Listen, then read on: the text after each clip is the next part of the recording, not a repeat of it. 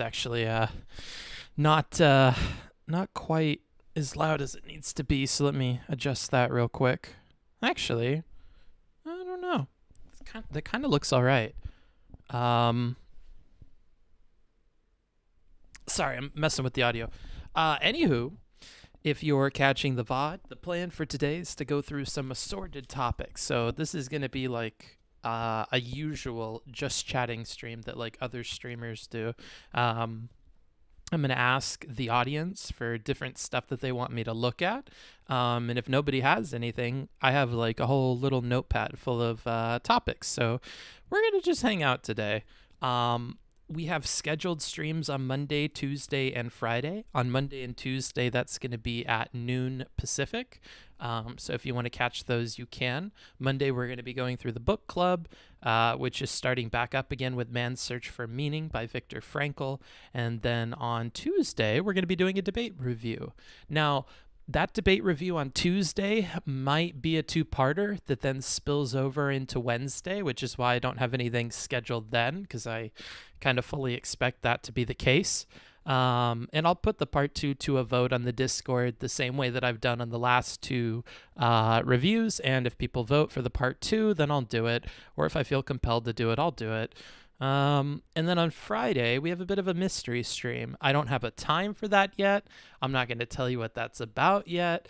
But yeah, look forward to a stream on Friday. That's what I would say. Again, today we're just going to be going through a bunch of random topics. I'll throw on some music from our resident DJ, Jacob Sampson. And, or the reason why I'm stumbling over that name is because he used to make his DJ name DJ Jacob Samples. And so like DJ Samples is like how my brain wants to refer to him. But I know that it's supposed to be Jacob Sampson. So yeah, check out his stuff. I'll put him on right now and then we'll get started in a few minutes. Talk to you guys in a bit.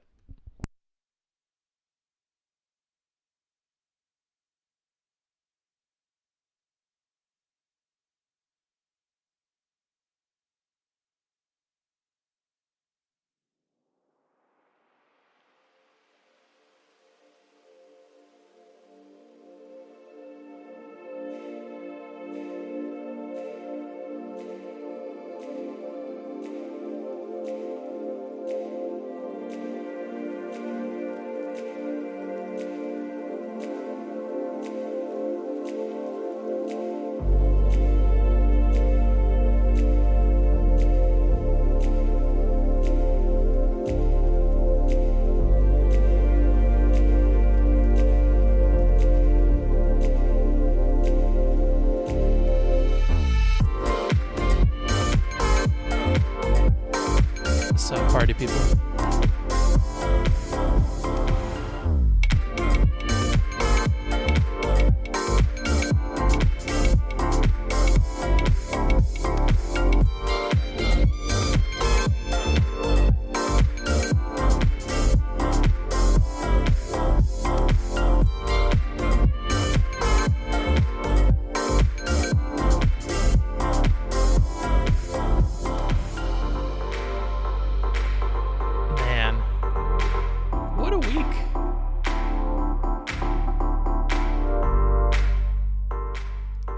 How it's been for you guys. Let me know. How's your week been? Mine's been fairly draining, but also kind of relaxing. It's been quite a bit of effort to move out here, but I'm really liking it.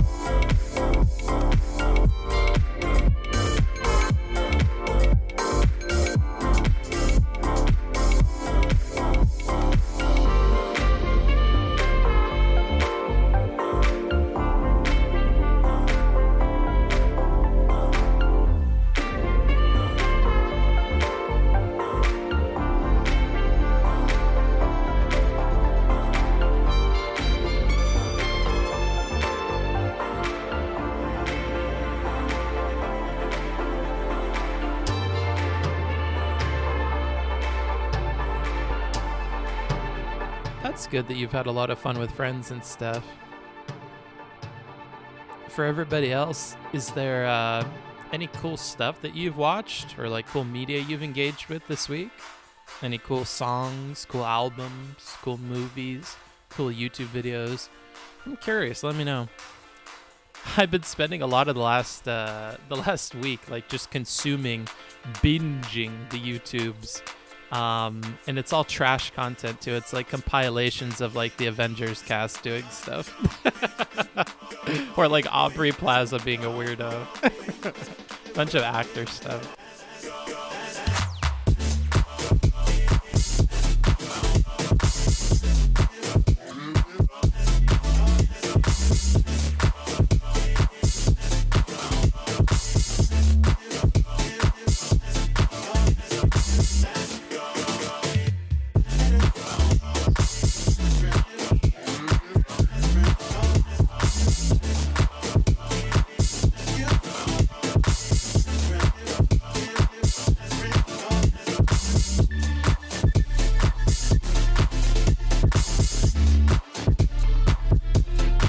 Gonna lie, Willy's Wonderland sounds a little that doesn't sound like the kind of thing you would see on Netflix.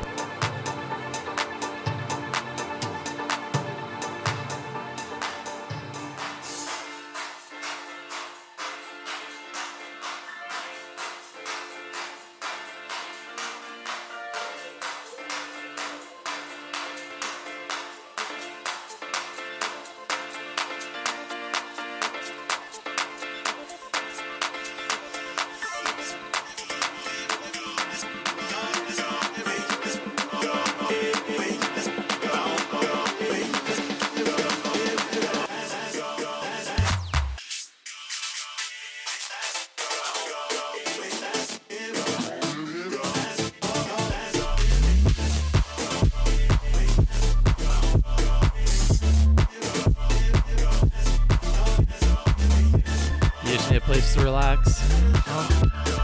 Came to the right spot. I don't think I need an intro, bro. Today, the plan is that I'm just gonna. Okay, so yes, how do I explain this? For mysterious reasons, I love this. Oh my god! Thank you, JJ Oshi. I appreciate it so much. Oh my god, tier 1. That's great. Oh my goodness. How long have you been sub for? 4 months? Wow. Thank you. Anywho. Enough of that. Today Book is just gonna wing it without an intro. Yeah, that's what I'm thinking, dude.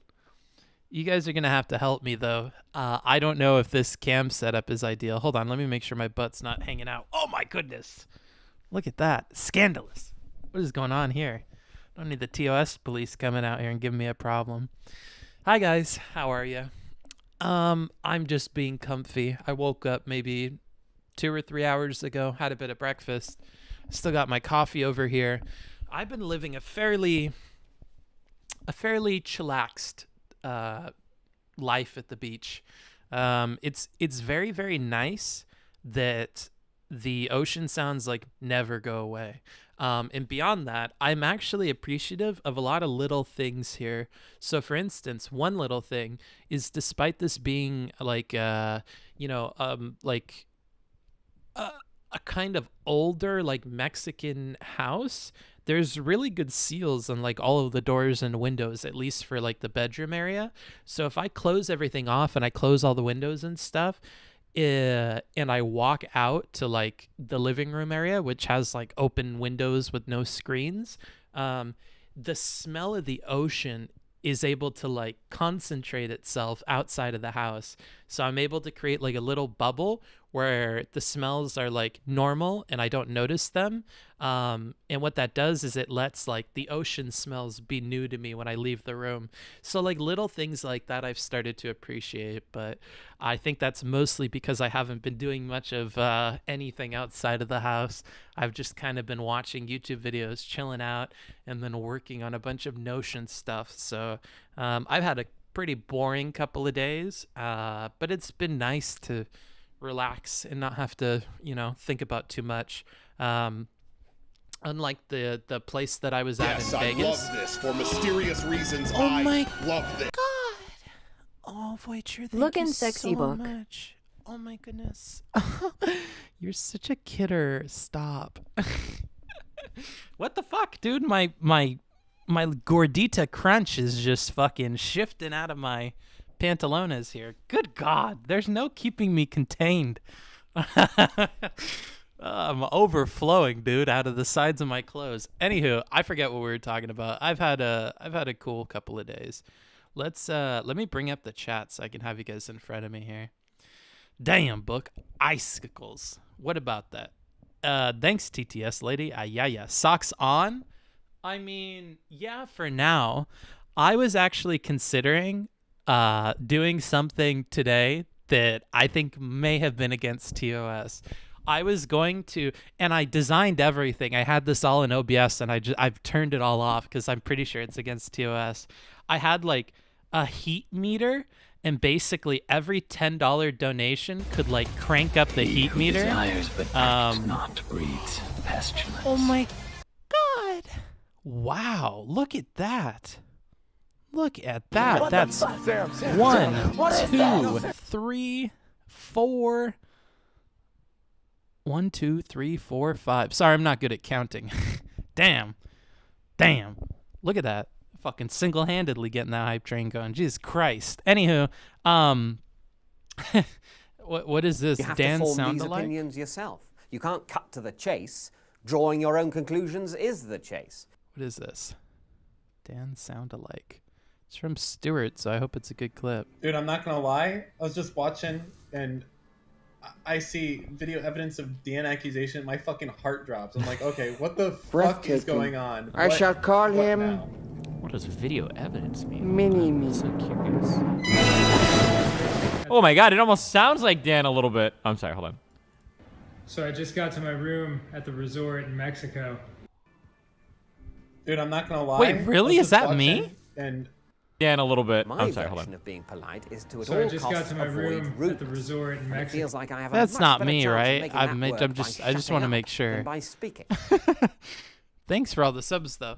You need a whiteboard on the back wall to write. Okay, so yeah, that's what I was saying before. Yeah, what is this, Stuart? What have you linked me? I watched it. I just have no idea. So the thing I was going to do that may have been against 2S is I was going to have a heat meter, and every donation above $10 would crank it up a little bit.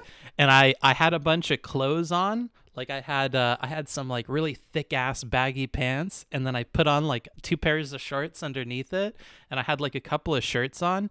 And the plan was that I would just keep taking them off. But in the middle of being wrapped in like 5 layers of clothes, I was kind of thinking to myself as I crawled onto this bed and put a pillow underneath my, stuff to put up my butt. I was kind of starting to think to myself, is this TOS? And I looked at all the stuff on my screen, and I ran it through the internal simulation in my head, and I was like, yeah, the numbers aren't clicking, dude. I'm pretty sure this would be TOS. So I decided against it. But yeah, I don't know. No, it's not you. Okay, I'm just trying to make sure, dude. Just trying to make sure. Shorter shorts when? Is this TOS? Yeah, I know. Well, because I was worried, dude. I don't want to get banned for anything. I'm straddling a fine line, and unfortunately, I'm the wrong kind of gender to be doing that. So I don't even know where the line is for boys, if I'm being quite honest. And I don't want to be the one to find out. So, that's what I'm thinking. again, like I said earlier in the stream, I have kind of like a list of things I want to go over here, like random topics. But today is for you guys. I saw a comment that kind of stroked my ego on the last VOD, which is only available to the patrons on Patreon. But in that last VOD, somebody commented and they were like, "You're actually kind of good at just riffing." And that stroked my ego enough to go, is that so? How about I just riff then? How about we not plan any content? We'll just do a random stream today. That's what I'm feeling. I looked at the stream schedule. I said 3 streams this week. I don't know, bro. 3 streams don't feel like enough. So I'm giving you guys what you deserve. Just put on a bikini and float around in a pool. I could. That's doable. The ocean, like I said, is steps away from my house, so I could. As a matter of fact, after the stream is done today, if we finish before the sun goes down, I'm going to walk my cute little ass on over to Walmart, and I'm going to buy a bunch of stuff.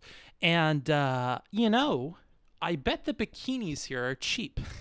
So if you guys wanted bikini, actually, now that I think about it, the downstairs might be a difficult to contain with the bikini. So actually, I don't know if we could do a bikini. We could do like swimming trunks probably, or like a bikini top. But what's that thing next to your laptop? Where? What do you mean?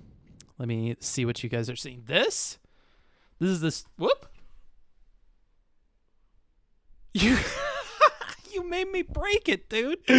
What is that next to your laptop? It's my stream deck, bro. What do you mean? All of this over here is a book and some notes. The book is here to remind me that I have to plug this. If you guys are interested in the book club, go on the Discord, !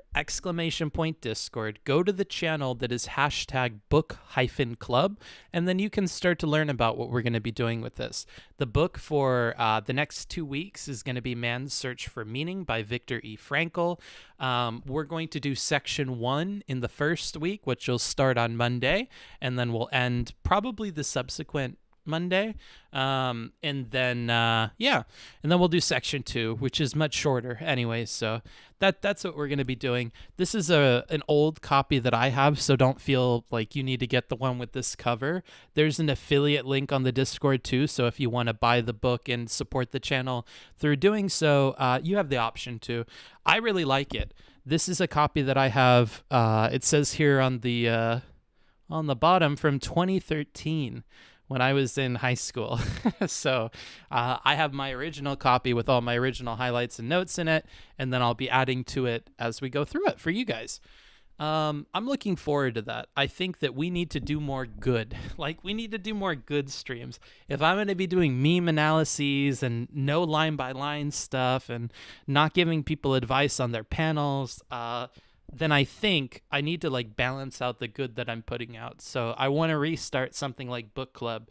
Another recommendation that was put on here, dude, I feel like all of my appendages are just going to slip out of the clothes that I'm wearing. I don't feel like that normally, but I do when I have a camera pointed at me. So what was I saying? I completely distracted myself by thinking my dong was gonna slip out of my pants. God, what was I saying? Something about books? I forget. Slippery book Coomer. The only books I read are TOS. Booksmart's reading TOS and book club when? We won't. Can you do the e-girl face? No. I'm not doing that shit, dude. You'd have to donate a bunch of money for that shit. Anywho, fuck, I forget. I feel like what I was about to say was really important, and then I totally dropped it. Amazon link. Oh, okay, cool. Fallen Sora has the Amazon link. There you go. But yeah, so we'll go through that. I look forward to it. We haven't been doing enough good stuff, so that's one of the good things I want to do. Oh, that's what it was. So on the Discord, there was also a recommendation to maybe do a movie club. In my opinion, a movie club is much easier for me to do than a book club. A movie takes a lot less time. A movie, I can take notes and prep and pause as I'm watching it. I'm fairly opinionated about movies as it is, and I really disagree with the opinions of other people that I hear a lot of the time. So I think it might be fun, because the other thing that I've noticed is if I don't watch other people's reviews of movies, I tend to give them very, very, very different ratings. So like I've seen people, for instance, really, really shit on the Star Wars prequels. I like the Star Wars prequels. I think number 1's a bop. I think it's fucking pimpin'. I think number 2 is excellent. I think number 3 is like so, but it has some really good moments in it, kind of like a DC film. Like, I don't know, like, and then I shit on movies that it seems like a bunch of people like. So I think maybe that contrarian kind of sway to my opinion is something that might be worth monetizing. So I'm considering that, dude. Speaking of movie club, did you see Snyder's Justice League? No, but you know what I did do? I watched a bunch of other people who give a shit about DC talk about it, and then I took their opinion, and I'm going to pretend like it's mine. That's what I did. I think that's actually what kind of fucked me with my YouTube recommendations lately. I've been in this hole of watching like Avengers compilations and Aubrey Plaza being weird and Tom Holland and Tom Hiddleston, you know, whatever. I don't know. I'm in this circle on YouTube and it just keeps recommending me that shit, dude. And so I've literally spent like hours sitting here just like speed running through all those videos, and I have no idea why. I'm just like passively consuming them. So I think it all started with the Snyder Cut thing, because I was watching a bunch of like Screen Rant and whatever talk about the Justice League movie, and I've never even seen the first one, so I don't know why the fuck I even clicked that. But I was like, oh, okay, this is cool. I didn't even know that recently came out. I was under the impression this movie came out a gazillion years ago. So when I saw it on YouTube, I even thought that was an outdated recommendation. But then I learned that apparently there was a new cut that came out recently, and that's probably why it got recommended. But yada yada, my YouTube recommendations are ruined. I'm going to have to like rewatch all my subscriptions so the algorithm knows to change my stuff back from like mindless entertainment to like somewhat valuable content. Because right now it's just, it is abysmal. You know how I knew it was abysmal? Okay, let's shit on other streamers here for a second. This is a meme, okay? Don't take it too seriously, bro. But the moment that I like had a moment of clarity and I realized what was wrong was when it recommended me offline TV compilations. That's when I was like, we've gone too far, bro. I don't give a fuck about no offline fucking TV compilations, dude. I was watching Aubrey Plaza and fucking the dude that played Superman and The Witcher. I was watching all these cool ass people, and then it comes on to like offline TV doesn't understand anything about the world, and it's like, okay, I don't know why I've been watching YouTube for fucking 8 hours. Like, that's the moment of like suspension of disbelief being like dissipated enough for me to like check the time and go, oh fuck, it's 3 o'clock in the morning. Why am I still watching this shit? I gotta go to bed, dude. When offline TV comes up, bro, that's my fucking warning sign, bro. You gotta stop. The road ends here, dude. So, oh, speaking of which, I saw them do something that kind of inspired the stream today. Like, I want to do this. I'm worried though that like I might not. Okay, maybe I should just explain, because I'm beating around the bush here. I saw Michael Reeves and Lily trying to name where all the states were, and it frustrated me so much that I clicked out and I went to bed. Because I was like, who the fuck can't name where the states are? If you live in the U.S. and you went to school in the U.S., how the fuck don't you know where all the states are? Like, I might be crazy. It might just be because I was watching it and I'm like talking shit even though it's hard. But I think that I could do all 50, bro. Like, I don't think it's that hard. Like, maybe I'd miss like a handful, but I'm pretty sure I could tell you where like every single state is still.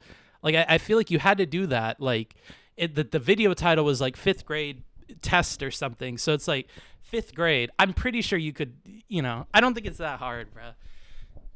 Do it now? Well, hold on. Well, cause, but if I don't get them all right, I'm going to look like an asshole. Actually, wait, hold on. Okay. It might be difficult, dude. It might be difficult. It doesn't look like it should be difficult, dude. It's your home country.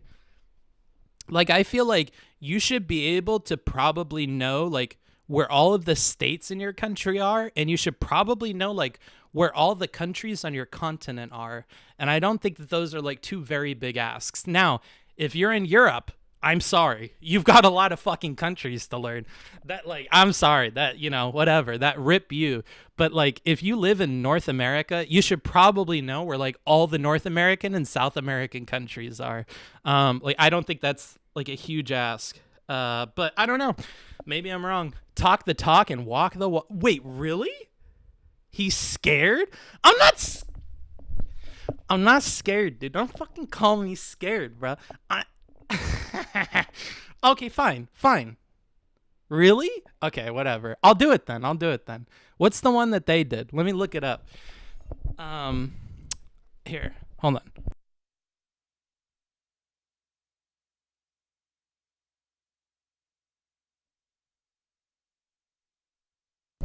What, like US state? Okay. It's not that hard. I'd bet you I could do it. Shaking in his boots? I know I can do it, dude. I don't think it's that hard. It's only 50. You know where all these states are. Here. Okay, how do I do this? Let me change scenes here. I'll let you guys see. And I only have one screen, so I don't know. Let's move over here. Which one? This one? Maybe?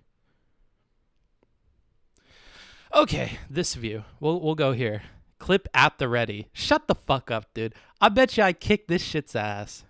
I'll bet you I'll kick the ass of this thing. What do you mean? Okay, so let's turn the voice on for this.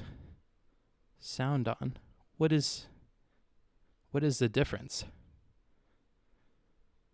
Sound, voice. Utah. Pog. Okay, so it'll tell me what the state is. I thought I had to recognize it on the map. Dude, I started to sweat for 2 seconds, bro. I was like, wait, don't they tell you the name? Okay, they do up here too. All right. Can you guys see it okay? Let me make sure. Do you include the Caribbean in your mandatory country knowledge? How is the Caribbean? Well, actually, hold on. Wait, where is the Caribbean? Sweats me, bro. The Caribbean. Wait, is the Caribbean where Cuba is? Isn't that easy? Isn't it like Cuba, the Dominican Republic, Haiti, Jamaica? What else is there? I don't know. Wait, where is the Caribbean? I have no idea, actually, now that I think about it. Do you include Guam? No, that's far away, bro. I know where Guam is, though. Okay, can you guys see it okay? I really want to make sure that. Yep, okay. I'm like stalling here. Okay, I'm kind of scared. Wait, is this the right thing? Why are there like 10 different options? Wait, which one do we pick, chat? Wikipedia, show all, learn, multiple choice, pin hard, place the labels, place the flags, type. Which one do we do? Stalling? I mean, you can only prolong the inevitable. At this point, I'm going to have to do it, but click on Utah instead? Why is he sitting like that? What do you mean? Okay. I think this is okay.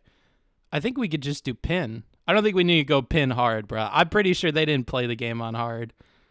I'm pretty sure I could just play pin mode, right? Pin hard, pog, normal pin. Okay. I think I'm just going to do normal pin. Here, let's restart it. New York. New York.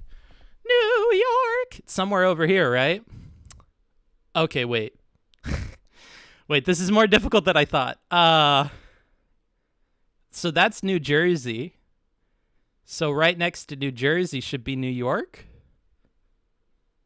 I'm pretty sure this is not New York, so I'm going to go with this one. Dope. North Dakota. Easy. South Dakota. Easy. West Virginia. Easy. Nevada. Easy. Alaska. I'm doing pretty pog so far, bro. Hawaii. Hawaii. Easy. Easy peasy. Illinois. Oh, fuck.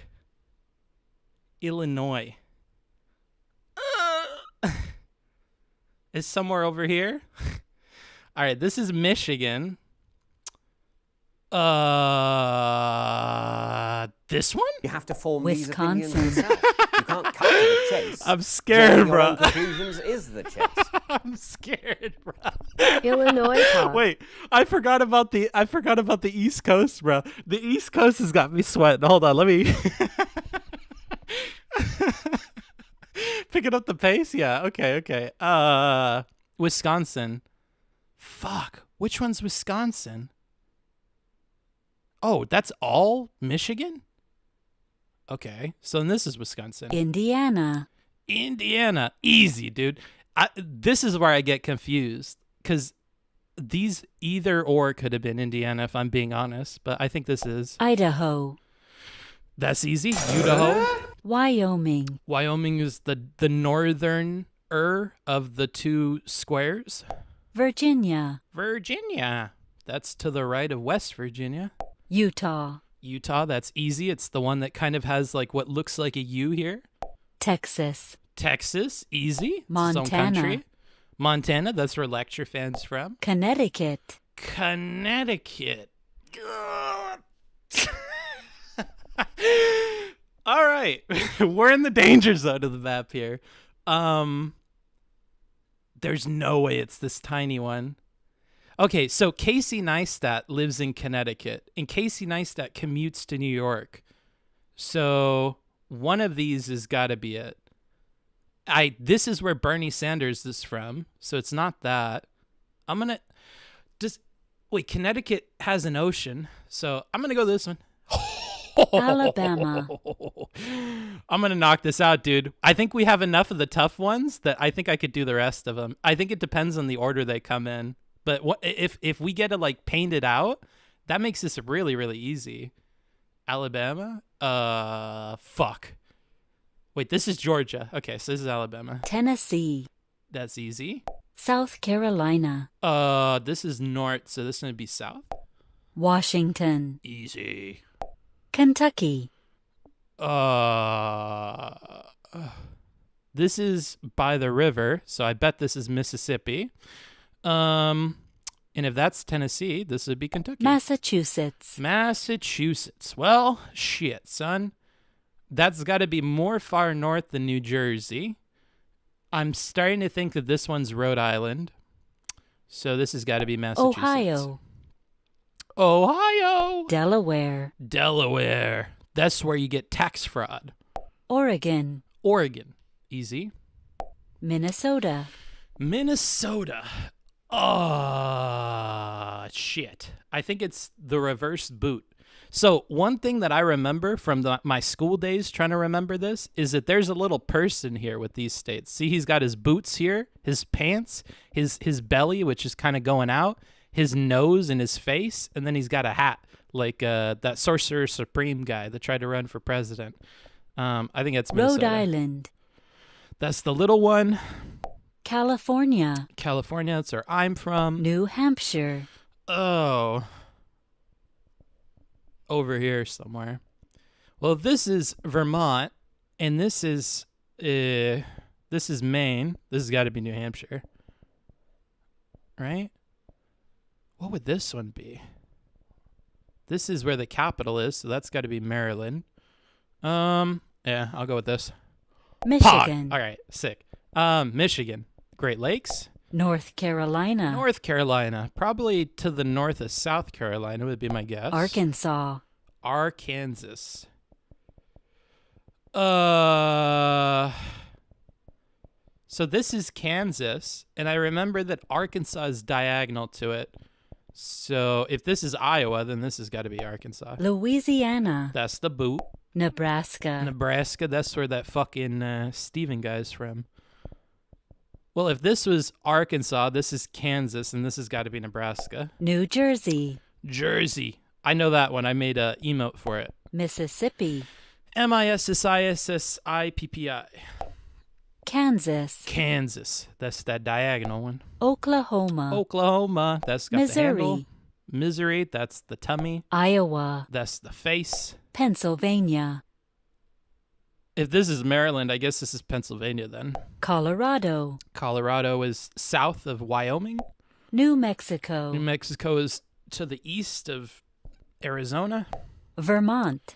Vermont's where Bernie Sanders is from. Vermont is easy because it's like literally a V. Florida. Florida. That's this guy. Arizona. Arizona. I'm feeling confident. I don't think we're fucking it up at this point. Maryland. I think we might get 100%. That's this. Maine. This. Georgia. This. Fuck yeah. Fuck you, Twitch chat. Fuck you, Twitch chat. Fuck you, Twitch chat. What?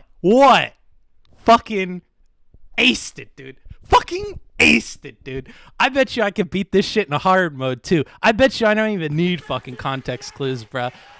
Yeah, Massive Legend here is right. Thanks for the follow. Fuck, I destroyed that. What the fuck? Bruh, I'm not gonna lie. I started sweating in the very beginning, but I fucking nailed it, dude. Now pin hard. Fuck yeah. I'll pin hard, dude. Easy. Easy, brother. Easy. Pin hard. Texas. That's this big gal right here. Whoops. Oklahoma. North of it. Tennessee. The long boy. Wisconsin. Oh, shit. Where does cheese come from? This. Idaho. Easy. West Virginia. The way that I remember West Virginia is because it's in like the heart of the country. I like to think of West Virginia as like the heart of the country. I feel like this feels like a hardy little area here. Wyoming. Wyoming is north of Colorado. South Dakota. South Dakota is south of North Dakota. Connecticut. Connecticut was over here somewhere. If this tiny one that we have to click outside for is Rhode Island, Connecticut must be... Is that where Casey Neistat was from? So this is New York. I don't know. This one? New Mexico. Fuck yeah. Okay. I think we're going to ace it, dude. Like, when the hard ones pass, I think I'm good. Nebraska. Oh, shit. Somewhere around here. Oklahoma. Arkansas. Kansas. Missouri. Iowa. This has got to be Nebraska. Arkansas. This one. Colorado. Over here somewhere. That one. Kentucky. Kentucky is north of Tennessee, as we learned in the last round. Georgia. It has the coast. I went to Georgia to canvas. Pennsylvania. North. Over here somewhere. Well, if this is next to Connecticut and it's New York, south of that should be Pennsylvania. East of Rhode Island. I think this is Pennsylvania, or is it? Wait, hold on. I think yeah, because this is New York up here. This has got to be Pennsylvania. Michigan. Whoops, I misclicked. Michigan. That would be this one. North Carolina. It marked me as wrong because I double clicked the other one, but I don't think I've gotten any wrong. North Carolina. Somewhere around here. This is West Virginia, so this should be Virginia. And this should be North Carolina. Indiana. Fuck. This is the one that I get mixed up. Wait, hold on. This is Wisconsin. This is Ohio. Is that Oregon? Louisiana. Blow through these, bro. This is easy. Iowa. Alabama. Hawaii. Ohio. South Carolina. West Virginia, North Carolina, South. Delaware. Delaware's the tiny place that's a tax haven. Alaska. Alaska is the big boy. California. That's where I'm from. Kansas. Kansas is cattywampus to Arkansas. Mississippi. Mississippi's where the river is. Rhode Island. Rhode Island is the tiny one up here. Illinois. Illinois has got to be the other one. Nevada. Nevada's where you go to gamble. Missouri. Missouri is the belly. Massachusetts. Massachusetts. This is Maine. This is Vermont. It can't be that one. Isn't Massachusetts big? Wait, no, that's New York. Hold on. Vermont. Vermont, that's where Bernie's Virginia. from. West Virginia. Washington. Washington's over here. North Dakota. There's that one right there. Florida. There's that one right here. New Hampshire. Oh, shit. This one, right? Arizona. Yes. All right. Dope. Arizona. This one. Montana. Montana. New York. New York. This guy. Maryland. Maryland, where the capital is. So right around here.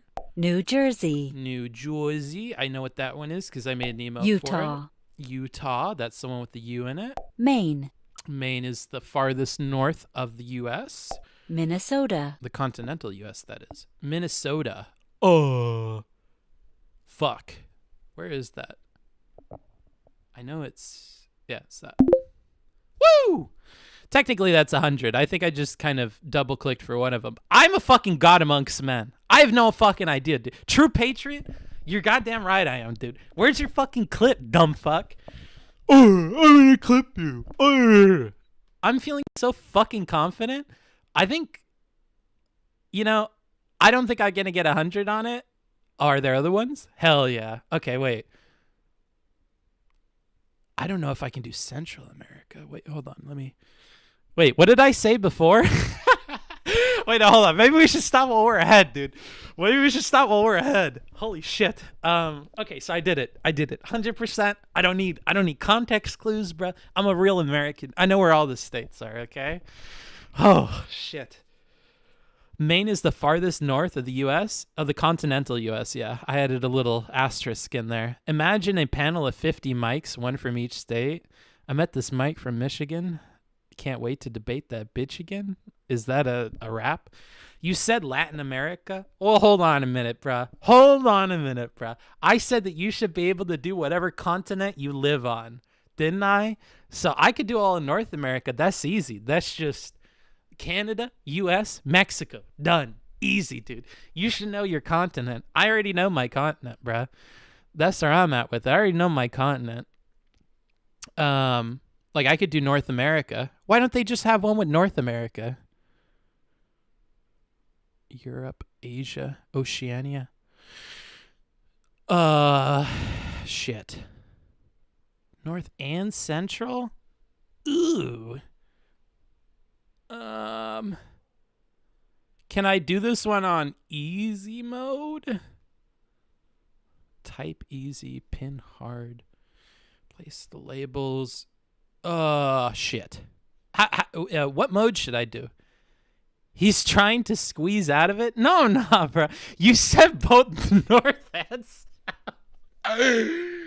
Oh, did I? I think I said you should be able to do your own continent, but I think I also said I think you should. I think I could maybe. Wait, hold on.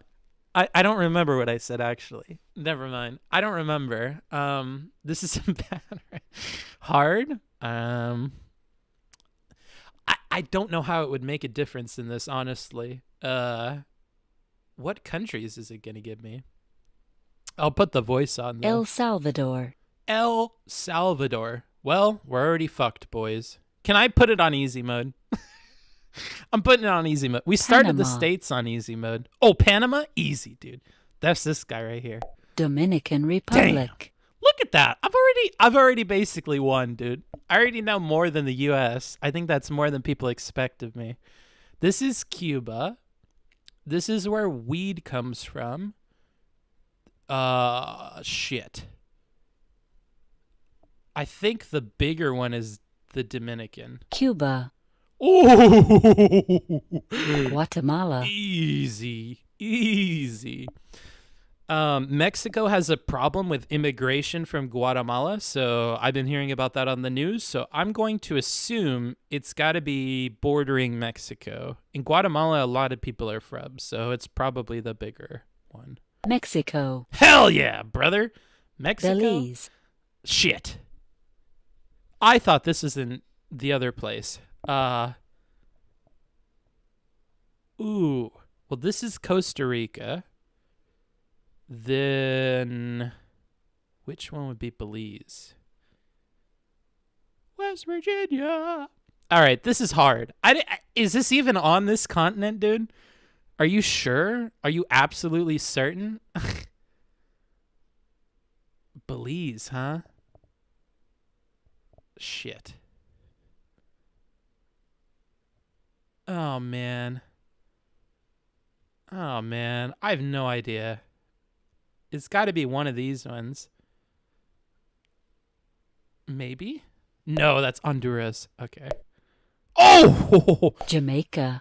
Jamaica, man. United States. I got that one. Nicaragua. Well, it's not those two because those gave me different names. Nicaragua's got to be the big one. Canada. Canada. Bam. El Salvador. El Salvador. That was one of these. A lot of people I know are El Salvadorian. Maybe it's the bigger one. Fuck. Well, Honduras. that one. Costa Rica. Bam. Haiti. Oh. 82. That's pretty fucking good. I gotta say, that's pretty fucking good. I gotta say, that's pretty fucking good. That's pretty good. Right side of South America. Good ICO clip. What is this ICO clip? Here, let's see. West Virginia. Country roads. Uh-oh. Is that Booksmarts on a bed?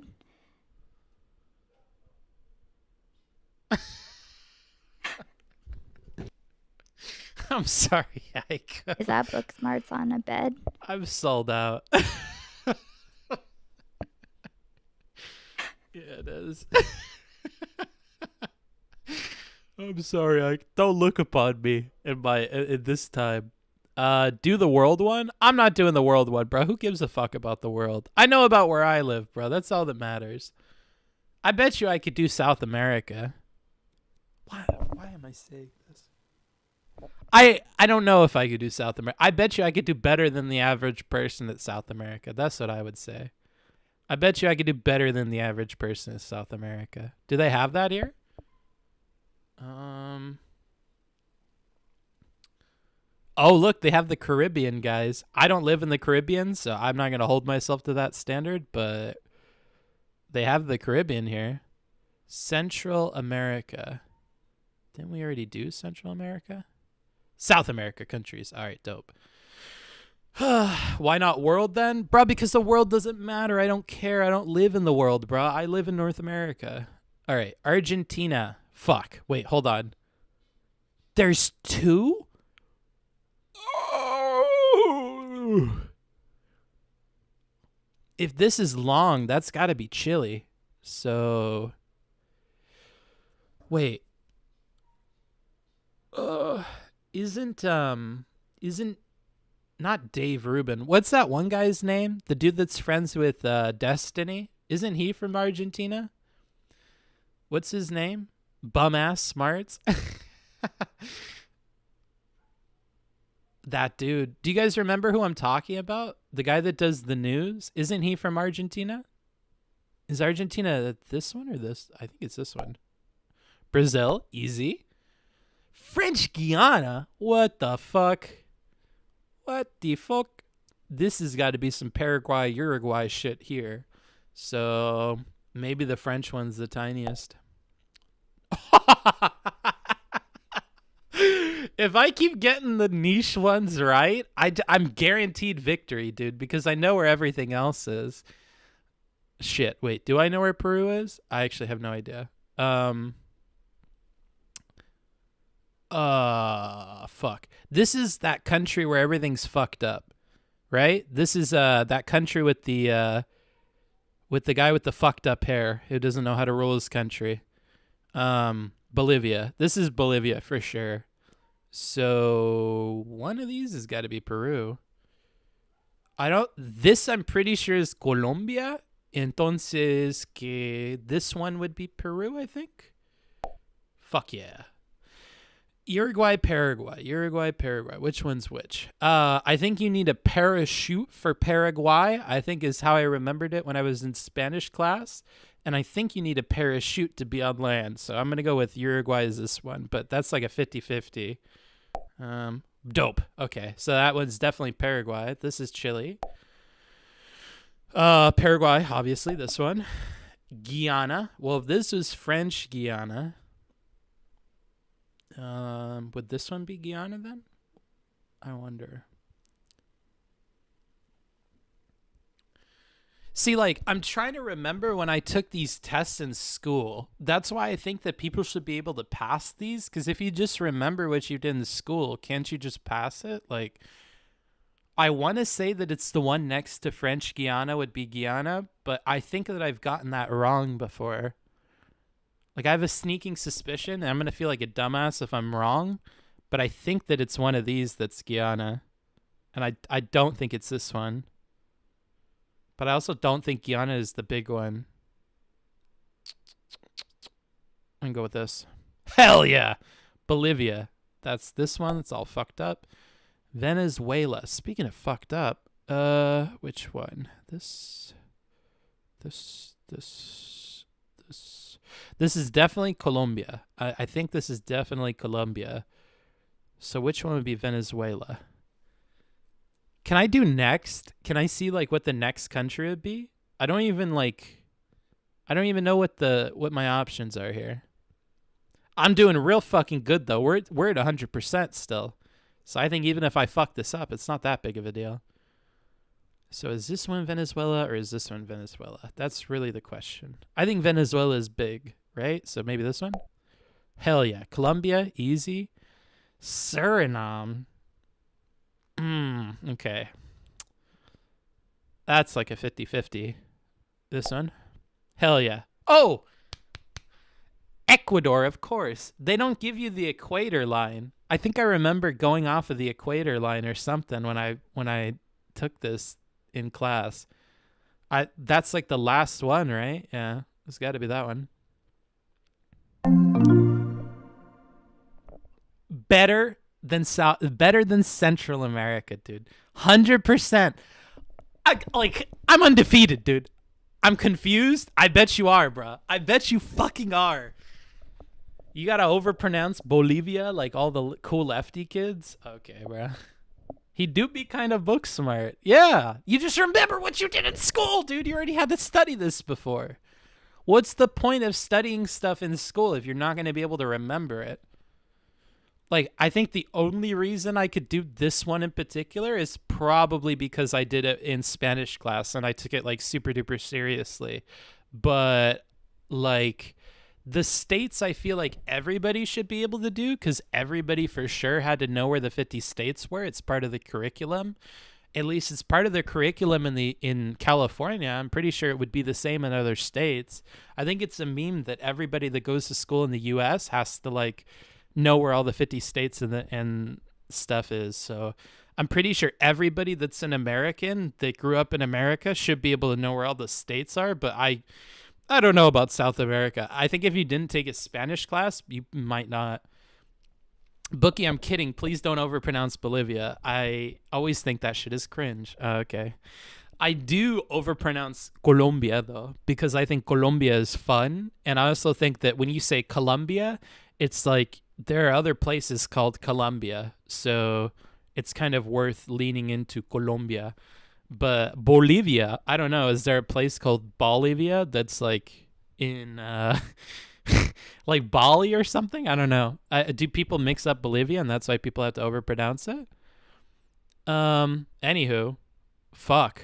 I'm a god amongst men, dude. Can we do the states one more time, dude? Can we do the states one more time?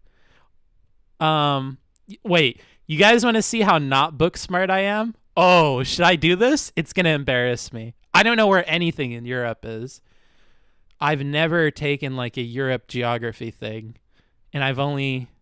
Ooh. I think we should quit while we're ahead. I think I'm good. F, yeah, F indeed. All my geography comes from Paradox Games. What is this? This better not be NSFW. Melina's new competition. Is it me? Do be me. Oh, she does that? Wait, that's smart. Hold on. So that's how you get the butt. Okay, hold on. That's how she does it. Okay, hold on. I need to like research. Okay, so she brings one forward and she keeps the other one back. Damn, that's smart. That's some smart shit, Melina. I'm gonna fucking yoink your fucking style here. Okay, so you bring this up, you bring it back here. You don't cross your shit. Oh, and you have a pillow. That's fucking god tier. Okay, because you got cute socks on. I see. Okay. Damn, dude, she's got the real tips. Do you? I don't know if I can, dude. Y'all see Biden fall up the steps? Yeah, that's what I'm saying, dude. Let's talk about Biden. The Middle East is easier. There's no way I could do the Middle East. You're out of your goddamn mind. I think I could do the EU better than I could the. You know what? Whatever. I'll do Europe. I think you guys need to see me fail to know I'm not cheating. Oh man. Oh mama. Netherlands. That's a lot of countries. Shit. Fuck. Wait. Hold on. Can I not do this? No.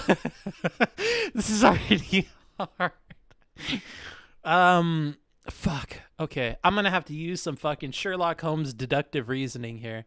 So the Netherlands is by the ocean, and I'm pretty sure related to the Vikings, so it's got to be something around here. Is it this? Wait, hold on. Can I ask questions to my EU chat? I think this is fair. I should be able to ask like contextual questions. So I don't even know what I would ask to figure out the Netherlands. Hold on. No helpers? What? Bruh, I don't know anything about Europe. How am I supposed to know where anything is? We don't learn about Europe in America. We just learn that we kicked your guys' ass. That's it. Like 1 billion times. All of your little countries, you've kicked all of your asses in different wars.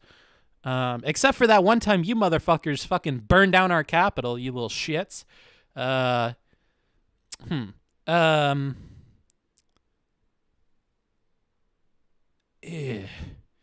is this? I feel like it's a toss-up between these two. It's got to be one or the other. And I feel like this might be something else. Because it's got all these islands. Does Netherlands have islands? Oh!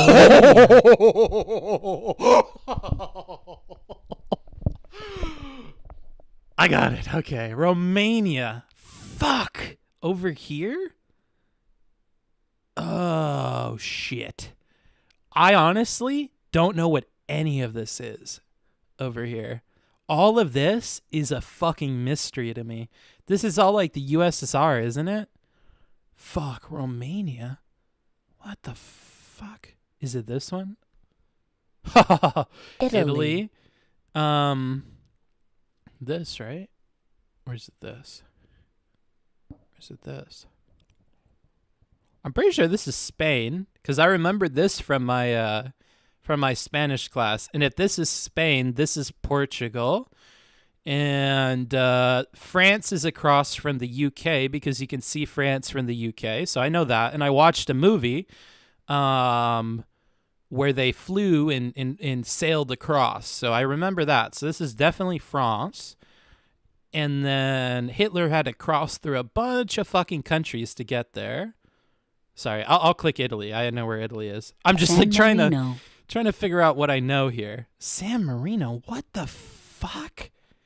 Is that even a country? Did I put like capitals on here? What the fuck is San Marino? Wait, is this a thing, EU people? What is San Marino? You're not wrong. That's how the Balkans is. Oh, okay. He's memeing. He must be memeing. No?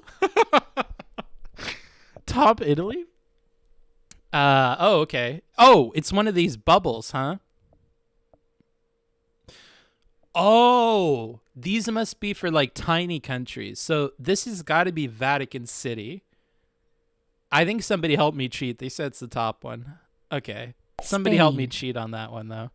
Spain. That's this, isn't it? Yeah. Croatia. Oh, another one of these, huh? Croatia. Over here somewhere.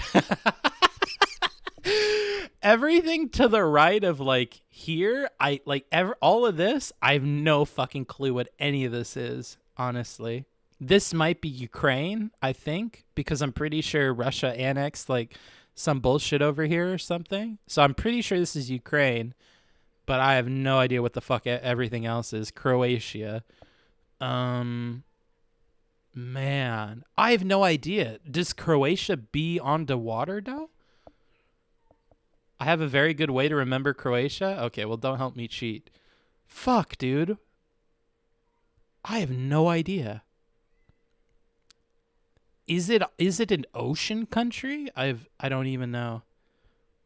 I'm gonna have to click at random, dude. I have no fucking clue. Kosovo, Montenegro, Bosnia. Oh, that's where fucking what's his name is from. That's where Dario's from. Okay, Croatia's here. France. Oui, oui.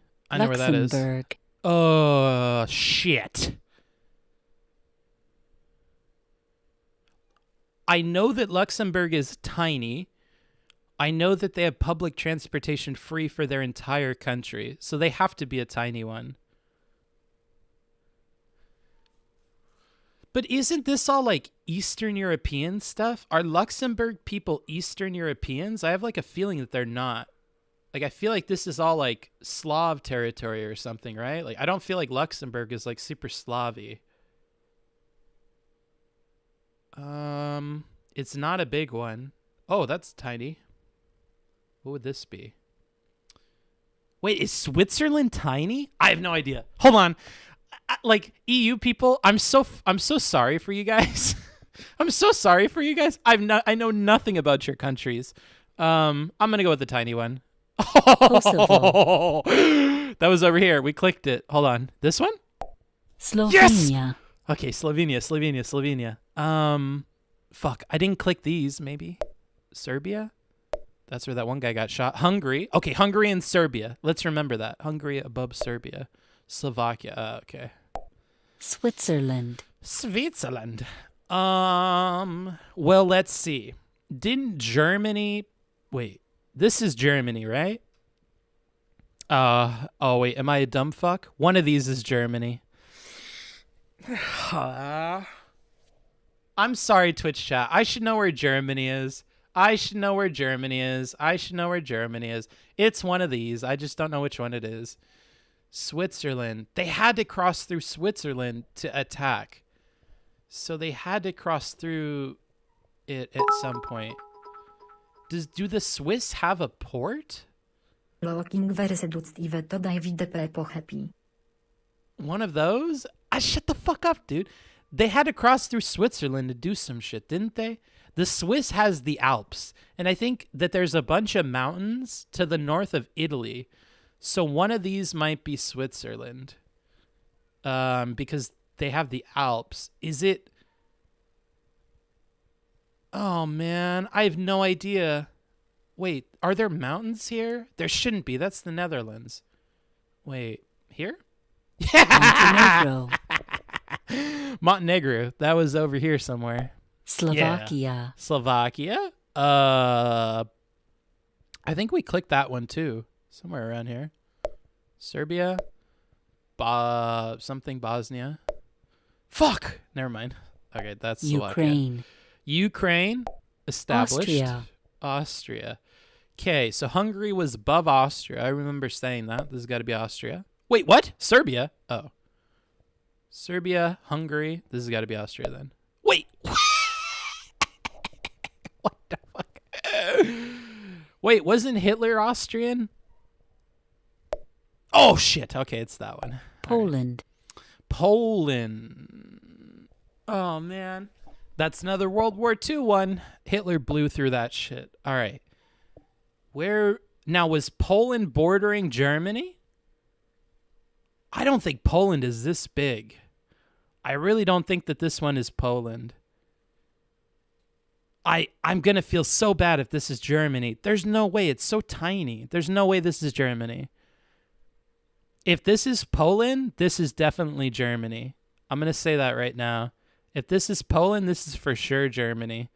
Wait, could this be Poland? No, hold on. It's got to be this one. Wait, no, it's not. Oh, no, that's Germany. Ireland. Wait, what? Why did we care that they went into Poland then? Isn't that way? That's fucking, that's Russia's problem. Wait, I thought Germany went through Poland to attack. Wait, wrong. I have no idea. Ireland. Oh, shit. Oh, okay, thank God. They lumped them all together. Okay, Ireland. Definitely that. Malta. Oh, come on with these fucking bullshit countries. Dude, I don't know where that is. Malta. That's got to have some ocean to it. I can't click any of these. Could it be an island? Malta. Give me some hints, chat. There's no way it's up here. I'm pretty sure it's not up here. It's got to be one of these. I think this is Greece because the gods and stuff were from all these islands, and this is where like the Odyssey happened. So I'm pretty sure this is Greece, so it can't be this. And we clicked all these, and these are all like World War I related. Like this is Hungary, this is Serbia or something. This is Bosnia, I think, or whatever we were saying. Fuck, Malta, dude. I have no fucking idea. Malta. I don't know, brother. This one? North Macedonia. Is there a South Macedonia? What the fuck? That's got to be some other kind of Macedonia then. Bulgaria? Serbia? Oh, okay, it is an island. Germany. Germany. We learned this one. It's one of these two. All right. Well, if Germany invaded Poland, it's definitely one of these two. Where is the hinterland? I don't know. I think that's Greece. Greece is also known as Macedonia. Oh, I didn't know that. The more you know. Well, one of these is Germany. Germany was divided. It had Berlin divided. I feel like this looks like what I imagine Germany looks like in terms of shape, but it worries me that this one's bigger. It worries me that this one's bigger. What could this be if it's not Germany? Sweden or something. Or is Sweden up here? I have no idea. All right, I'm going to click this one. Fuck. All right, I should have guessed. I should have guessed the bigger one. I don't know why I would click on the fucking small one. God damn it! It's France too. All right, Lithuania. Fuck, one of these fucking things. I don't know. It's not these because we've clicked on these like a million times. This one, Moldova. Fuck, dude. Wait, why does this say Russia? I didn't. Wait, that's Russia? Why is that randomly Russia? Okay. Russia. Oh, well, I'm going to click on this. Bulgaria. Bulgaria. We just clicked that. Wait, where did we click that? Bulgaria. This? Fuck. Belarus. Okay, thank God. Belarus. We just clicked on that. Latvia. Right. Latvia.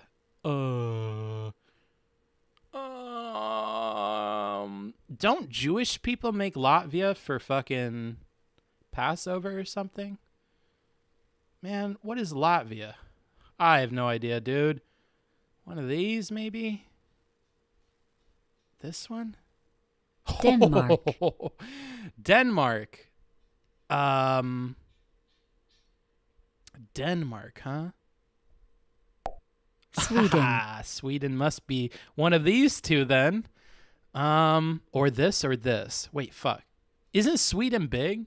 Don't there be a lot of people from Sweden? I'm trying to think, did I see an outline of Sweden in like an IKEA store or something?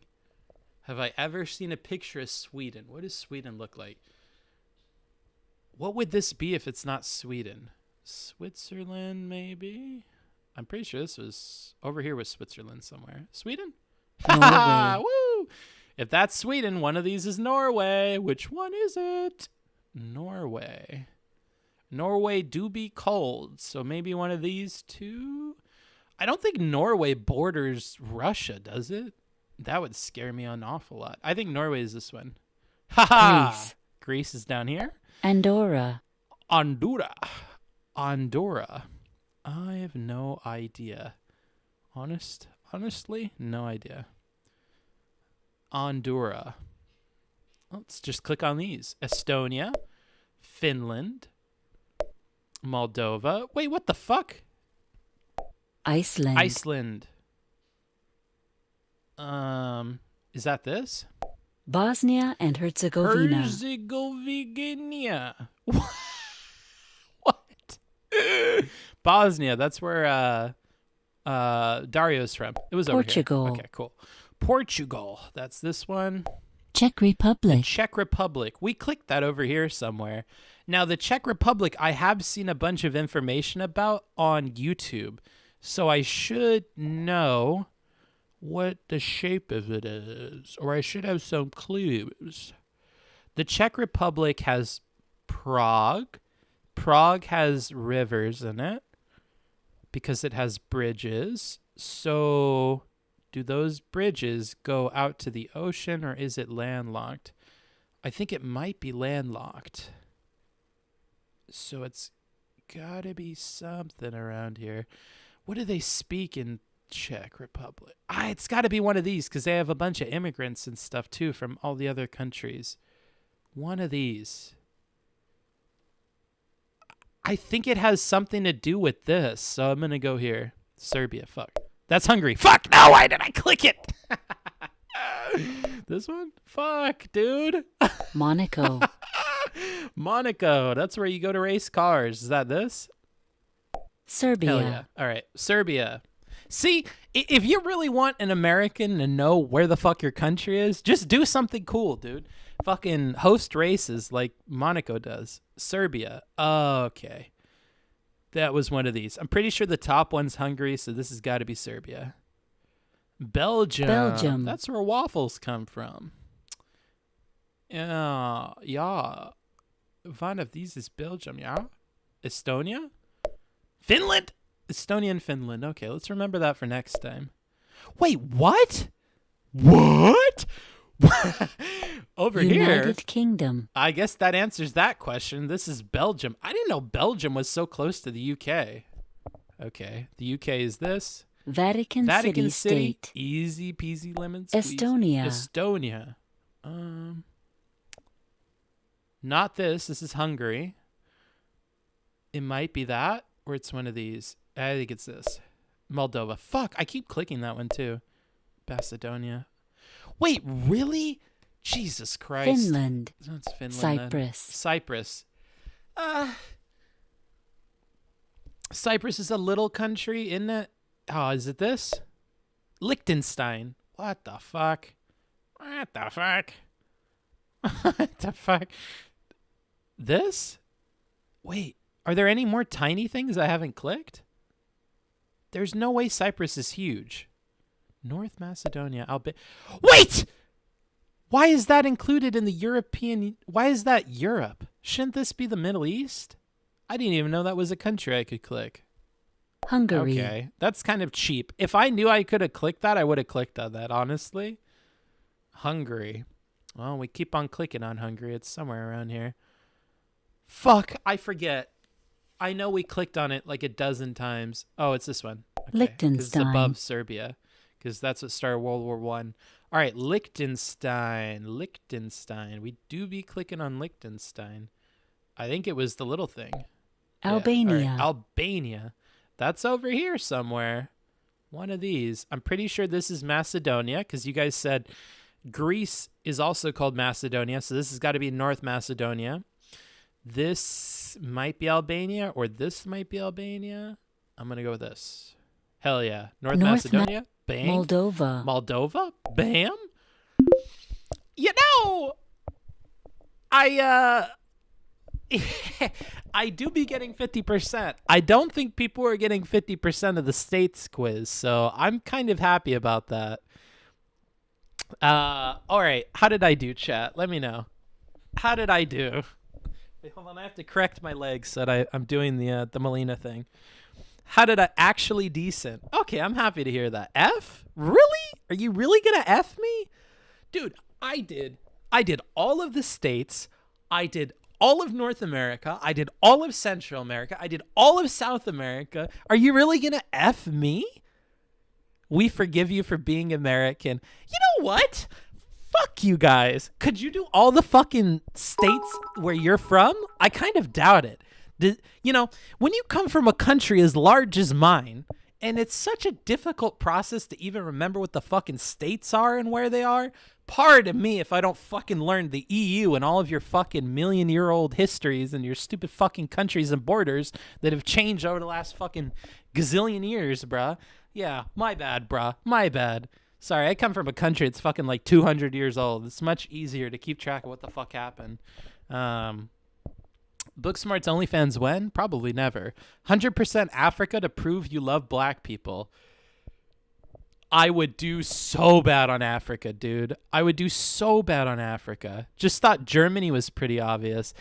Yeah, I thought Germany would be obvious until I looked at it. And then all of the shapes that are like Germany-esque in my mind looked like all of the states, I mean, all of the countries that were over there. 70% would have been fine, but you got 55. You know what? Fuck you guys. If I take this one more time, I bet you I would fucking get that too. I bet you I would. All right, I'm gonna try it one more time. I bet you I could get 75. I just didn't know where the fucking countries were, you assholes. Like, now that I know the basics, I'm pretty sure I could do it.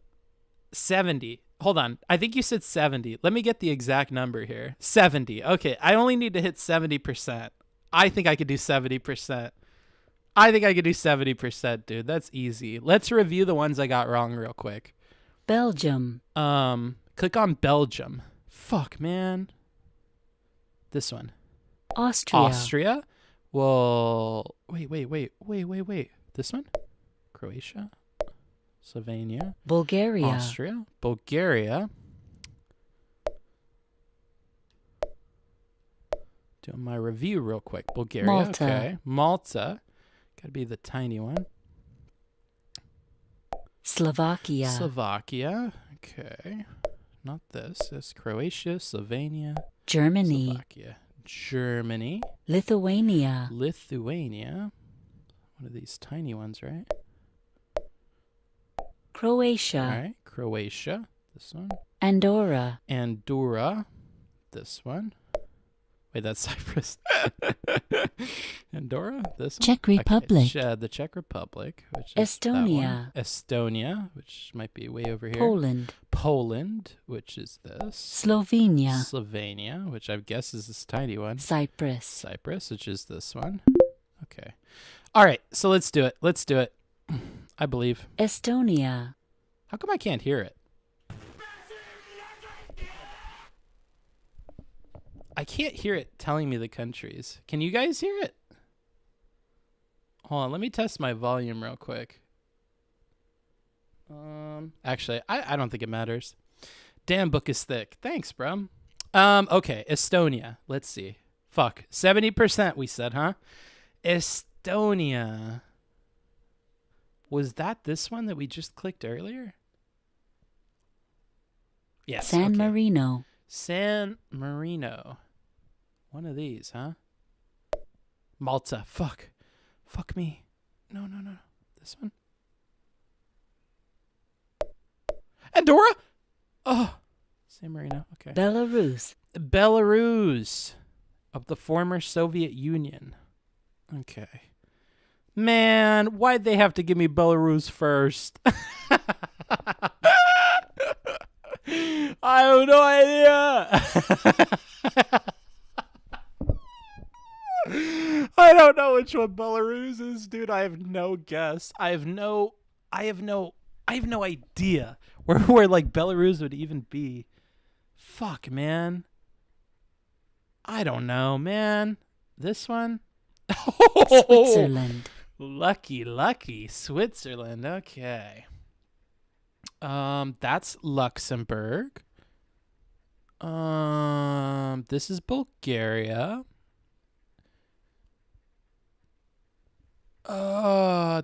Wait, was this it? Oh, we struggled with Switzerland last time too.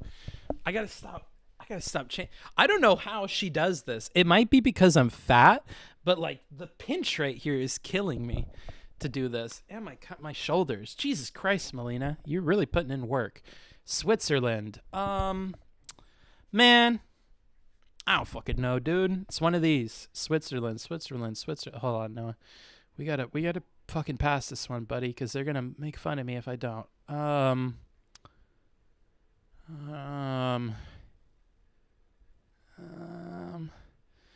There's no, it's got to be landlocked, dude. It's got to be landlocked. It's it's got to be. That's not it. Oh no.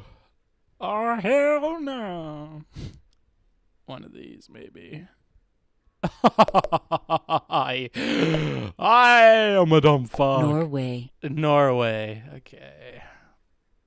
Wait, these are different?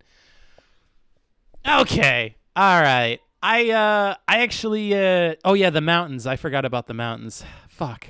I don't think we need to take this again. Let's do Africa, huh?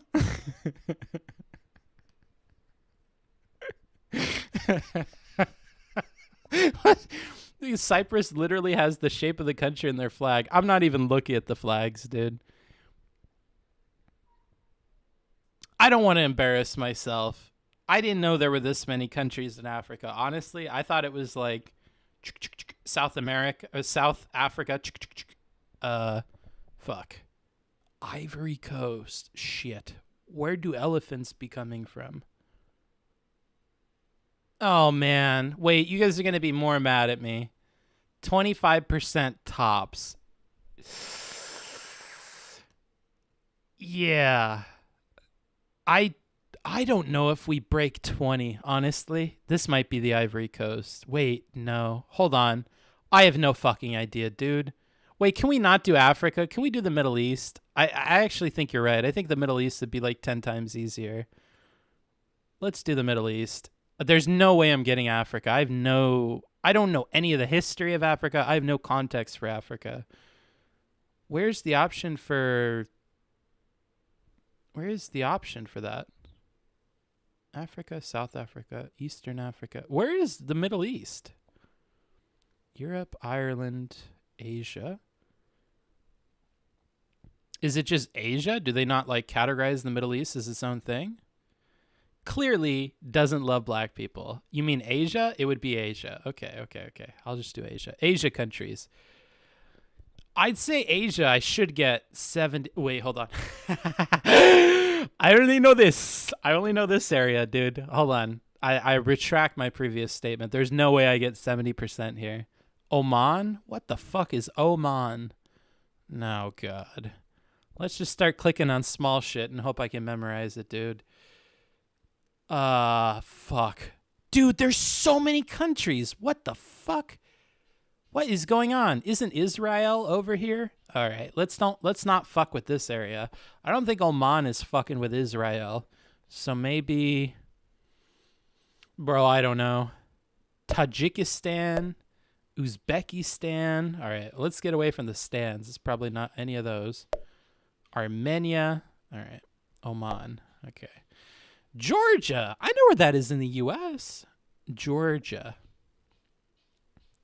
Well, shit, son. Not going to lie. No idea where Georgia is. Jordan. That sounds close. Iran. Wait. There's no way they're both Iran. That must be Iraq.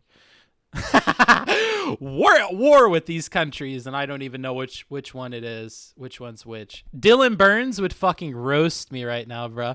It's over already.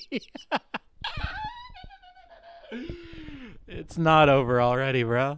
The United Arab Emirates. They do be having good airplanes from there. Where would that be, though? One of these is Israel, isn't it? Am I wrong? Hold on, chat. Can you just tell me if I'm wrong or not? One of these is Israel. I'm pretty sure it's this one. One of these is Israel, though, isn't it? Should have stopped after SA. Yeah, I should have, dude. Well, I need to show you guys I'm not a fucking god amongst men. Yes, one of them is. Okay. I need like a check. Okay. The UAE. What do I know about the UAE? Is that where Dubai is? Dubai, UAE, Dubai, maybe, wait, these are countries too? What the fuck? Yo, there's no way I guessed this. All right, we're just clicking places, dude. We're clicking I can't believe I clicked Russia. We're clicking places. All right, so it's that. Kazakhstan. All right, that's somewhere over here. I think this is Tajikistan. Maybe this is Kazakhstan. Is this Kazakhstan? Are you Kazakhstan? Oh, you're Kazakhstan. I should have known that because that's by Mongolia, right? I think I should have known this one. I should have known Kazakhstan, honestly. China. Bahrain. Oh, shit. Oh, shit. I'm going to click on tiny things and just learn about them. That's Kuwait. Okay. This is Azerbaijan. This is Armenia. Oh, Bahrain, you're so tiny. Okay. South Korea. Easy money, boys. That's over here somewhere. South Korea. Bam. All right, Lebanon. Fuck. Now we're back to the side of the globe that I don't understand quite well. Well, it's got to be one of these countries because they got all that biblical shit going on with them. Lebanon. You? Armenia. Turkey. Syria. Okay, I was close. Lebanon. There we go. Well, now we know that's not Israel. Russia. That's the big boy. Yemen. We do be clicking on Yemen. I think it was over here somewhere. We do be clicking on Yemen. Well, fuck. That's Yemen.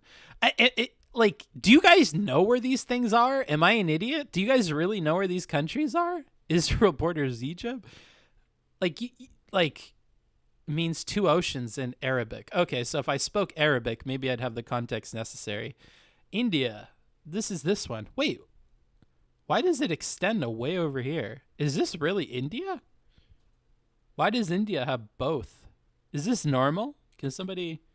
I didn't know India, like, went way out here like this. It's kind of strange. India. Okay, that's India. Uzbekistan. One of these. Afghanistan. Turkmenistan. Tajikistan. Well, fuck. Iraq. All right, we were clicking on these over here, and I think we got Iraq over here. Now... Iraq should be smaller than Iran. So this one. This is Iran. Indonesia. That's somewhere over here. Okay. I should have no excuse to not get Indonesia, honestly. This is Thailand. Wait, no, it's not. Wait, it totally is. Wait, is it? No, this is... Wait, hold on. Fuck. I'm fucked. I lived in Thailand. Wait, how do I not know where it is? Okay, wait. Indonesia. This. Yes. Okay, Singapore. Over. Isn't Singapore small, though? Don't that be small? Cambodia. Fuck. Shit, son. Singapore? Bangladesh. Shit. Where is Singapore?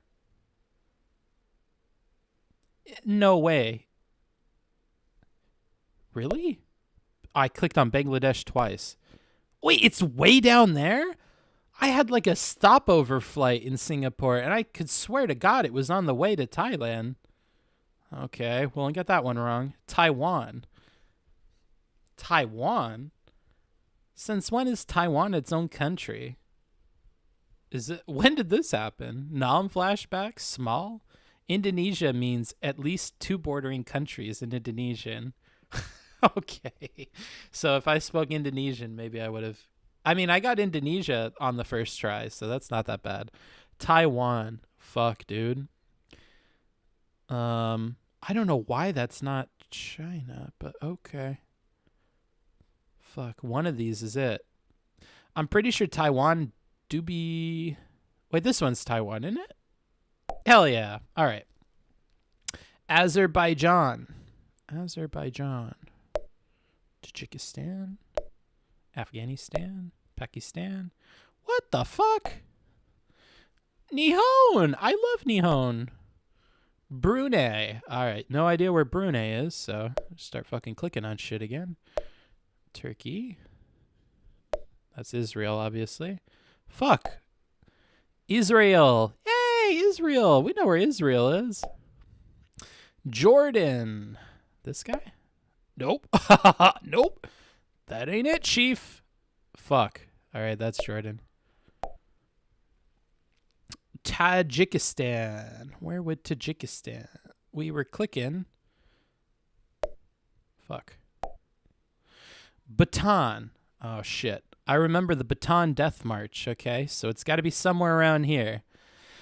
Okay, let's go to World War II. So we had the Bhutan Death March. What troops had to go through that? Australian troops? I think maybe British troops? Were there American troops, though? Bhutan has to be somewhere around here. Because we were put through some awful fucking marches. I do be remembering that from history. So, let me use my common sense for the rest of this. Fuck. It's, oh, no. I don't know. I have no idea, dude. I don't know. Where would Bhutan be? I need cream. Bhutan.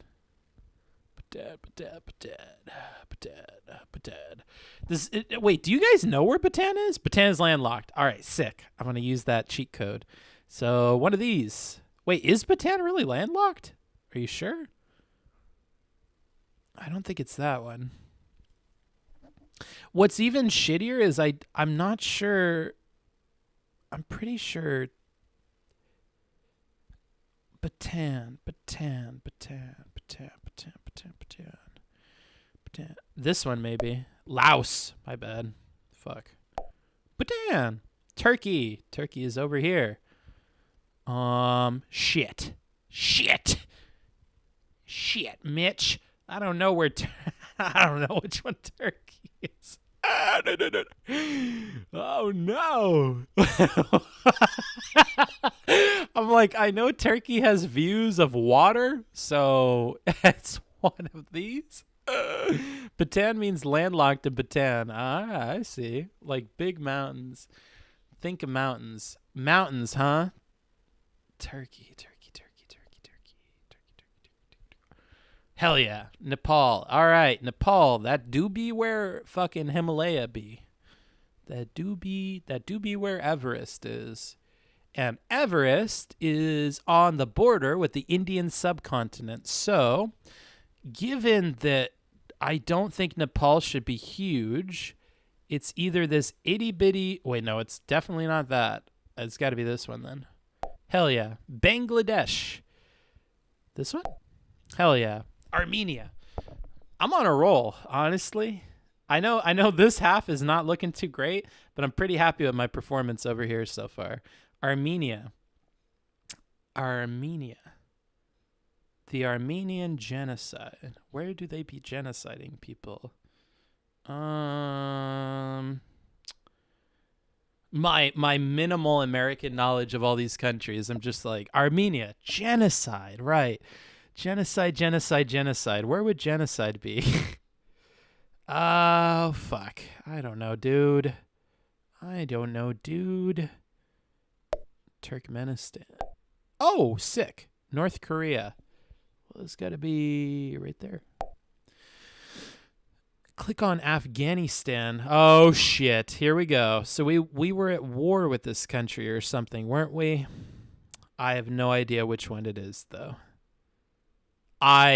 Honestly, you could put a gun to my head with 3 bullets or with 3 chances, and I think you might have to blow my brains out because I don't think there's any way I'm guessing which one's Afghanistan. I know that the people of the world are going to be really, really mad, but I, as an American, have no idea where Afghanistan is. I'm gonna be perfectly honest with you. I'll shoot you straight here, kid. These are all stands, so I'm guessing it's over here and not over here. I think this is Saudi Arabia because it's ginormous. It's not that one. Afghanistan. Wait, let me think for a second. I know stuff about India. India borders Pakistan, so it's not this one. This has got to be Pakistan. which means one of these has got to be Afghanistan. And I don't know if Afghanistan has the ocean. I'm going to go with this. Hell yeah. Turkmenistan. This one? Fuck. Okay, cool. Kuwait. They do be having oil in Kuwait. Syria? Fuck. Wait, what? Kuwait? Hey, Laos. The Maldives. This? Hell yeah. I love how I know the Maldives, but I don't know all these countries that my actual country has beef with. Jesus Christ. Kyrgyzstan. This one. Saudi Arabia. Pakistan. Vietnam. Which one is Vietnam? Okay, Noah, don't fuck this one up. You went to Thailand and your country fought Vietnam. I'm pretty sure this is Vietnam because I've seen a map of Vietnam for a motorcycle trip that I wanted to go on, and I did all the prep for it. This looks like Vietnam. But if this winds up being Thailand, I'm going to look like a fucking idiot. But I'm pretty sure this is Vietnam. Hell yeah. East Timor. Well, I got to tell you, I've never heard of West Timor. East Timor. Is that some bullshit over here, bro? Hell yeah. How are we doing? We're at 48%. I don't think that's that bad compared to our other performances. Malaysia.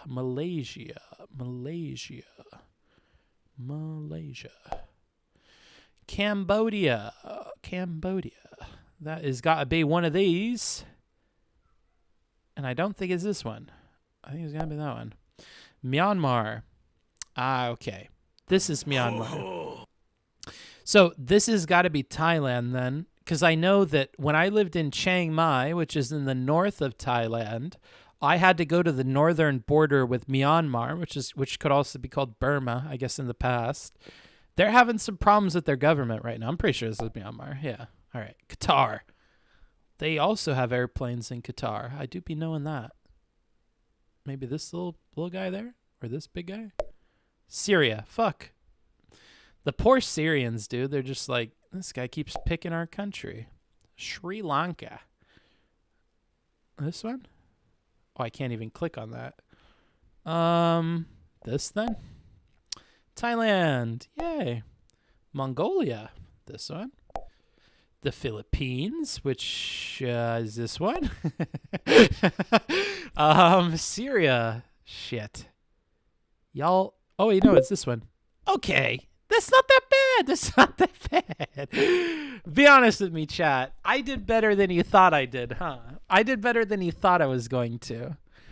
Problems. Don't forget to pack a wife. I don't think he looks. I am looking. I do look at you guys. Some things are rising in me, and it's not my excitement for this stream. Oh, Jesus. Hiding his power level. That was all right. I think I did better than we would have expected me to. Honestly, like that map doesn't look that bad. Like, come on, right? Come on, like Uzbekistan, Kazakhstan, fucking. Oh, this is still the same country. Azerbaijan. Like, come on, bro. I'm not fucking guessing this shit. Get out of here with that. Now, should I have known Yemen? Probably. I probably should have known Yemen. The UAE, should I have known that? Maybe. But I mean, I think I did a pretty okay job on this. You should do some GeoGuessr. I don't like GeoGuessr. Booksmarts, dude, the fact that you didn't know where Turkey was is surprising. Why is it surprising? Like, you know what's funny? I have a lot of experience in my life with Turkish people. I had a lot of Turkish bosses and coworkers. But the thing is, Turkish people talk like they invented everything in the whole fucking world. I almost feel like I spite forget where Turkey is because fucking Turkish people think they're all that, bruh. I don't know. I guess technically that's a bit racist, but I'll bite the bullet on that one, bro. Maybe I'm racist against Turkish people, but Turkish people do be talking a lot of shit. I don't know. Every Turkish person I've met has been like, Turkey invented the cup, and Turkey invented fucking math, and Turkey invented astrology, and Turkey invented democracy, and Turkey, like, these fucking Turkish people think Turkey invented everything, bro. I don't know. Turkish people are all about their turkey land. They're like Americans, bro. They think their country is really fucking great. Taiwan is part of China, now this. Yeah. I'm honestly surprised they put it on its own. I would have, honestly, if I was doing the geography thing, I probably would have just attached it. I don't know. Maybe I'm a pro-CCP chill, though. Turkey invented sliced bread. Yeah, that's what I'm talking about, bro. Like, going for the Armenian viewer. Why do the Armenian people hate? Oh, wait, yeah, I should know that, huh? Because Armenia is having some problems with Turkey right now. Yeah, the Turkish ruler guy's an asshole, too. Turkey's got a lot going wrong for him right now, bruh. Hassan? Oh, yeah, huh? Hassan's Turkish. Astrology shouldn't be proud of that one. Well, they're proud of everything, bruh. And I don't think they invented it, so. All right. Well, there you go. There you go. Oh, we could do Africa for the memes, bruh. But honestly, I think I'm getting way less. I guess that I would do, I mean, I don't know. I don't think we should do Africa, but we could do Oceania. How many countries are there in Oceania? How hard could that be? What the fuck? I'm like, how hard could Oceania be? I'm thinking it's just fucking Australia, New Zealand, bro, but it do be all this. Okay. I'm not playing that one. Hey, Hawaii, I know where that is. Oh shit. Yeah, I thought Oceania was just literally gonna be this. These two. Oh no. Oh no. I'm interested in what all these are though. Here, let's go to learn mode. This is Papua New Guinea, Palau, the Federated States of Micronesia, nothing apparently, Marshall Islands, which I think we own, Kiribati, Nauru, the Solomon Islands, Vanuatu, again, something that I'm not able to click on, Fiji, Tuvalu, Kiribati, Samoa, Tonga, or Tonga, Fiji. Okay.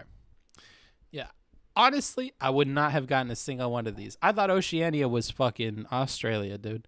Australia surrounding countries. That's what I'm talking about, bro. What are the countries? Oh, wait. No, it's still. Oh, yeah. This is what I'm talking about. This I could definitely do.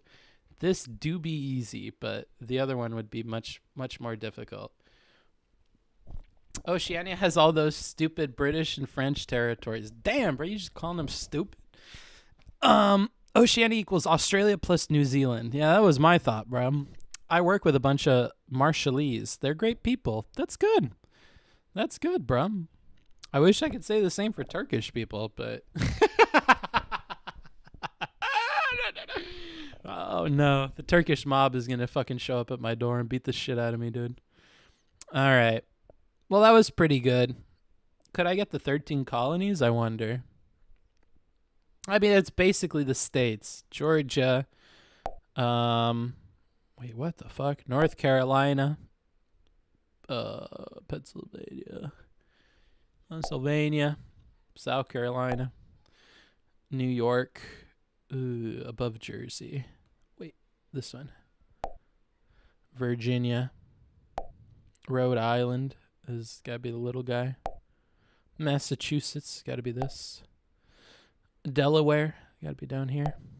New Hampshire, this guy. New Jersey. Maryland. Connecticut. Easy. All right, so 13 colonies, obviously. Obviously, I'm flexing at this point because we all know that I'm a fucking god amongst men when it comes to U.S. geography. Jesus Christ. Jeez, book. Yeah, they smelled my blood and they're coming. Yeah, I don't know, dude. Damn, OnlyFans went, thick boy. Dang, bro. I don't like this.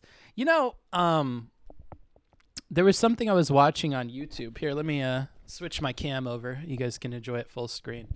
There was I saw Melina, not the Melina you're thinking of, the Melina who's Really, really mean. What's that lady's name? The Melina spelt with an E. You guys know who I'm talking about? Her name is spelt with an A and an E. I don't know who is she related to again? She's related to that she's related to that bald guy that looks like the cringe post guy, who I think is his brother. Erob's girlfriend. She was talking with somebody about something, and I kind of want to go look at that. She was arguing with like another female streamer about how this OnlyFans shit is like getting her a bunch of shit. Do you guys know what clip I'm talking about? Do I even have to look it up? U.S. Capitals, Melina, the commie one? What do you mean the commie one? What do you mean the commie one? I don't know if she's a commie. She's just mean. She's from one of those European countries. Oh, I saw that clip earlier today. Yeah. She was like upset about that. I think I was thinking Melania. Oh, you might update your Twitch lore. What do you mean? Mel? No, not Mel, guys. Melina. Fuck. I'll go to my recent history and I'll find it.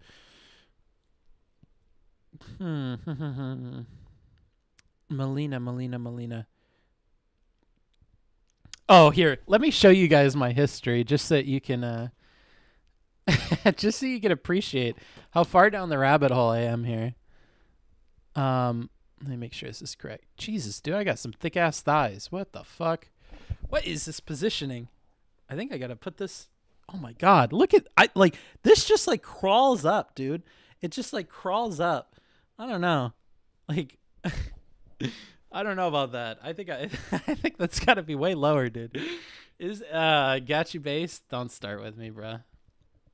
But yeah, like I've basically been binging like just a bunch of random nonsense here. Oh, wasn't it somewhere around here? I thought I just watched this shit. I watched a bunch of fucking Bill Burr shit. There it is. Here we are. Oh, what am I doing? I'm wasting time because I'm just looking. I don't know.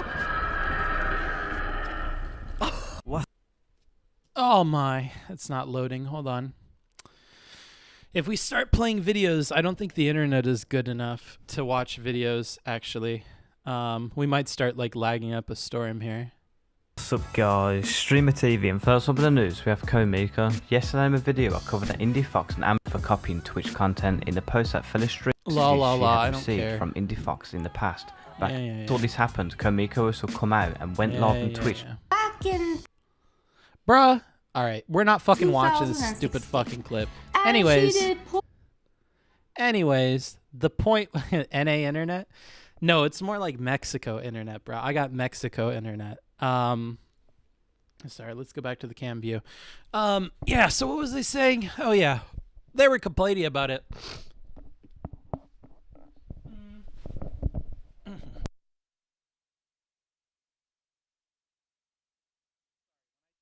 Sorry, when I talk a bunch, I feel like I have to, like, spit. Damn, this stream about to get banned. Why? Why do you change hotels every week? Why not just stick with one good one?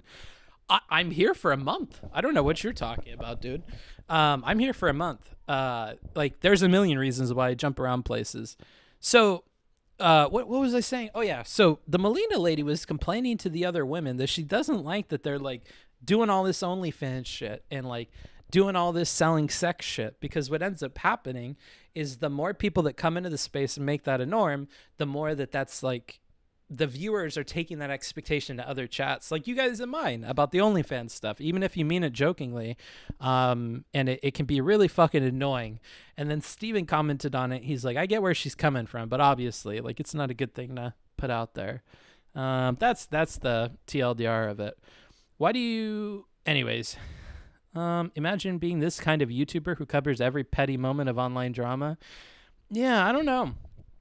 Honestly, like, if you took the Noah or the Booksmarts that used to live in Thailand and you told him that you could make like thousands of dollars just compiling drama clips off of Twitch that you're yanking off of LSF, I would do that easy, dude. If I didn't have my name out there and tied to it, that would be easy. That guy has a pog job. What do you mean? Imagine being this kind of YouTuber. Honestly, I could. It would be easy. Like, what do you mean? Like, honest to God, that's some easy shit, dude. That's like, you know what you have to do every day. I think that makes it easier. Like, I think the difficult thing about this is the variety of choice that I have. Like, I could do debate reviews. I could do this laying out and talking to you guys thing. I could, like, there's so much that I could do that it's difficult to pick what to do.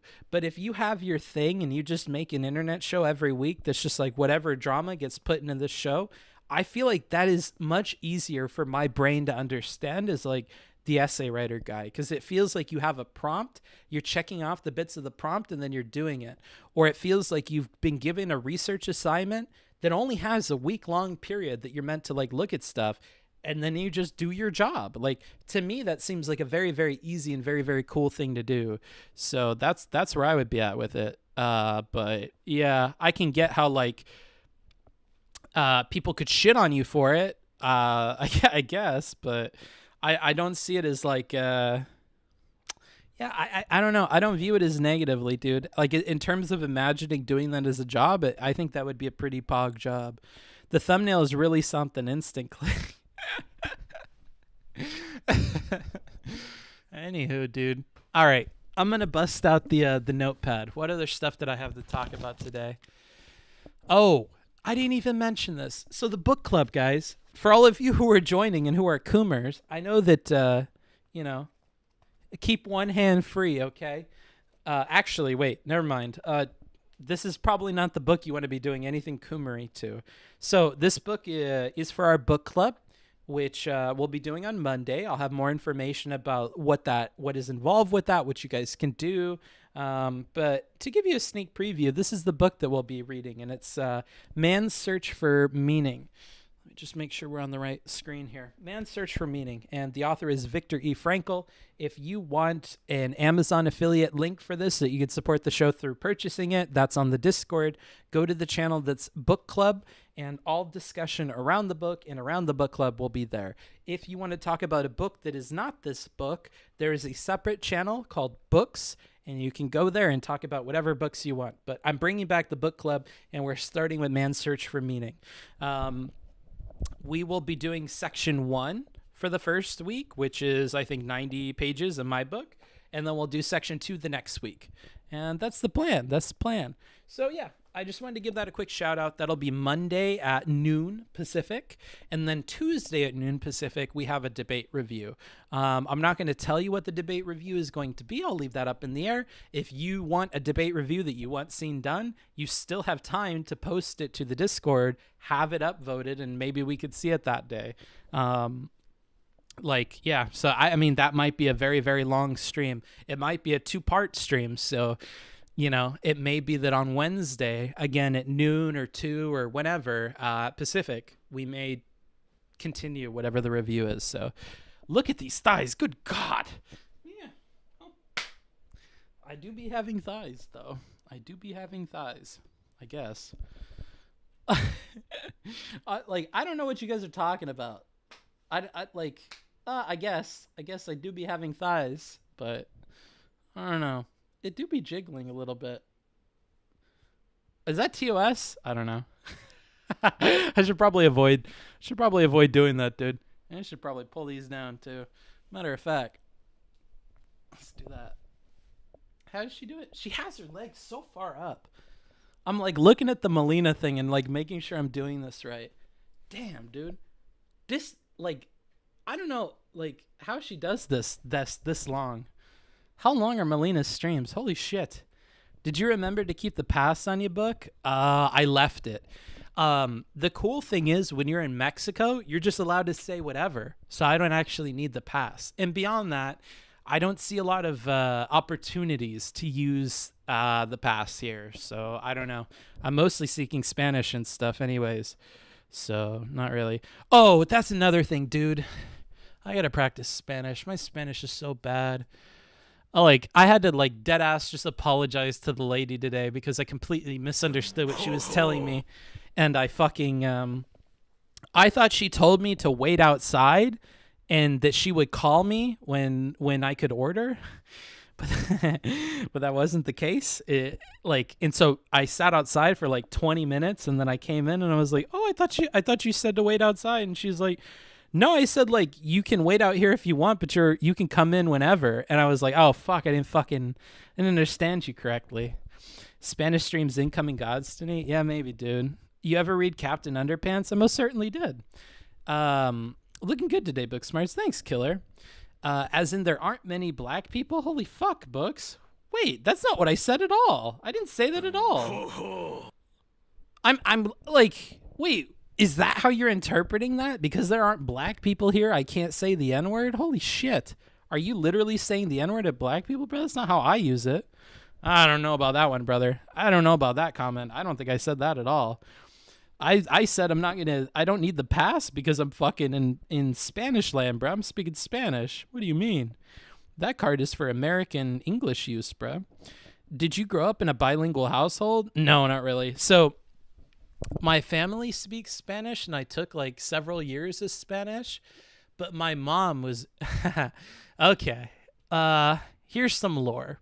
So my mom is a white lady. Let me help you picture her. My mom is a chubby white lady with like a Karen haircut and blonde dyed hair. So imagine that. So that's my mom. My mom believed that if I were to, that I would taint my understanding of English by introducing Spanish into the mix when I was little. So she was very adamantly against me coming into contact with any kind of like Spanishness or learning Spanish. So that was something that I was pretty much kept away from. Now, when she divorced my dad and my dad needed help with like raising us and stuff, I spent more time with like the Spanish speaking half of my family and I was able to pick up on some stuff. But I mean, by that point, the English was kind of already set in. So that do be how it is. Oh my God, what's going on here? I've seen Book so comfy on stream. That's somehow more insane than race mixing. I don't know. But anywho, so that was what she thought. So unfortunately, my dad didn't get to teach me Spanish early. She was very on top of making sure that nobody was teaching us Spanish. Now, to her defense, okay, I may be really intelligent and you guys are able to pick up on that. Like, even if I goof around and stuff, I'm relatively intelligent.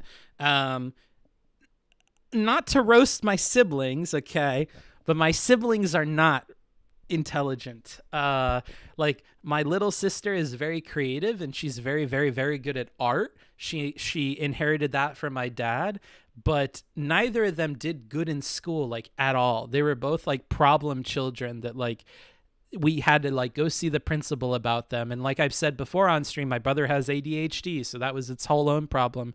So, you know, beyond kind of like white people beliefs, I think that my mom had some genuine concerns about like how well the other kids are doing in school. So I think that was a factor in that, honestly. Did your mom divorce your dad because she found out he was Hispanic? Jesus Christ, dude. Jesus. What sucks is I suck at Spanish, so I can't teach my little nephew Spanish because he'll learn shit Spanish. Yeah. Like, it's not like my Spanish-speaking half of the family was any better in terms of, like, racist qualities, okay? Like, you guys are imagining my poor Spanish half of the family. My Spanish half of the family had a similar opinion to you. Like, they didn't want me learning Mexican Spanish. So the reason that they wanted to teach me Spanish was so that I wouldn't learn Spanish at school. Because my dad... Oh, thank you. Thanks for 200 bits. Oh my God, Dr. Killpatient, thank you so much. Oh my God. But like the Spanish speaking half of my family thinks Costa Rican Spanish is like God tier Spanish and Mexican Spanish is like low tier Spanish. So like they really didn't want me learning any Mexican Spanish. So I mean, like, I think that kind of shit goes like all the way around, bruh. How much to change outfits? Let me think. How much to change outfits? I would say let's see. How much? $25. $25 and I'll change my outfit. Yeah, like how my friend in Mexico is really weird about the indigenous people in Mexico, despite her being brown too. Interesting you mentioned that. There's an older TV show in Mexico. I forget what it's called, but it basically follows this like lady who does catering for like movie sets and stuff. And this lady is like an older like indigenous woman. Like she speaks like sort of like indigenous Spanish. Maybe some Spanish viewers in the chat will recognize that, but whatchamacallit, she speaks a totally different kind of Spanish. I think that's kind of what you're talking about, Pork Chop. I think that might be part of it. She spoke like a really funny kind of Spanish. $25, folks. Let's get going. But how can you sit like that? I don't know, because it's my sexy mode. Honestly, having my back arched like this and stuff is reminding me of something else, okay? And I can hold the something else position for like fairly long, so I'm feeling all the same muscles being worked out. It's kind of a thrill. I know some Dominicans that said, "Oh no, you're not speaking Spanish, you're speaking Mexican." Yeah, there's a lot of those kinds of opinions floating around. I wasn't sure if that was like a Costa Rican specific thing, but I tend to get vibes from a lot of different Spanish-speaking people that they don't like Mexican Spanish. I have no preference because I don't have an ear for it. So, I mean, I don't care very much. But as the rhetoric guy, I also want to pay attention to like what word choice is like giving off what vibes. I don't know. Classism is such a huge thing in Hispanic communities. Interesting. What's the deal with the bed stream? Was it a Patreon goal? No, it's just comfy. I mean, I can move. Do you want me to move? Should I be off of the bed? Do you want me to go on the ground? You want me to sit at a desk? I don't have a desk. I don't know. The bed's comfy. The bed's comfy. Classism is such a huge thing. And yeah. I clicked the stream because the thumbnail is a thirst trap. Nice, Muted. Well, now we have you, bro. So that's what it be. We're just talking about random stuff. Let me make sure my belly's not hanging out. I'm going to go back to my list. I don't know what we were talking about. I don't like this racist Spanish talk, dude. Because the other thing is, I don't want to be talking a bunch of shit while I'm in Mexico because I don't think that's very productive. Maybe lose that shirt. Yikes. Yikes. I think you guys have a lot of pent-up energy as chatters that you're not able to tap into in release upon female streamers. So you're all pent up. And when you come into my stream, you're just like, oh my God, it's a boy doing the same thing. Oh my God, and he's not a person of color. I can just say whatever I want to him. Off with the shirt. Like, you guys are just like releasing a load of like toxic masculinity or whatever all over me, and it's making me uncomfortable. I feel like an object. Doesn't your waist hurt? My waist doesn't hurt. Oh yeah, this is your waist, right? Like this part that tucks in. It kind of does, but it's more so a fat thing because I have fat here that like folds up, so it's more so like a fat thing. True, not gonna lie. Yeah, this is what I feel like, bros. You guys have a bunch of pent up energy and you're just kind of like letting it all out here. You're taking all the worst things you wish you could say to these other streamers that do this shit, and then you're just telling it to me. Hey, well, you know, I get a taste of how the other side lives.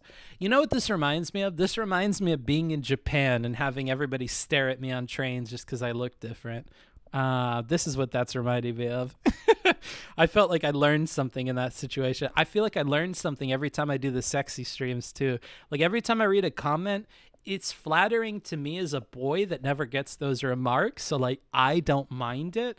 But then there's another half of me, the empathetic half, that's like, remember that these chatters probably say the same shit to like female streamers, and to a female streamer, I'm sure they don't take it the same way. So YouTube chat is weird. I'm going back to Twitch. There you go, bro. Do you know Japanese? No, not at all. Booksmarts, it's the clothes. Okay, sure, it's the clothes, bro. It's definitely the clothes. You've been watching a lot of Melina, haven't you? This pose looks familiar.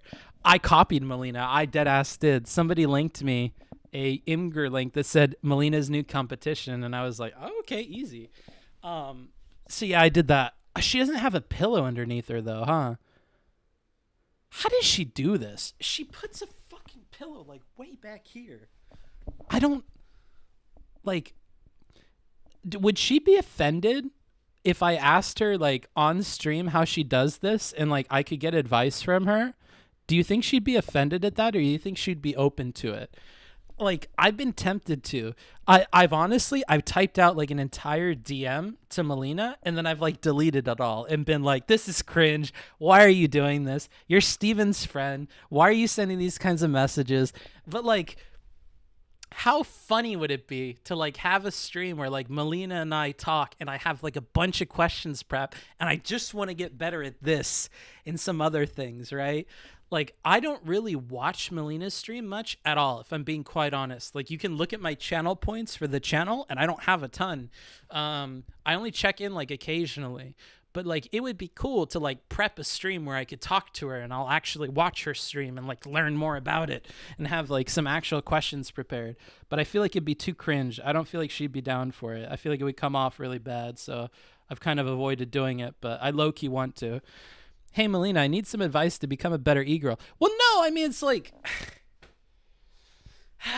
like, there are cozy vibes, okay? I think sexy is cozy, okay? I think Melina has a very, like, man, I really feel like with Melina, when it's not, like, bathing suit streams, I really, like, when she's on the bed or when she's on a couch or something, I feel like it's like at least 60% cozy. Like, I feel like the cozy outweighs the sexy. I don't know, on Melina's stream.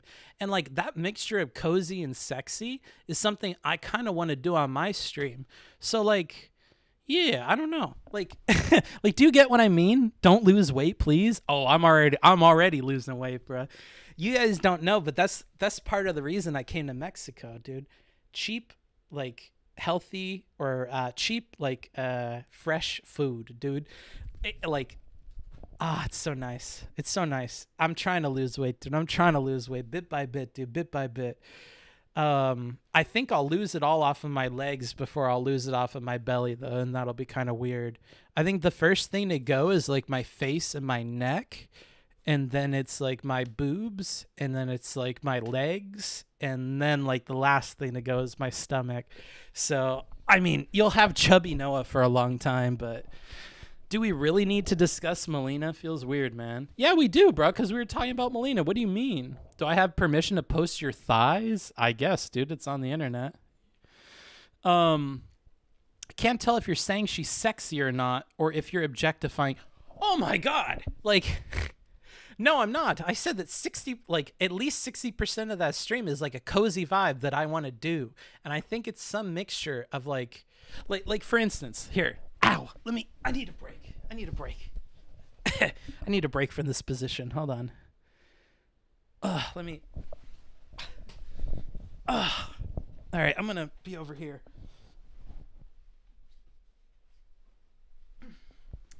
So for instance, let me explain this more, because I have to. Otherwise, you're going to think I'm sexist and awful and I objectify Melina.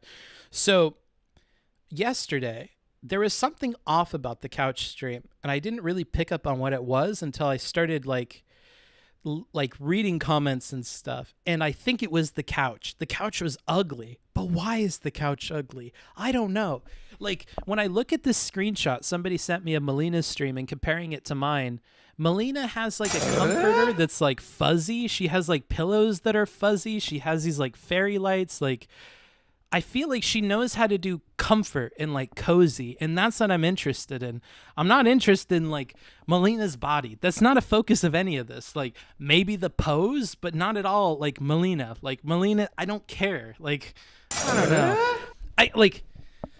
And the reason why I want to make clear that like I don't care about the like Melina objectifying or her sexiness or like any of that shit is because I've seen how people engage with her in real life, and it makes me feel cringe. Like, everybody is very like afraid to engage with her, and it's very like how like boys would interact with like a pretty older woman when I was in school. Like, everybody's like, ooh, hi Melina, oh my God, she said hi to me, and like whatever. And it's like, you guys are so cringe. Like, do you realize how it must feel to be her when everybody that interacts with her is like treating her like this. Like, I don't know. So when people say that shit about me, bro, it pisses me off because I feel like I go out of my way to make sure that I don't like infantilize her as some like doughy-eyed fucking pretty person, okay? Because that seems to be how other people treat her.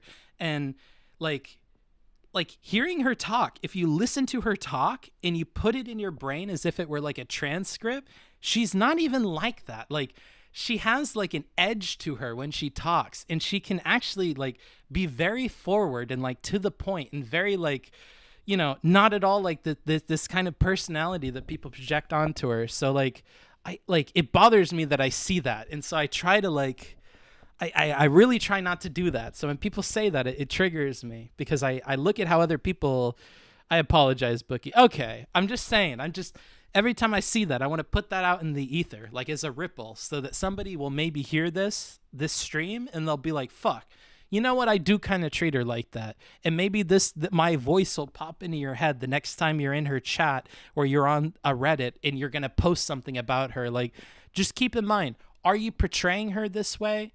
Or are you pretending like she's this way? Because if you are, rethink the message, right? Change the tone of it, because it's frustrating to see a bunch of people do that. You can treat someone with respect and still admit they're really attractive at the same time. I'm not even attracted to Melina. That's the thing. Like, I can recognize that Melina is like objectively attractive or whatever. Like, I get that. Yeah, she has pretty eyes and she's young and she's a girl and she's thin and like whatever. Like, I can see the check boxes. Am I personally like into Melina at all though? No, I've like no interest in Melina. So like, you know, I don't know. Like, yes, you can still treat someone with respect and admit they're really attractive, but that's like not even the case for me. When I've actually heard what she talks about, she seems like a pretty honest and interesting person. Yeah.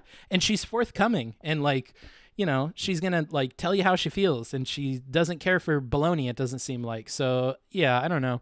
The accent probably throwing people off.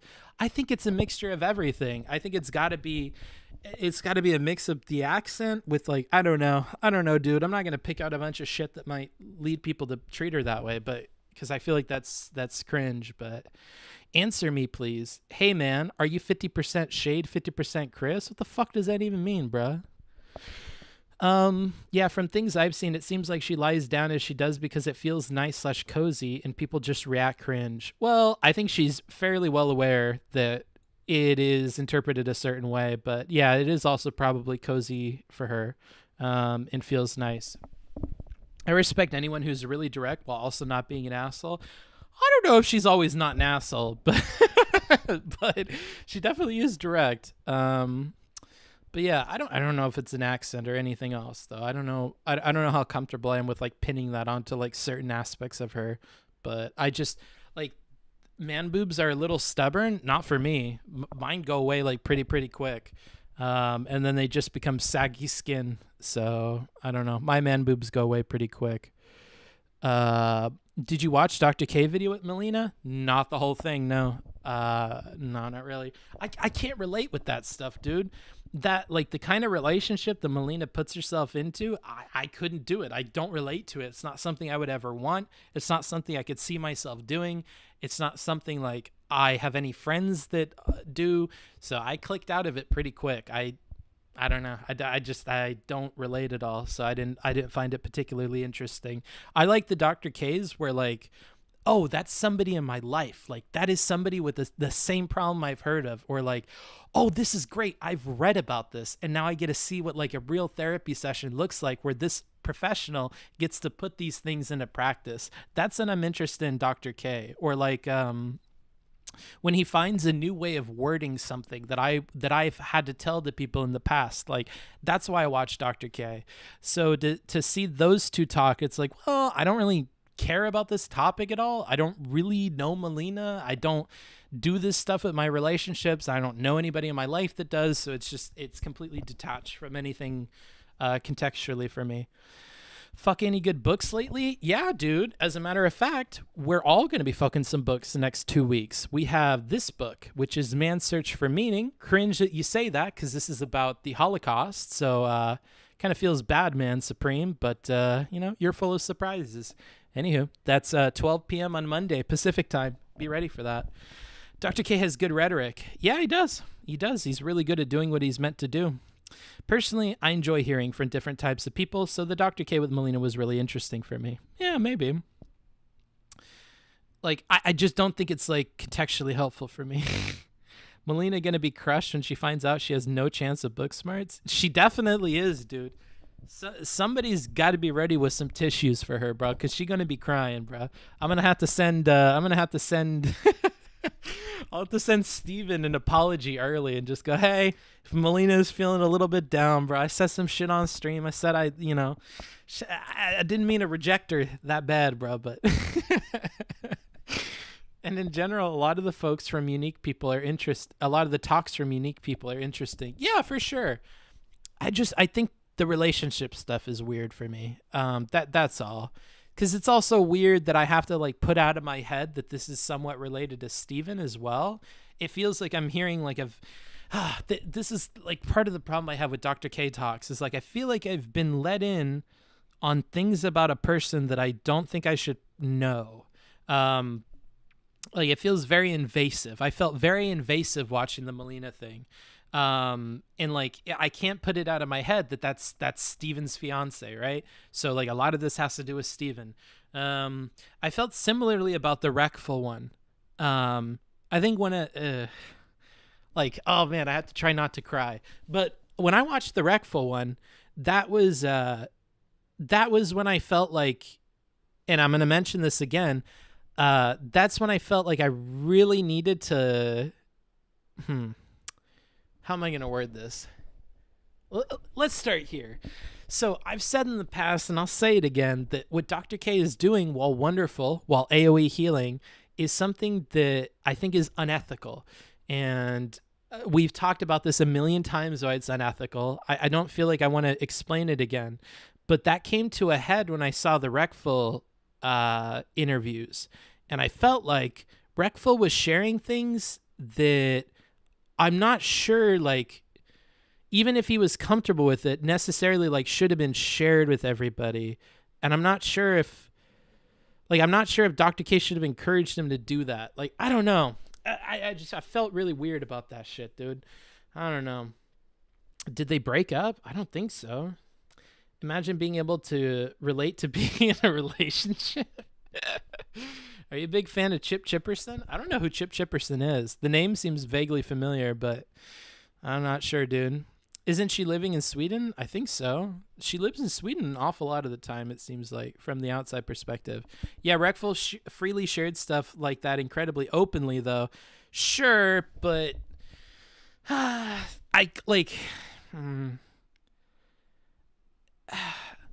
I'm trying to find an analogy of like a position that a person is put in where they just shouldn't okay sharing some of this stuff. Like I expect somebody to jump in above the decision or like, yeah, above the decision of like the person. Like I think Dr. K probably should jump in above the decision of some of the people he's doing therapy with and tell them that certain topics or certain like things should probably just be set offline or like, hey, like rather than asking them, would you like to talk about this in private? I think there are some points where he should step in and say like, this is something that I'll talk with you about after the call. But another thing I'm interested with asking you about would be X or would be Y. It would completely break up the flow of his show. But it's something that like, if I were Freaky Friday'd into his body, I would immediately start doing. Just because I really worry about the harm that can do to people. And I worry about the harm that can be done to people by putting some of the personal information they're sharing just like out there for everybody. Because it takes one comment on a nerve like that you've just exposed to the entire world to like really fuck you up. And I worry about that. I worry a lot about that, dude. It's like if you shared like some kind of insecurity or something with like a parent and that parent casually mentioned it to like all of your friends. I feel like it's like that. I feel like it shouldn't happen, but I'm in the minority on this, so I accept that. I understand a lot of other people don't believe that, so you know, I get I'm in the minority. Not everything should be done in front of an audience. That's where I'm at with it, brother. Also, I'm really important. I saw your video about the L's, the G's, the B's, the T's. And unfortunately for you, the Qs. I saw I'm Really Important learn about what the Q was yesterday. That was interesting. That was part of my binging all of the YouTube recommendations that I have. I got to catch up on a bunch of IRI videos, which if you guys haven't checked him out, who I'm talking about is I'm Really Important, who's in the chat right now. He's a really, really cool stream where he goes through like politics and kind of approaches it not from like a super duper entertainment focused perspective where we're trying to like make memes and shit out of what's going on. He starts with like, what would an informed voter or what would like a responsible citizen in this country be consuming? And I'm going to start with that as a base and we're going to build off of it from there. So like if we consume C-SPAN, if we watch public access television, and if we like pay attention to the things that matter in Congress and in the government, like what can I do after that? Like, how can I make that interesting? How can I get people to stay around for that? And fucking God bless them for trying to do that, man, because a lot of other people are just jumping on fucking headlines and jumping on Twitch clips and like doing what I do, which is much easier and in my opinion, much more fun for me. But I like that he does what he does. And I like that that exists. Avoid rudeness. And it feels like I have a much better chance of making that work by shutting up than by speaking. Oh my God. Thank you. Thoughtfully critiquing your fashion for 3 months. 3. Thanks for the 3 months, dude. Yeah, so I really appreciate that. Thank you so much. But yeah, so like, I don't know. Should I start ranting about IRI next, dude? Like, imagine if all the politics people like started because like how do I explain this? So I have a whole analogy in my head that I have pictured, and that's why I'm struggling with this, with like explaining this idea, knowing that you guys are understanding it. So I think that, you know how like in the ocean, everything kind of starts with like the sun, right? Oh, thank you. Thank you. I love it. Is that your first month with me? Thank you, Dubsteak or Dubstick. Oh, that's a fucking, that's a meme from Steven's thing, I'm pretty sure. Thanks. Oh, Duber too. Thank you. What is this? Please write my name on the board. M1 miso books, M1 miso books, M1 miso. Thank you. I appreciate it. Thankfully, we have IRI and Destiny as our two non-performative politics straight. I mean, all right, let's be careful with non-performative and Steven. Let's be careful about mixing those two. But yeah, I get you. So what I was saying is, you know how in the ocean there's the sun, and then all the like the photoplankton whatever turn the sun energy into like useful shit, and then little fish eat those, and then big fish eat those, and whatever.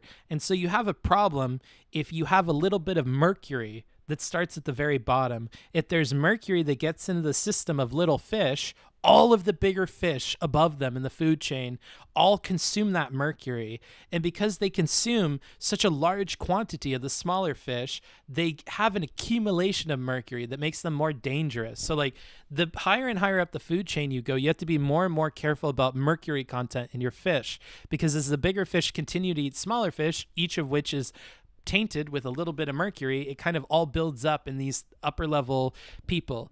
And I think that that's kind of like what we see on Twitch. If everybody is starting by consuming some tainted like photoplankton or some tainted like mercury laced water or whatever, this ends up just like constantly filtering through the whole system until it collects in like larger communities, and then it just becomes like cancerous, right? And so like I like people that want to start with something like much more pure, or like people that want to jump and start from something that's not going to be tainted. So like the fact that IRI is just starting with C-SPAN and with like public access TV and like, you know, what is actually going on and what is the Associated Press saying, and like jumping to these more like boring outlets or whatever, or boring sources of like baseline information. I think that everything that he builds atop that though doesn't have the problems that other people do. If all of your news consumption and your factual information is coming from opinion sources, then it's always going to be tainted with that opinion. And as you start to go up the chain, where people are more and more divorced from what was the first little bit of factual information, as we kind of go up the chain of this game of telephone, that problem ripples out, right? And it ripples out much quicker and to a much like worse extent than if you would have just started with something that was like factually grounded, right? And how you have to be careful about like how much of your opinion you're injecting into something, and how much like historical facts you want to like throw into it, and how much context you want to throw into it. And I feel like IRI is super duper careful about that. And that's what I appreciate, is like, if I watch his stream, I don't just get what his opinion was. I get what actually happened. I get what people across America think, which is often very different from what he thinks, right? Like the average Republican voter, which we get to know very, very well on IRI's stream through these funny call-ins and stuff like that. The average Republican voter is very different from him. Even the average Democratic voter, he has to kind of cordon off in his brain as like a separate voting block to consider, because it's not necessarily what his opinions are. And the fact that we get like a pure interpretation of all these different points of view all at the same time, and you get to choose which one you want to incorporate in your belief system, means that you get to choose to like, you know, not pass on cantankerous fucking mercury-laced nonsense to all the other people who are going to consume information from you. So like, I enjoy that. I appreciate that. I think that's good. And like, it's advice that even I can't follow. Like, I like putting in my opinion, and I think it's like, it's my brand or whatever now to like just be a commentator. And so that is what it is. But boy, oh boy, do I love the people that can like not do that, right? Like, I love it. So that's a whole huge thing about IRI. Sorry if I'm fucking doing a man crush thing here, fucking, you know, tooting his horn. But I think it's like, it's a helpful and good thing on Twitch. I like when people do that. Like, I like when Steven will like try to understand something. Like, okay, people are saying this thing about like Trump's taxes, but like what actually happened there?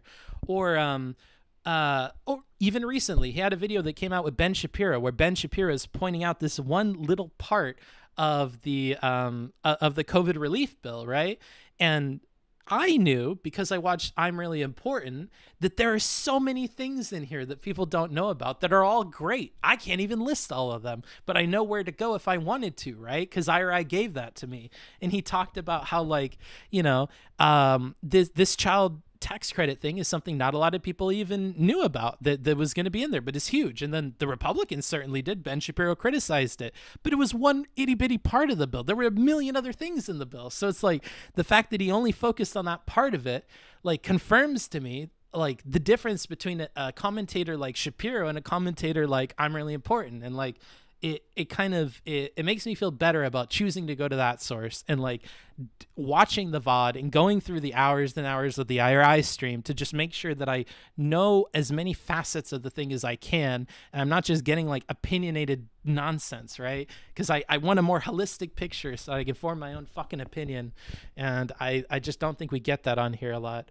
I just try to be a hype man for the people in power doing good things. Enough people crying about the bad. True. This is super duper late, but what was your take on Destiny's Omaha canvassing situation with Mark Gudgel? Incredibly unfortunate, dude. Incredibly unfortunate. Also, thanks for saying it's a good analogy. If you guys want to know how to stroke my ego or how to make me feel good, it's not telling me I'm thick. It's not telling me I'm hot, dude. You got to tell me, damn, Books, that was a good ass explanation. Damn, Books, that was a good analogy. That's how you stroke my ego. Just FYI. But to respond to that other question, I think it's unfortunate what happened with Destiny in the canvassing thing. Do I think it's predictable? 110%. When you mix this like history of saying all this nonsense, right, and you put that to the side, and then you combine that with what I've kind of started to consider more and more as I've engaged with him in his community more, the hate watch people that Steven has surrounding him, the people who like get a hate boner for him and then want to attack and ruin everything he's a part of. When you mix these two things, it's a very volatile compound. And I think that because we're kind of in a laboratory where these two like components of this explosive mixture are like literally 2 feet apart, there are accidents that are going to happen all the time where one will seep into the other and then we have a giant explosion. And I think we see that a lot. So it didn't surprise me that happened, but I did think it was unfortunate. Beyond that, I think it was really unfortunate, and I still think this for Steven too, that Mark received so much harassment, that Mark received threats, that Mark was getting calls to his family. That kind of shit's not okay. And so, like, you know, I feel really, really, really bad for Mark, particularly. And beyond that, if I'm being honest, and this sounds cheesy, I kind of feel bad for Omaha. I feel like the people of Omaha didn't, like, they didn't, it's like, it almost feels like they had a choice robbed from them in some sort of way. And it's not really fair. Like, it wasn't, like, because I think what Steven is doing is impactful. So if Steven was able to continue supporting the campaign, I wonder how much that would help Mark. And, like, I think Mark seems like an okay guy. Like, if Mark is the one who should win, should he be put in front of all the Omahans and they all select him as their candidate for the Democratic ticket? I think that should be the way that the world plays out. But I think that other people kind of jumped into that and wanted to interfere with it for the sake of, like, spiting Steven or his audience. And that bothers me because it doesn't feel like they care about Omaha. It doesn't feel like they care about, like, where they're from or improving it or anything. It just kind of seemed like they had a thing against Destiny. And it's like, I don't know if that's, like, a fair enough thing to rob, like, this community of a candidate. I'm not saying they would have picked this candidate, but I think they should have been able to choose this one from any of the other ones without that kind of nonsense, like, affecting their choice. Like, I don't know. So I feel bad about that. I feel bad that Mark got threats. I feel bad that Steven is trying to go out of his way to do good things and he's going to get shit on, but that's predictable. He needs to find, like, ways of getting around that. I don't doubt that he told Mark, you know, beforehand that there are things that could happen, but I don't know how he could prep or, like, fight against that or proactively work against that. I don't know what the solution is for him. It's unfortunate, but, like, I could see this being a problem in, like, any campaign he involves himself in. So it kind of sucks. It seems like Steven has really been working on reforming his rhetoric lately. Do you think he will ever be able to outrun certain past comments? I think he has to be willing to, like, so I want to firstly say, yes, he's really been working on reforming that rhetoric, especially lately. Now, in terms of outrunning them, no, I don't think you ever can outrun them. I think if dismissal isn't going to work for you as a viable strategy, like if you can't dismiss the comments, you have to find a way to, like, tackle them. And I almost feel like if I was Freaky Friday'd into his body, I would not double down on this shit and, like, still defend it. I think I would puss out, and I would, like, be much, much more willing. And sorry for saying puss out, because I know females in the audience, I'm sorry, you're going to feel bad about that one. My bad. I'm trying to remove that one from my vocabulary. I've noticed on my server, people saying, like, pussy this and pussy that, and I've kind of been like, I really don't like that. Now that I'm getting a third-person perspective on the use of that term, I kind of don't like that. So I'm trying to remove it from my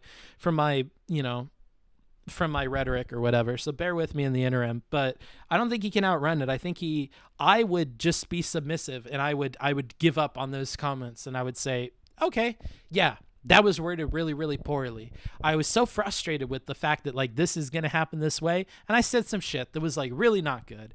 And I didn't think it was that bad at the time. Honestly, I thought it reflected my position. If I'm being super duper honest with you, it still is kind of how I feel about it. But after that point, I've realized why wording it that way was the worst way that I could have done that. I realized how much that hurt my ability to, like, make the change that I'm asking for here, and how, like, that comment may have actually set me back more than it did set me up for success. Like, I don't know, I would give up on it really quick, but that's not something he's ever going to be willing to do, really. So he's in a tough position when your thing is, like, to be right and you have to, like, always defend past shit and, like, whatever. I don't know, you're in a weird position where it's like, I don't know. But Book, he never backs down. Yeah, I know. And, like, I've seen a lot of comments for me that, like, I changed my opinion, and you guys appreciate that about me. And I love seeing those comments because that's what I'm going for. Like, if I fuck something up, okay, I think the only thing I've really given a lot of resistance on fucking up with and trying to like move past it very quickly was the Kurzgesagt video that I gave criticism for. But that's because I think the lesson I learned there was not that my criticism was unfair. I think the lesson I learned there was there are topics that I can't cover because the amount of fairness that is the standard of fairness for covering certain topics is so high that you ought not to cover it. And I have a million other topics that are like that I don't talk about or I don't go into the research for, and that's one of them. And so, but I think generally speaking, when I feel like I've gotten something wrong or when I've gotten a lot of like negative feedback, I tend to give into that in some way. Like everybody being mad about the manipulation use for both Bob 7 and Steven. I learned from that. I admitted, like, my intention was to use that in a very funky way, and it didn't work out the way that I wanted it to. So I'm willing to admit I was wrong on it, right? And like, I'm willing to like re-explain how I meant it, right? And like, I'm willing to like detach from it very quickly. But other people don't have this, right? Other people struggle with this, okay? And for some people, it's because of their brand. For some people, it's because of who they are. For some people, it's because of the topic. Like I see other people really struggle to do this. I don't want to name too many names, but I will say like RGR recently with her rhetoric around the Demon Mama debate, okay? The Demon Mama debate, Demon Mama is her own problem, okay? We're going to put her in a box to the side, all right? She's on the no-no list. But RGR could have easily taken the advice that she was getting from every single person much, much, much more quickly about just changing that one term, changing objective gender to just not be objective, use a different word. Everybody told her the same thing. And it took so long for her to like be willing to change that it blew me away that she wasn't getting that. Because I feel like if you Freaky Friday'd me into her body, I would give that up so quick. And so like, I really try not to be that. I really try like to, and to the point where it gives me a lot of anxiety. I really try to like give up when I think that there's a possibility I might be wrong. And so, I try to do that, and that's part of this. And I think that is my cross to bear that I think is difficult to do on the internet, because to be wrong on the internet is such an uncomfortable thing, and you never stop getting comments about the things that you're wrong about. But my honest opinion is if you make a habit out of just addressing when you're wrong about something, that you just continually exercise that muscle on everything, then people stop bothering you about old shit that you were wrong about, right? Because then your brand becomes that you are the person that learns from the things that you're doing. And that's like what I'm hoping. But in much the same way that it's difficult for I'm Really Important to continue to cover C-SPAN stuff and to make sure that he's including various angles and making sure he doesn't have Mercury moving up the food chain, it's very difficult for me to like face these comments over and over and over again, whatever. And I think this will get more difficult over time, but that's my cross to bear. I'm fine with that. I feel like I'm made to do that, so I'm gonna do that. That's gonna be the one that I'm gonna do. It's called Pride. I don't know if it's just pride though, because like it's more than that. But I don't know. Like I don't think it's out of pride that RGR refuses to change that or refused to change that term for so long. Like I don't know if that's a pride thing, and I don't feel comfortable calling it a pride thing. I just think that people like, and I don't want to call it stubborn either, because like.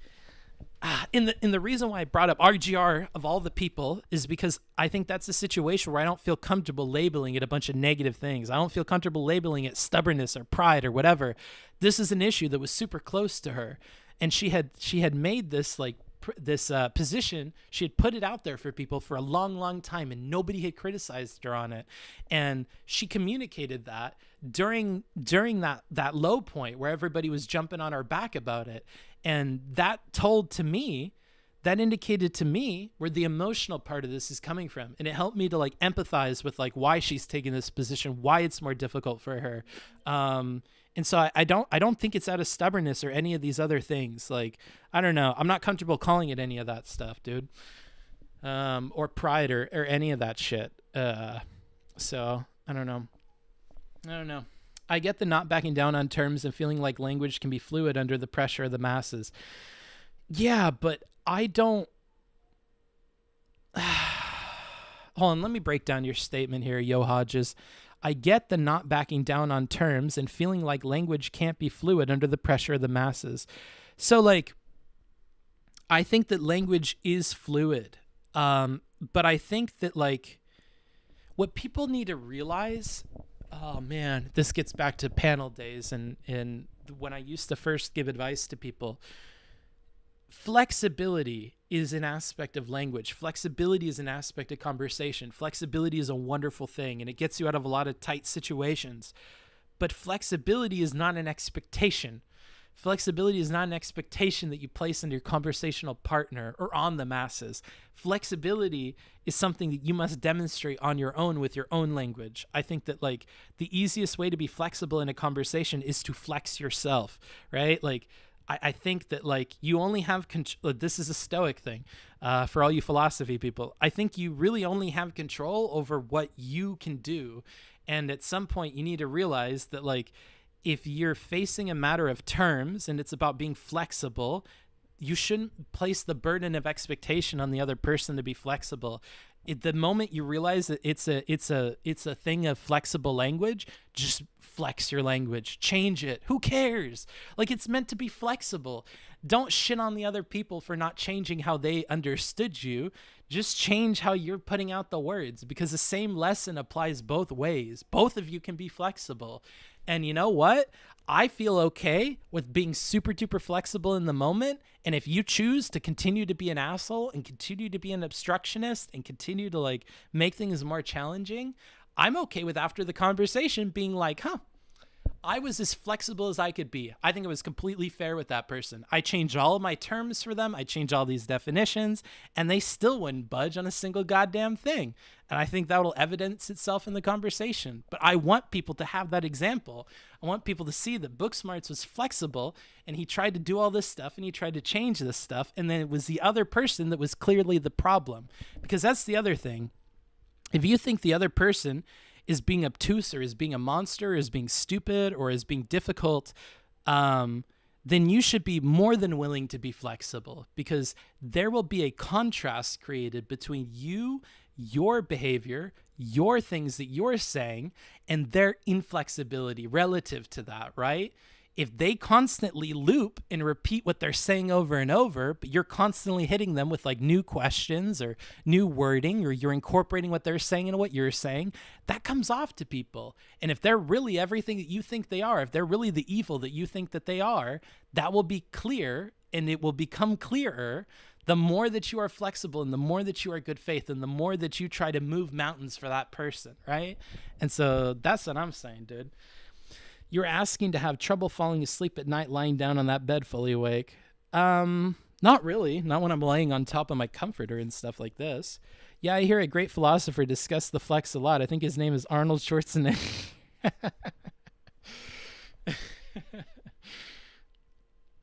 I get the... Anywho. Getting bogged down on semantics can be tiring, especially when it doesn't really lead to a conducive conversation. However, I do recognize their importance. Like... Oh, yeah. I don't know. Like, I don't know. I just try to be flexible for other people, but I get that that's not a thing that everybody's down with. Are your parents Stretch Armstrong and Gumby? What do you mean? What does that mean? Do I look like I'm flexing a ton? What do you mean? Like, what is flexible? Like, what is flexible? Is it like pulling your... Ooh, that cracked. Is it like pushing this to here? Or like, what am I doing that's flexible? I don't understand. I'm not doing anything. I'm like literally laying on a bed. Oh yeah, fuck the terms. I'm stupid. Sorry, we're talking about language. I completely forgot. Take off your pants? No, thank you. Mr. Fantastic is your uncle. Yeah, true. Fuck. Yeah, I know Mr. Fantastic is flexible. I understand that. I get it. This is pretty flexible. What the fuck? I don't know. I mean, people have seen how flexible I am. I can pull my like foot up to my face and stuff. Anywho, what do we flexible is being able to touch your elbows together. That was one of the first ones that people tricked me with.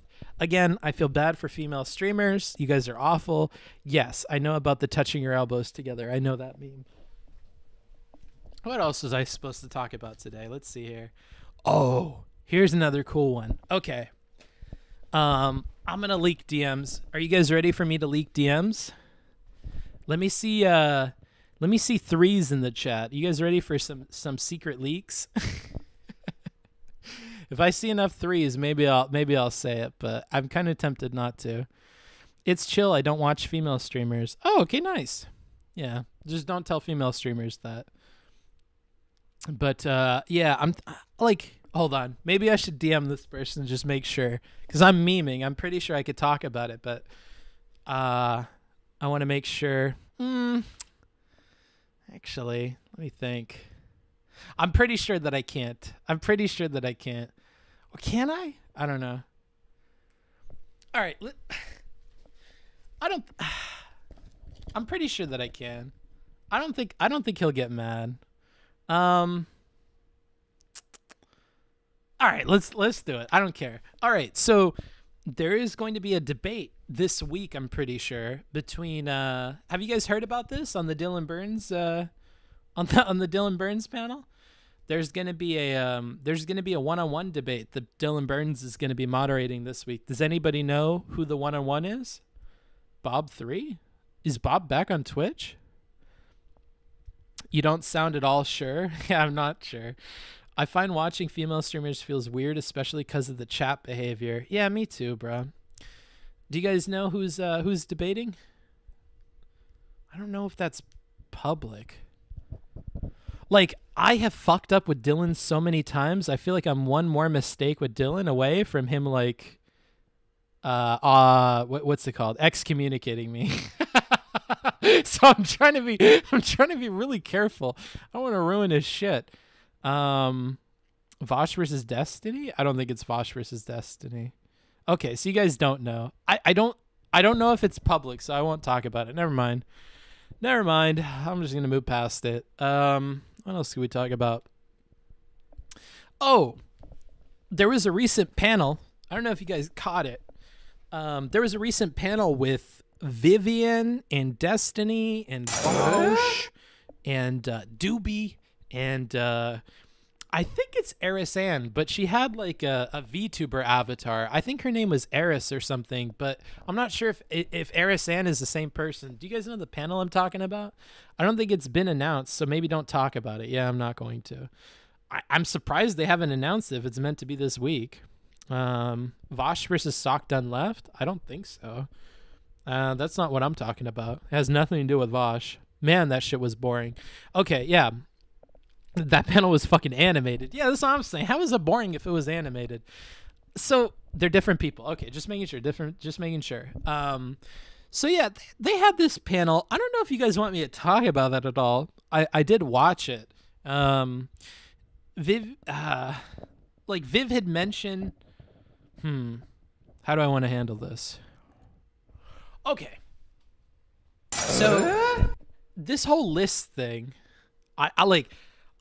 Just the part where Steven is trying to like nail Viv on a question, I feel like I really want to go through like 15 minutes before that section and 15 minutes after or something, because I feel like there could be a lot of like benefit from like parsing through everybody's different positions and like drawing that out, I feel like. But I don't know. I don't know if it's like helpful for you guys or anything. If you guys didn't think it was like completely interesting, then I guess I won't cover it. But by teasing it and not talking about it, you're now being Dylan's hype man. You're a good guy now. Yeah, that's what I'm saying, bro. I'm slowly climbing my way back up from the bottom of his shit list. Vivian was trying to scum out of that super hard. She most certainly was. So like, and I don't know if it was her intention, but like, for instance, constantly bouncing to like, well, I don't know what kind of lists we're talking about. Everybody keeps saying list, and I don't know, like there were a lot of things that bothered me, and I really want to go back and have a few questions answered. Like, who brought up lists first? Who really did? And how did that happen? And how did it devolve? Because from my perspective, and it seems like from the perspective of everybody but Vivian on the panel, it would seem like that was mostly a Vivian topic, because Vivian is the only one that knows about these lists. Vivian is the only one that seems to know that there are journalists that do this. Vivian is the only one that knows the Antifa groups that do this. It's a Vivian thing.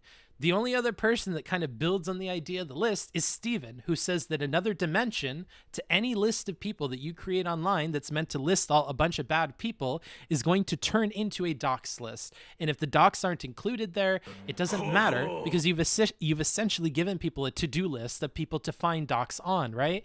And I don't think that Vivian would argue against that because the lists that Vivian are talking about are backed by evidence. There is evidence that this person is related to these negative groups, and therefore here are all their things and things that you could do to fuck up their life, right? So I don't feel like she should be against that assertion that even if we don't include extra information in the list, if we do include a list of people that we're saying are bad, people are going to dox those people.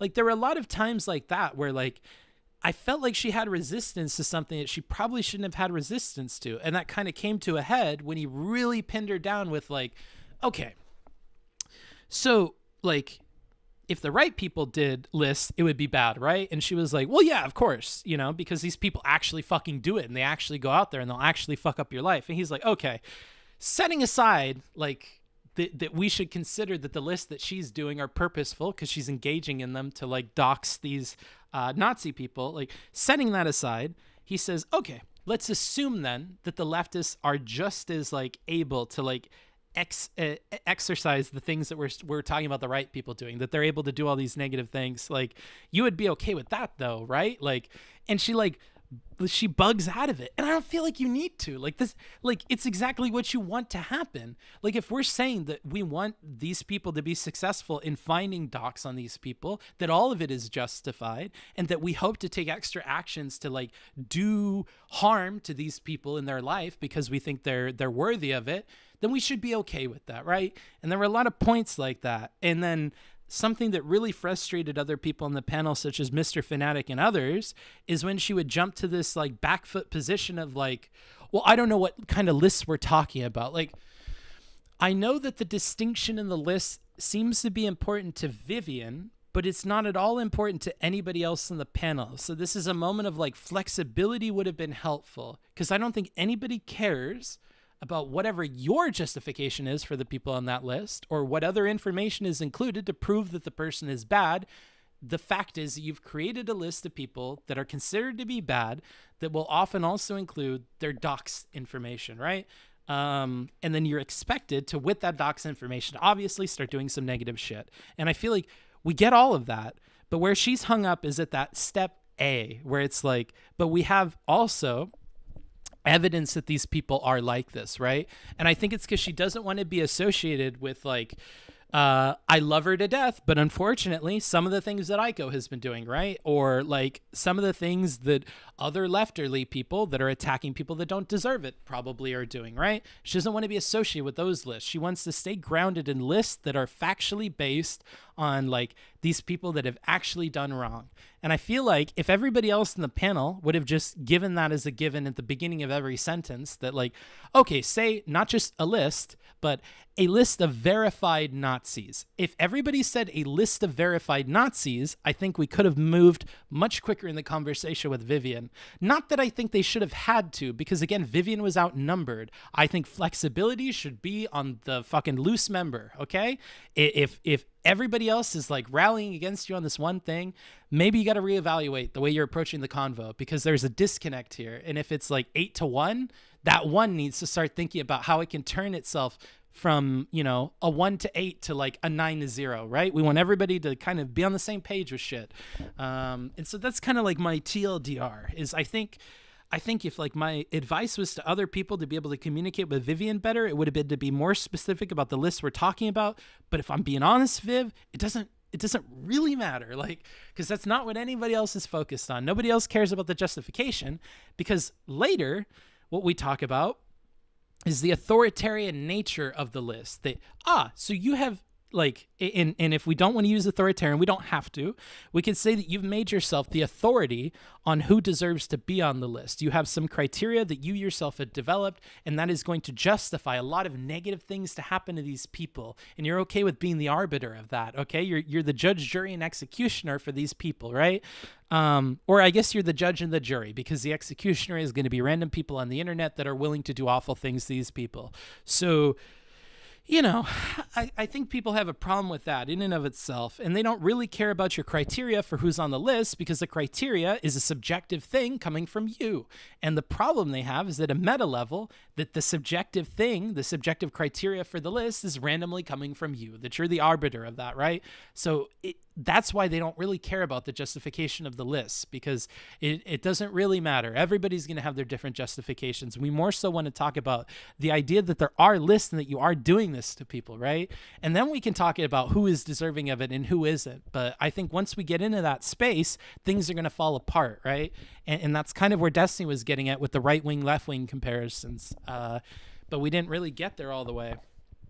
Authoritative. Yeah, maybe. Don't agree with her, but they ignored what she said and attacked points that she already explained as if she had not done so yet, because she wasn't willing to bite the bullet on stuff, Borio. This is the thing, is like, you need to realize, like, when we talk about pride working in one direction where the person on the defense is not willing to give up to the offense, we also have to realize that the offense is not willing to concede to the defense in a lot of these situations. If you're not giving exactly the right thing in terms of concession or in terms of admitting about your positions that I want you to admit, I'm not going to be accepting of it. Furthermore, if later on you kind of pretend like you don't understand what's going on with questions, or you jump to like not understanding something that we feel like we fleshed out, that's when somebody like Mr. Fanatic is going to be triggered, right? So like, I don't really like I get that. I do get that they kind of all dogpiled on her about it. And I think that's something Prime wanted to avoid, but nobody did a very good job of, I don't know, like for instance, and I think Steven commented on this with Prime, if you didn't want them all ganging up on Viv, you should have explicitly said that or moved towards that. But you shouldn't have said things like, I'm not sure if we're getting anywhere with this. Shit like that would like bother people. Act not breeds pestilence. Yeah. It seemed like she did that, but she wasn't allowed to finish her points. I completely disagree, dude. I completely disagree. When you start talking some random bullshit, dude, people are going to interrupt you. And I don't think it's a problem on a panel show, bruh. I'm going to be wholly honest. And I think Prime did a fine job of allowing her to respond substantively when she was choosing to respond substantively. But if you're going to retort to like a very specific question with like, well, hold on, let's go back to lists, because I don't even know what we're talking about with lists. You're going to piss me off, dude. And I'm sorry, but like, I completely sympathize with the other end of the equation here, not with Viv. I think it was frustrating for the other members of that conversation. And all of the onus was on Viv to be flexible here, because unfortunately she was being dogpiled.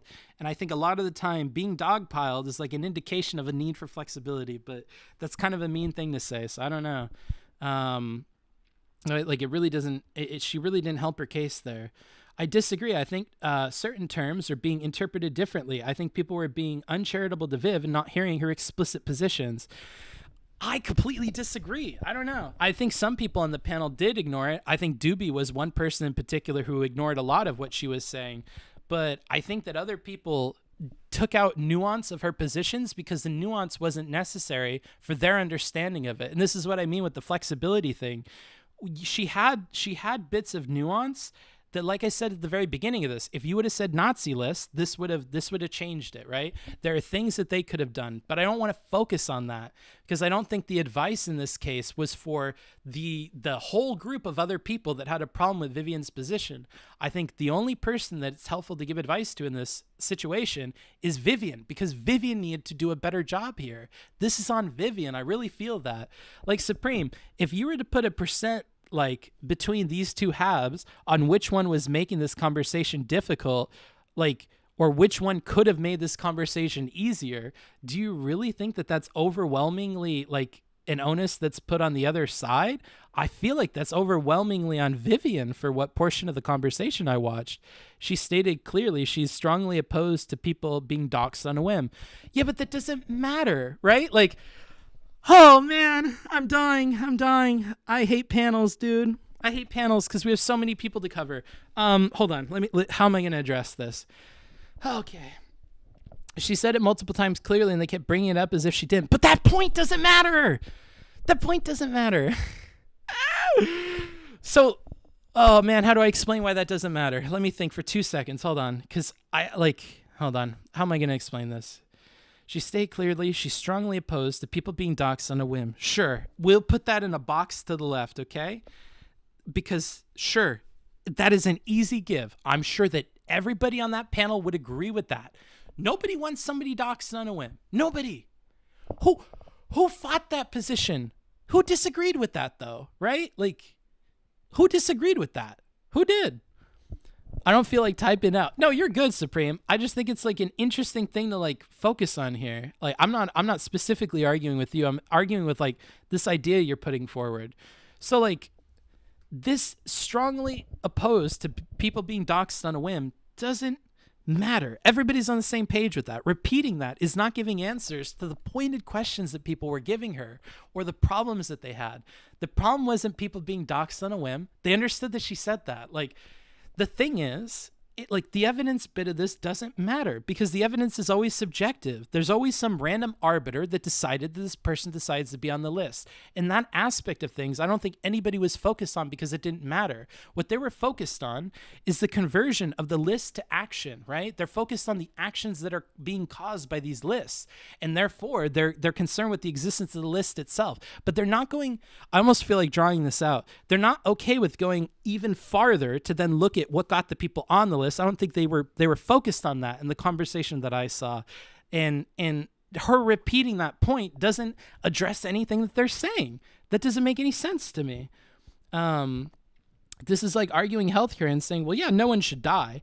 Yeah, it's like everybody believes that, sure, but like when we're talking about like who is getting admitted into the hospital, like, oh man, yeah, I don't know. I feel like I could come up with analogies and explain this. I feel like I could draw it even better. That's often how I feel about the panels, but yeah, like, I mean, are we talking about Viv? Yeah, we're talking about Viv. Hi, Book. I didn't finish the panel yet, so I want to go finish that before I watch this, but you have a POG stream. Yeah, you too, bro.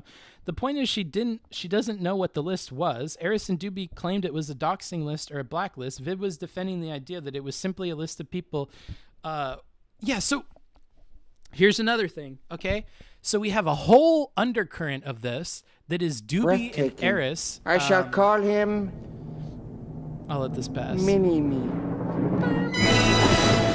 Thank you, Azita.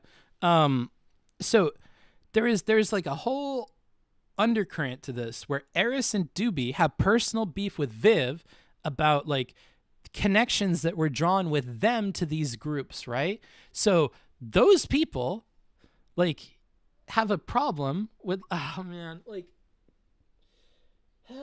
because there's like 5 things I need to explain to like make this make sense, and I feel like I'm not in a position where I can't write anything down. I can't draw anything out. Maybe it's best to like not go through this because like I really didn't expect that there would be any pushback, especially not from Supreme, who I feel like is relatively intelligent.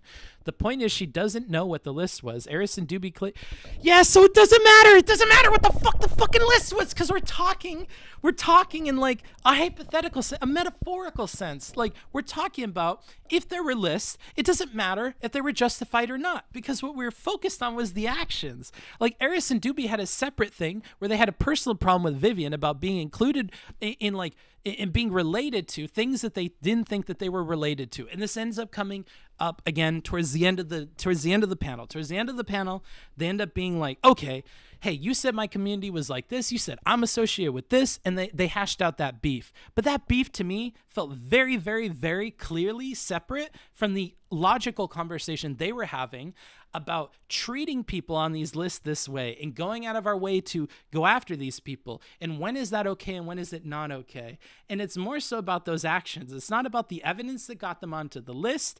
It was focused on like, what are we actually doing? If we are actually doing this to like help point out police officers that are like this and that are hurting a community, this is okay. This is fine. This is good. This is helping a community.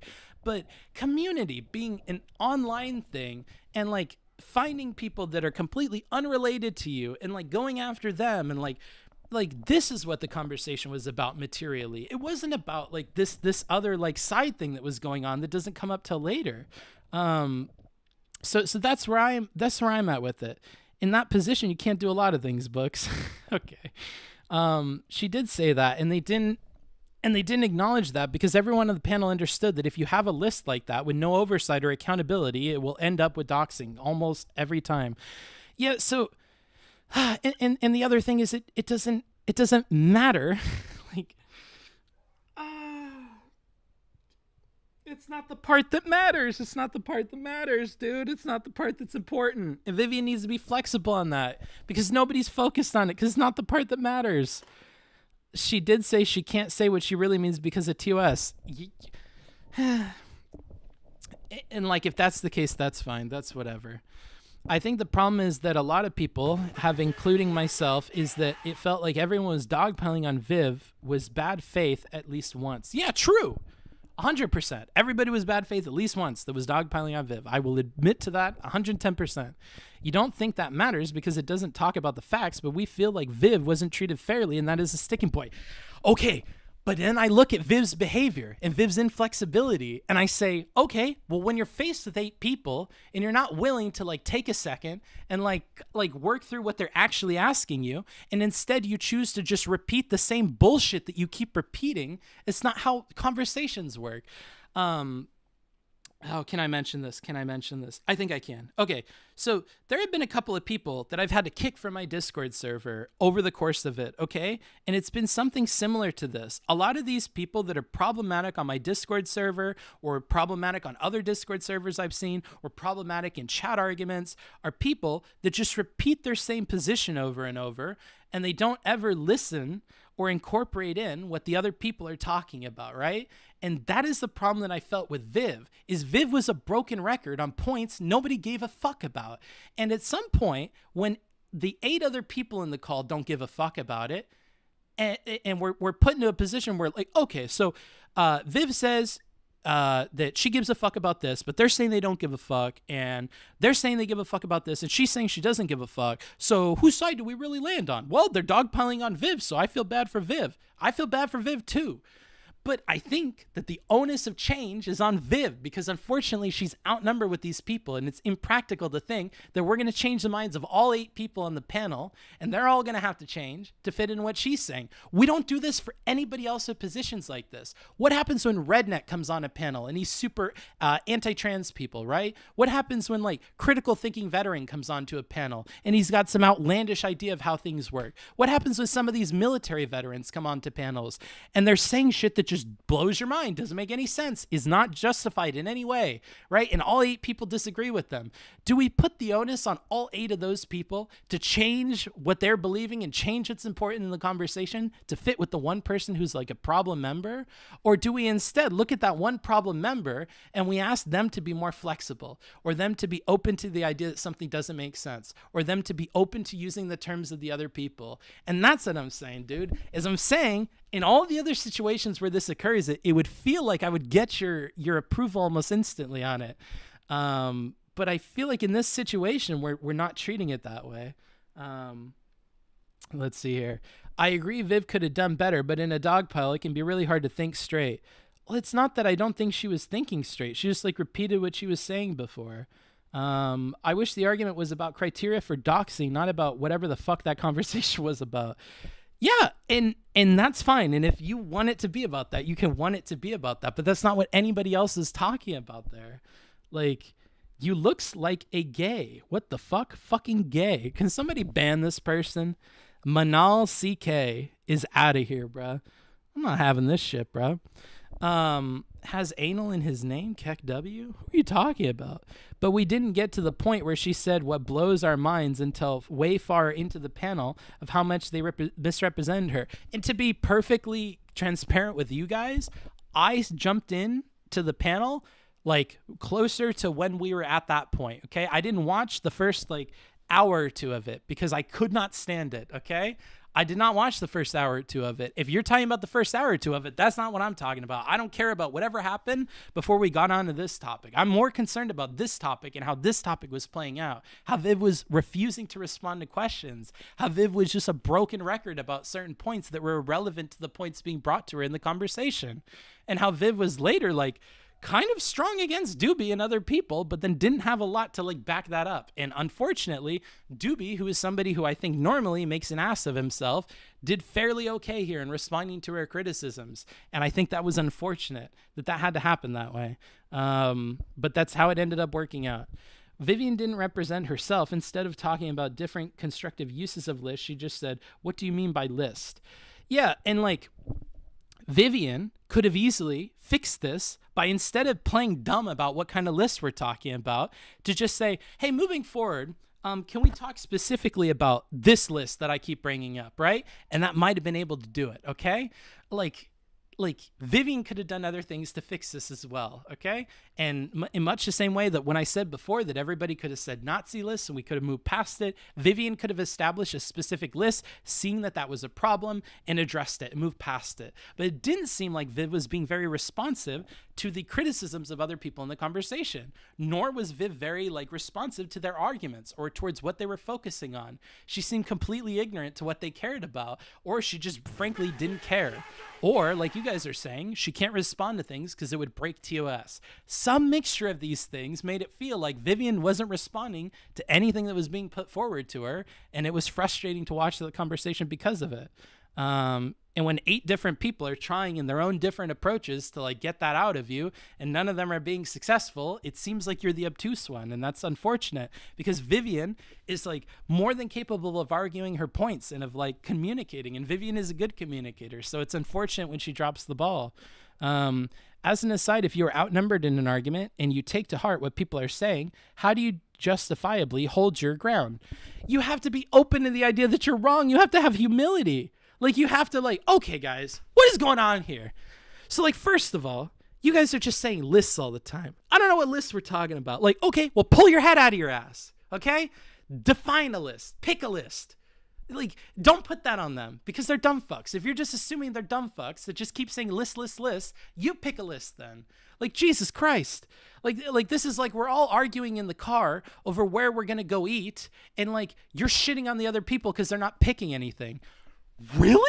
Then why don't you suggest something? Like, any of us could. All of us could, right? This is something anybody here could solve. I put the onus on Vivian because Vivian's the one making it a problem. Like, holy shit. Yeah, I don't know, bro. Who are these weird chatters? Yeah, I have no idea. We have like a bunch of Nazi people coming in here, bro. It's because I mentioned Doobie. Booby, haha, funny poop. Yeah, where are these dumb chatters coming from, bro? Why do we have dumb chatters? I don't understand. I think if you open this convo, batting for Viv, criticism coming forward afterward. Wait, what the fuck is this sentence? I think if you open this convo, batting for Viv, criticism coming forward afterwards might be received better sweep before. What the fuck is this sentence like? What is this sentence? A, you need some commas in here, and B, I think you've like misspelt words. I don't even know how to read this. When she did defend the list, she used a weak appeal to authority, to Antifa journalists and organizations. I think if she just took a solid position and said, this is the list I'm talking about, let's argue in terms of this list, we could have probably moved past all that. But that's definitely a hindsight thing. But being wrong translates to incriminating yourself in the panelist's eyes in this case, Book. Well, do you want to look like you're wrong, or do you want to look like you're lying? Like, that's where I'm at with it. Do you want to look like you're being slimy or avoiding questions or not being good faith? Or do you want to maybe be wrong? Like, I don't know. If you really think that the former is better than the latter, you know, whatever. We have a difference of opinions. But in my opinion, I think that it's much worse to be considered slimy, bad faith, dishonest, because nobody knew what you believed at the end of it. But if you were just honest and we're okay with like saying, yeah, maybe I'm wrong here. I got 8 people telling me I'm wrong. Maybe I'm off here, but this is where I'm at with it. Like, we could walk through this point by point why you think this is wrong. And I'm okay with being in the fucking, in the hot seat and having that and being okay with that and accepting that position and not just repeating the shit that I'm saying over and over and respond to it and change my footing in that way. Or I can be interpreted this way. And like, I don't think it's okay to be interpreted the other way, because you didn't even get the benefit of standing behind your position because people weren't sure what your position was, because you said things like, I can't say what I want because of TOS. And then that inserts like a bunch of like stuff into the minds of the viewers like, oh shit, well, is that why this whole conversation has been going shittily? Like, I don't know. Like, now people just don't know what the fuck to even think about it. White lies are no biggie. I mean, maybe, dude. I think it means you took a side against Viv from the start, and if you started on her side but then changed, it would get a better response from the chat. Yeah, we could. This is why I think it would be a good panel to go over. Like, I think this topic in particular would be good. But if you guys expect me to go all the way through the first 2 fucking hours as some kind of necessary context to see how they're mean to her before we go to the end, I'm not willing to do that. I don't think that that's a way that I would want to do that. It's not the way that we've covered other debates. I'm happy with cutting out parts and focusing on like back and forths where things are clearly wrong, where we can break it down line by line and see that. And if you want me to start from her position and show you how it falls apart through that, I'm happy to. But I think the most helpful thing, rather than picking any of these sides in it, is to outline what are the things being repeated, what are the things being said, what are the arguments, and what are the questions, what are the criticisms being levied, and then what are the responses to those. And you will see that she just like repeats stuff over and over, and it's not really responding very well to what they're saying. Like, if I ask you a very pointed and specific question, and in that question there was the word list, and instead of maybe substantively responding to any of my question at all, you choose to focus on the one list part and keep doing that over and over, it leaves a sour taste in the mouth of people. It left a sour taste in Fanatic and other people's mouths as well. Maybe you could put it in the vote suggestion channel with what you're willing to analyze. That way there should be no confusion. I mean, people, well, no, I'm not going to do that. I don't care for people voting on it very much. Yeah, yeah, I'm not going to put it in the vote channel because I don't really care like how people vote on it, but I am tempted to cover it. I think if I end up covering it, that's just how I'll end up covering it. Just because it's a fucking long ass panel, dude. So I'm not covering all the other topics that are unrelated. It seems like you're saying Viv should have either owned the position, defined it further, and argued it, or abandoned it and agreed it was a silly position to hold. No, so you don't have to abandon. I don't know about that last part. I don't think at any point I'm saying she should abandon it. I think that she has to accept the idea that it may be incorrect and carry forward in the conversation with that idea. So, like, for instance, in Wicked Supreme, if he's still in the chat, he can attest to this. When I'm in a conversation with people, okay, and this happened recently with Wicked Supreme and some of my friends, where I was wrong about something. I was very clearly wrong. And I won't give specifics so we don't like dox or anything. But it was clear that I was wrong. And it was clear from the very beginning that I was wrong because nobody was on my side. And I was not able to persuade anybody to my side after maybe 20 minutes of making my case and like honestly like trying to make out what I think. And I spent maybe 5 or 10 minutes of those 20 minutes like putting forward my position and arguing it vehemently. And then I changed gears and I went, hold up. There is no change in what they're responding to me with. So I'm going to change gears in this engagement and I'm going to respond to their questions, but I'm still going to defend myself. And so I respond to questions. I defended myself. I had them walk me through hypotheticals, walk me through analogies, whatever. And then I started to realize, okay, they're still not moving. All right. So my position is fucked because I've explained it to them in my best way possible. I've answered their questions about it. Something here might be incorrect. And so what I do is I take a big breath and I go, all right, I might be wrong here. I'll tell you guys that right now. I might be wrong here, okay? I'm hearing you. So I'm going to move forward in this conversation assuming that I might be wrong about it, okay? And I'm going to hear you out on like these things. And I'm going to look for what may be a better version of my position that you guys are putting forward that I can agree with. And we'll kind of go from there. And like, this is how I think that I move through conversations. And it's how I would advise other people to move through conversations when you're receiving a lot of flack about stuff, or when people are like really giving you shit about stuff and they're saying that you're wrong about something. You need to have some like gradient that you move along where it's like when you start realizing everybody's against you, there needs to be some mechanism in your brain that tells you, I might be wrong here. And you have to change the way you're talking to match that, right? To give those people an opportunity to walk you through that, right? And it ended up being that I was totally incorrect. I was being an asshole. I had like unreasonable expectations of other people, and I needed to figure out a way to solve that. Did I have the solution though? No. Okay? Did I completely abandon it? No. But I did tell them that I'm probably wrong here, okay? And I think that that is monumentally bigger than continuing to be a frustrating obstruction in the conversation. I think that what you should do is you should tell those people it's likely that I'm wrong here. Something's off here. All right, I get it. There was no acknowledgement in that direction at all. There was no point where she changed her tone to accept the idea that maybe she was off here with these ideas. And so that's kind of like the problem. That's understandable, but pride. And we come back to the pride thing again. Like, I don't know if that's what it is for people. Like, I'm a prideful dude, I feel like, but I feel like I'm able to give up that stuff. Like, I don't know if I'm super prideful over like all of my ideas and opinions. One thing that I don't know if I heard this on Hello Internet or something else.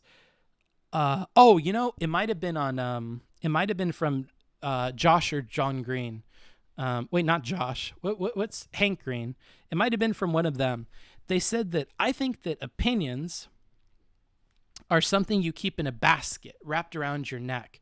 And as you walk around through life, you kind of give up ones that aren't working and you take in ones that are. And so that's the way I view them. I'm not attached to them. I may be wrong about things. I may be wrong about my ideas about the world, right? And so I try to accept when people are pointing out that something may be rotten in my bag of eggs. And I try to acknowledge that I need to move them out, right? And so I don't see how pride is involved in that decision aside from looking silly. And like, here's another problem with panels. Like you guys said, maybe on a panel, you can never, ever give that admission because it means defeat, right? Like, would I give this advice to Lecture Fan or would I give this advice to Bastiat? No, dude, because those people are making their whole thing about like never ever giving up and like always pushing forward and always keeping forward momentum. But Viv doesn't do that. Viv is on there to discuss ideas. And I thought that Viv isn't there to like advertise a stream or do something like that. Viv is there to like work through ideas or to better yet convince people of her own ideas. And I think that like, you know, you're not convincing people at that point. You've like crossed that threshold. You're not going to convince these people because they think you're wholly wrong. So you have to sort through that in a different way. You can't approach it the same way anymore. Now I may be wrong. It may be that's her whole purpose, and it's no different than Basti or Lecture Fan or these other people. But you know, if that's the case, then that's the case. You know, the advice doesn't work. But my understanding is she cares about like getting to the bottom of like how to communicate better with people and stuff like that. Like I've talked to her in private. I have a feeling that this is how she operates, but I may be incorrect. Yeah, pride and ego prohibits that. Oh, okay. I don't know if that's the case for her though. Like again, same as the RGR thing. I'm not comfortable saying it's because of pride that you're not able to do this. I think that's like oversimplifying things. It's almost bad faith to assume that and that it's not something else. More like emotional attachment to your position. She didn't seem emotionally attached to her position. Again, these are words and phrases I feel like are super duper loaded that I would never levy against these people. Like maybe for RGR, I would say she was emotionally hooked on her thing about trans stuff because we saw her emotions come out and whatever. I don't think Viv was like super emotionally tied to these things, but I do think that like at some level, this is what Viv does day in and day out. Viv understands all the Antifa stuff and she's an Antifa super soldier and yada yada. So I mean that is part of her thing. So I would be more willing to go to pride than I would to emotional attachment. But yeah, I see what you mean. Maybe she could have done what you're saying better. Worth a second watch to be sure. Yeah, like I also get what you mean, Supreme. Like I understand that these people ignored stuff, and from Vivian's perspective that must be frustrating, but like I also have an expectation of Vivian and the viewers to like step out of things at a meta level once like we've seen enough like problems brought forward where we can go like, okay, hold on. Let me change gears for a second because I may be off with this. There's a point where like the expectation is no longer on that group of people to like give a bunch of credence and ground to Viv. At some point, Viv needs to start giving some credence and ground to those people and to be flexible in the way she's making her arguments. Like how I said in the personal example that I had with you, where like, all right, dude, it seems like I'm wrong about this. And like, even if at the end of this conversation, I don't have a solution or I don't have a new egg that I can put in this basket that's going to be better than the one I have right now, I'll tell you this much. I know that I have a rotten egg. I got it. I got it from you guys. Yes, this egg seems rotten. I'm not going to fucking blow smoke up your ass. It seems like this isn't working. And even if I don't know what's got to replace it, like I don't know. Maybe that's too high of an expectation of people, though. You guys let me know. I may be off here. Because again, like, it's a habit of my brain. I'm arguing with my chat. I'm freaking out. You guys are freaking out. So like, I have to at some point start to like give ground. Like, okay, Noah, maybe you're wrong. Like, start to ask the chat, start to invite criticism that's going to be more productive, because the chat is not going to randomly come up with what's going to be convincing or helpful to you. You have to like get that out of them. So like, that's what I'm trying to do, right? Put on some shades. That's how I'm feeling, dude. I can't. Ugh.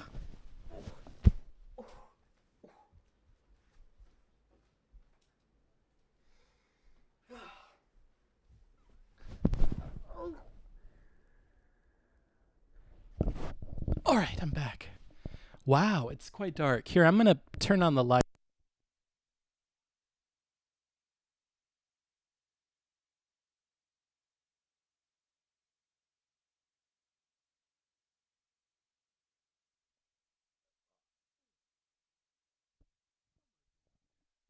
Oh my goodness.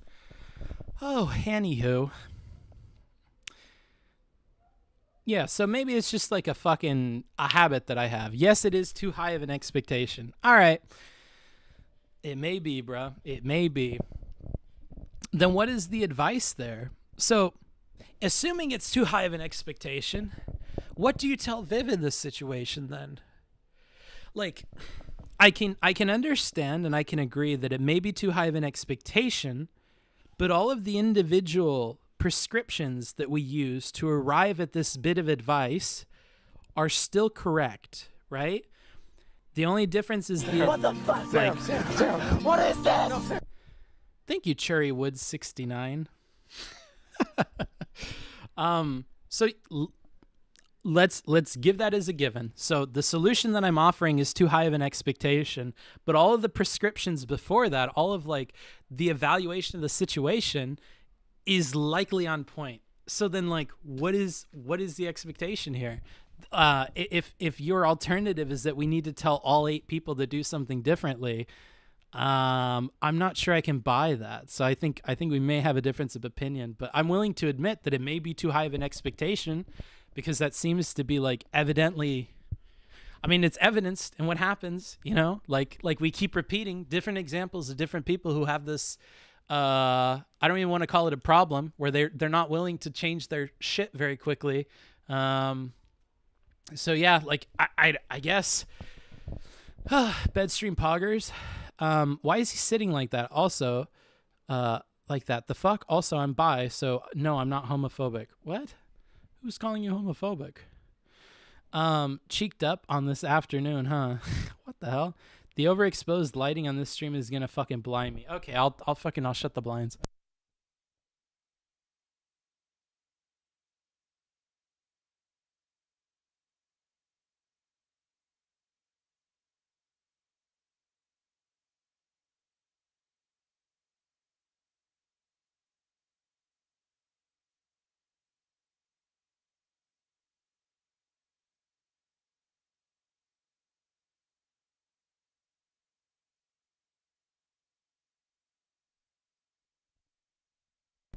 Yeah, I honestly think if we discuss this further, it probably needs to be with the video, so we like actually make productive headway. And I feel like maybe it would be easier to see how I could do this better, etc., etc. Maybe tell Viv to be more clear with her position and lower her defense. Okay. I like this. Okay, let me build on this, Malandays. Let me build on this, brother. Okay.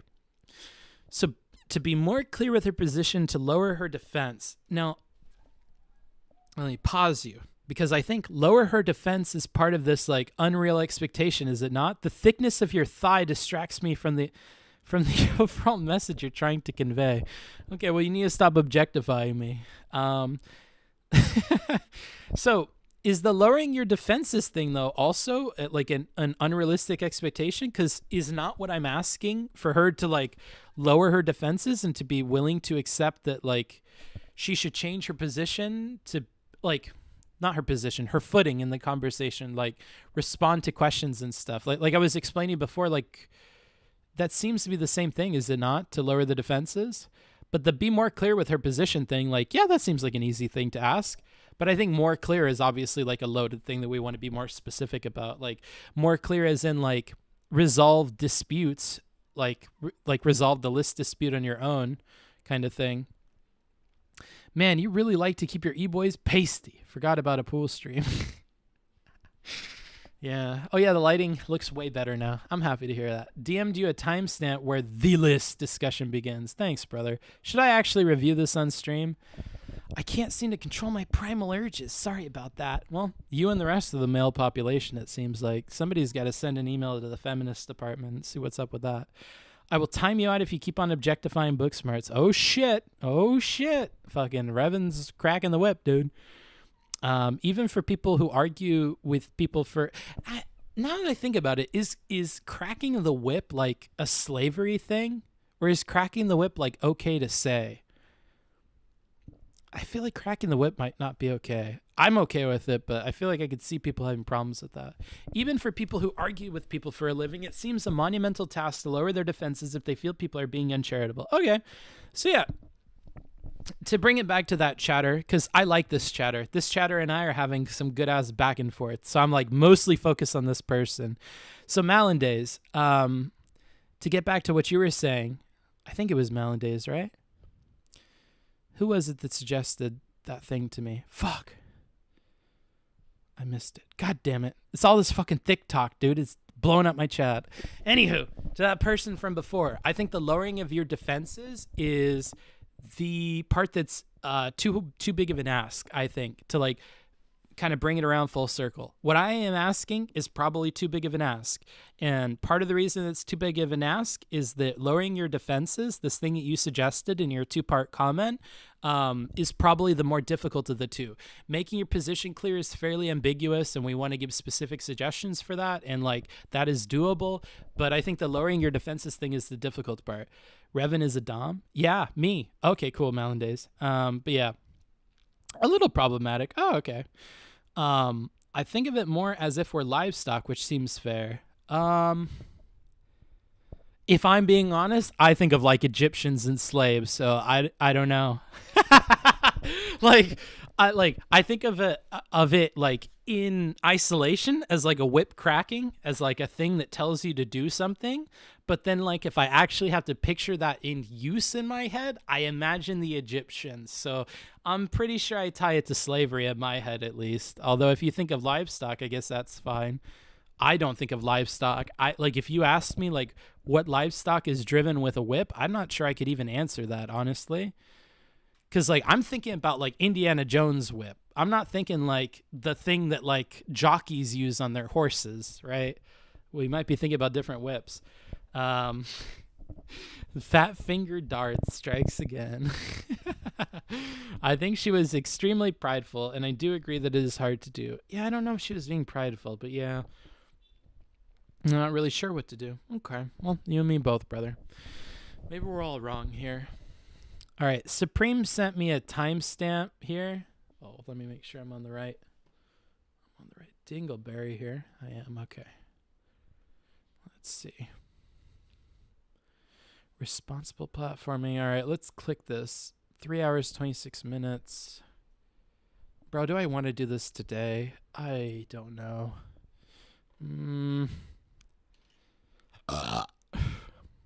Because I feel like this is something I want to like do justice and prep for. Doing it with you for a long period of time. Oh, that's the other. No, I can't do this because the internet's not working that good. Maybe we'll cover this another day and I'll take notes and stuff, but we definitely can't do it right now because the internet is just not fucking good. Earlier we were trying to watch videos and it wasn't working either. Yeah, this isn't gonna work. Indy uses a stock whip, I'm pretty sure. I will not die on this hill. Okay. A stock whip? Yeah, I don't... So what I'm saying is like... Yeah, okay. I thought it was a bull whip and the horse one is a riding crop. Oh, okay, so it's called a riding crop. Okay, I didn't know if that was called a whip or not, honestly. A riding crop. Now I have like the actual word for that. Thank you. I think the panelists didn't like the idea of people being looked into with little reason. This is where the list comes from. Well, hold on. Let me add on to this, Allison. So Allison Wonderland says, I think the panelists didn't like the idea of people being, quote, looked into with little reason. This is where the list comes from. Her argument was that only after investigation would there be a potential dox. And that's where we have a problem, is it not?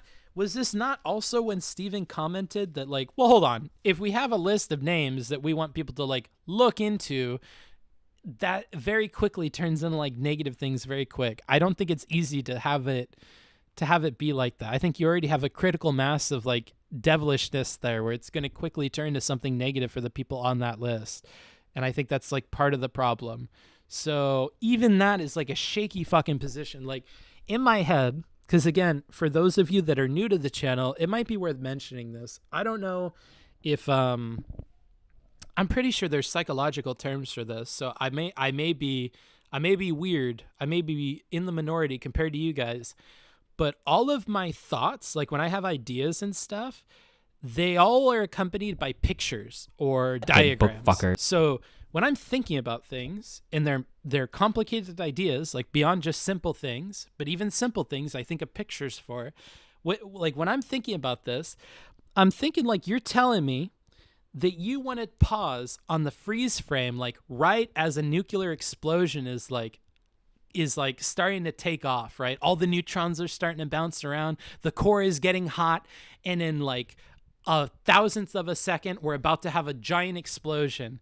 And you're telling me that like, well, her argument isn't that there should be an explosion. Her argument is that we should create something where like we have this balance of neutrons in the core and like, okay, but you realize that practically when you have this much fissile material, when you have this much neutrons in the core, the neutrons are going to cause the fissile material to explode. So am I a dumb fuck for looking a thousandth of a second in the future to see the explosion and to talk about things in terms of the explosion?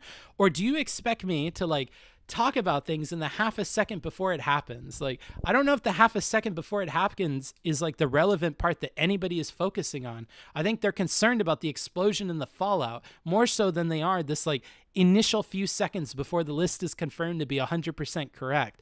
Because oftentimes we can have the problem of a runaway explosion and a runaway reaction, even if we have this precarious balance of like neutrons and fissile material in the core. This still has a huge chance of just exploding. And so people want to focus on talking about the explosion and about the compilation of the fissile material in the first place, right? So to focus on this weird, like, split second before it turns into something bad for people is strange to me. That's where I'm having a problem with it. Also, Hakeem, if you just say, like, no, I have no idea what you mean. If that's directed at me, unless you're, like, in an argument with somebody. Let's see here. It's certainly... hold on, where's the person I was responding to? I felt like I really liked it. Okay, yeah, Alice in Wonderland. Okay, cool. Can we cast a vote for best whips? I don't know about that. I think the best whip is a Beamer, actually. I think the best whip might be a Ford F-150 Super Cruiser. That's the best kind of whip for me, brother. It's certainly a huge issue, especially since the other girl had to be cleared to avoid a dox. It's not good. Yeah, that's what I'm saying. Like, it's a problem in and of itself to have this balance of like neutrons and fissile material together at the same time. Like having people on a list, whether that's a list to like confirm them or not, and then publicly posting that list, and the context of the list being for this thing. Like, sure, we could start getting into pedantics about what kind of lists we're talking about, but I think people have more so a problem with the explosion than they do like the compilation of the list itself. I think people have a problem, like Steven was getting at, with lefterly people going after the right-leaning people over this shit, over minute evidence, or these other people. And I think to some extent they don't even care about like the overwhelmingness of the evidence. They care about other aspects or other dimensions. Breeds pestilence. But we don't get to explore those other Good dimensions. streamer Pog. Okay, I need water, dude. My fucking throat is killing me.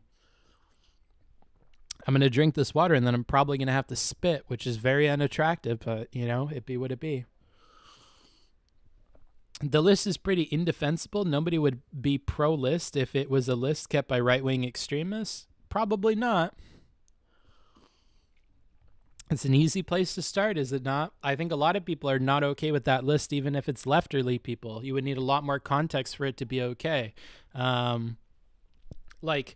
And we get into this later with the communities and with engaging with people that have these awful ideas, or hosting them on your server, or platforming them, or like, you know, like, yeah, nobody wants like Nazis to make a list of like Antifa people and try and like murder them or something. But like between that and like, like, I don't know, like, yeah, sure. I guess we can all agree on that. I would like us to be looking into deeper parts of it, but it be what it be. If I acknowledge the ass, do I get sent to horny jail? You most certainly do. My brother walked in on me watching this, so I switched to porn to make it easier to explain.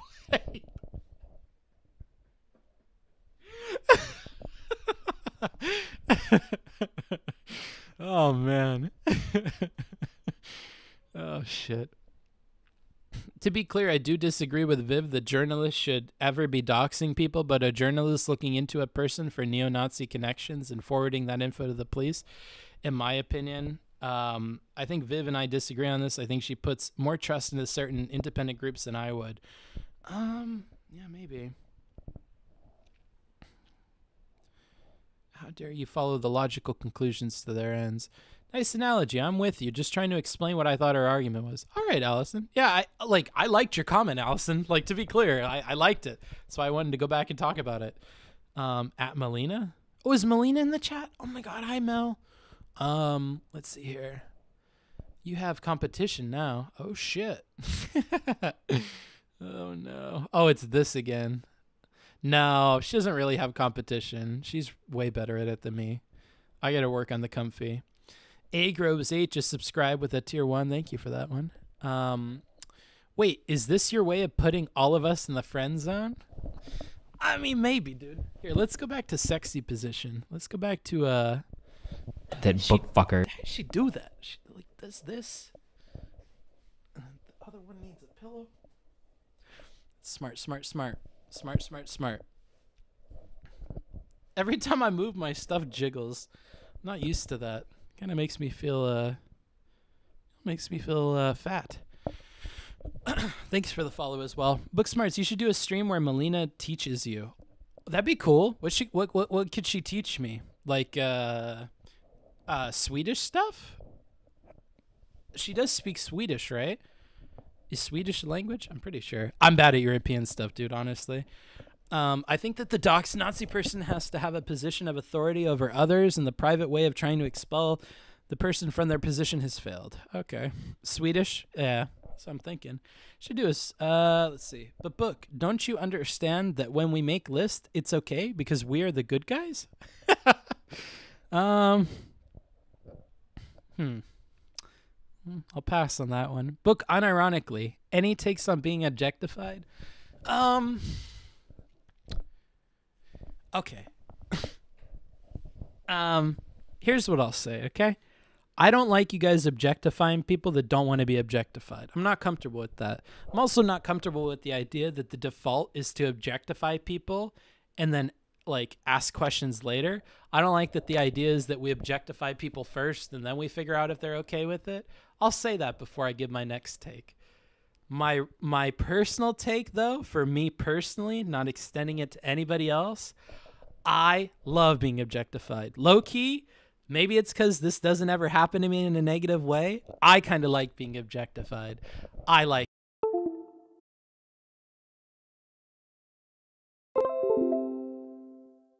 I don't have to face it day in and day out. So that's probably why I like it. When I'm in relationships, I like it. When I'm flirting, I like it. When I'm on stream, I like it. I like it. Rip Mike, yeah, it's back now, isn't it? Yeah, it is back. Okay, cool. Just wanted to make sure. So, I mean, the point to some extent is to try to make you uncomfortable, sure, but like, yeah, I like it. I like it personally. I have no problem with it for me, but I also realized that it's problematic for a ton of other people. So, yeah, you know. Like, even for just boys in general, I would never extend it to just say it's okay for boys. Like, I told you guys that I've been spending the last few days, like, binging YouTube of, like, actors, like, their interview compilations and stuff like that. And I've watched a lot of, like, really cringy women be very, very weird to Henry Cavill. And that kind of opened my eyes to, like, well, if it started to be that everybody commented on like my looks and that became like their central focus to the point where they said like everything was because of my looks, or my looks might get in the way of my job, or like how could I be acting or on stream when I have like these looks, and don't you ever worry that people are only there for your, like, when you get that kind of shit, I don't know if that's okay. And I could feel like, yeah, if I was more like conventionally attractive and I got that a lot, maybe that would bug the shit out of me. I could definitely see that. So yeah.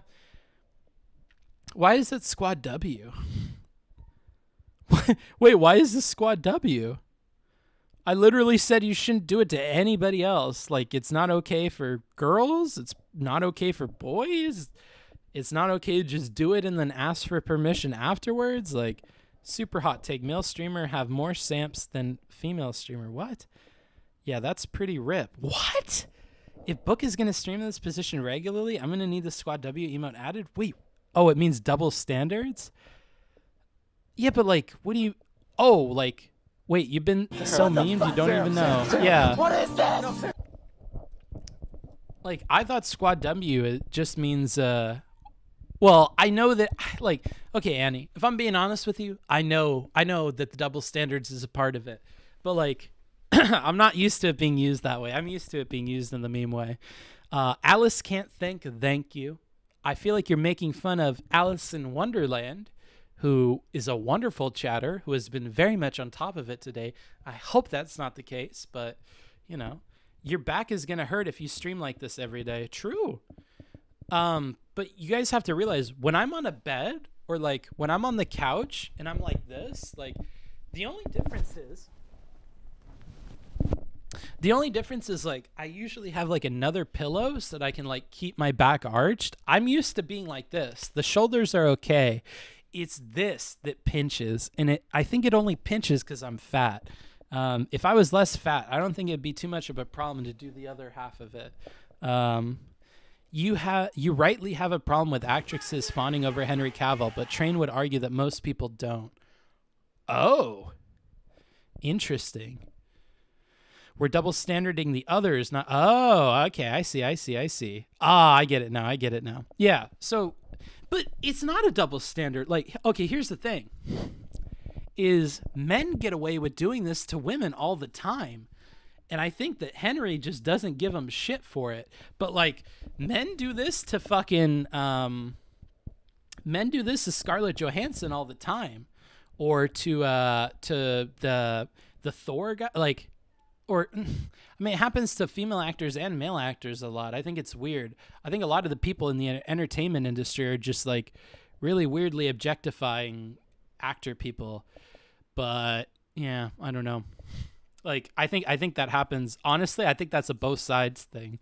I think I see a lot of women do that when the men are attractive, and I think I see a lot of, like, men do that when the women are attractive.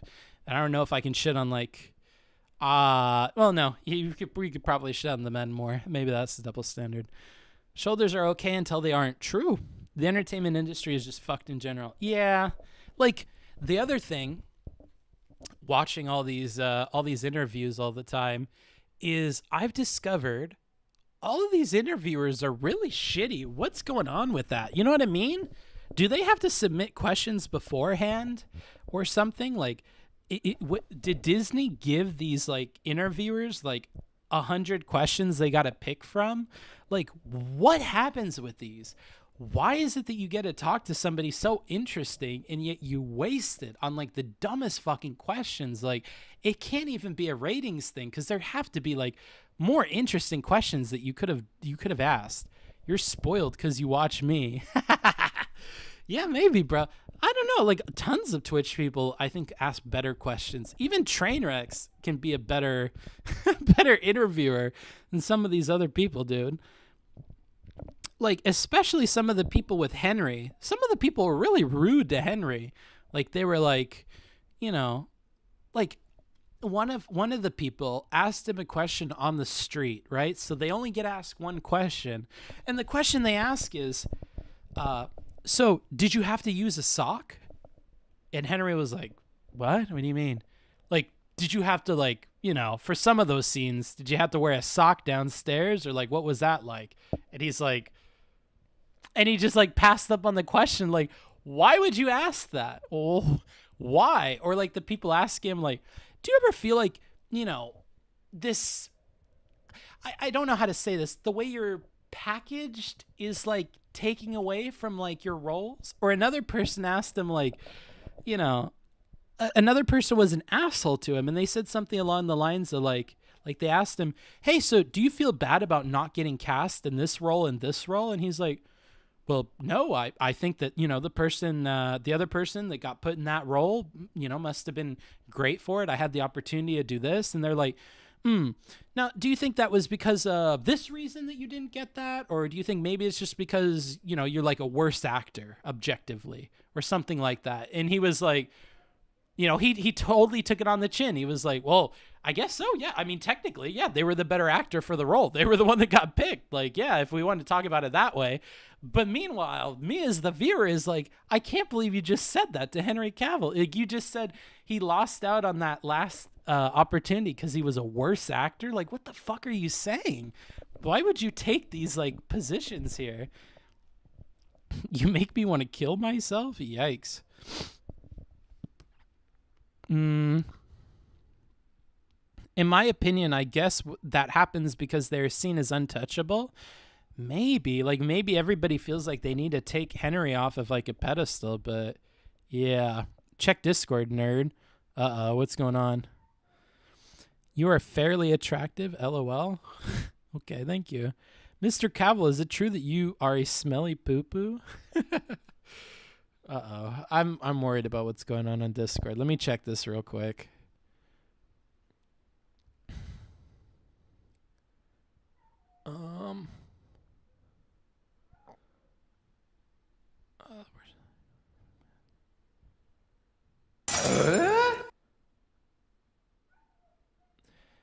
Oh, okay. So to be clear, mods, you don't have to ban people unless like I mention that they're being weird. Like normally, oh, this is going to be so hard for you guys because I am okay with people saying I got like a dump truck ass or whatever.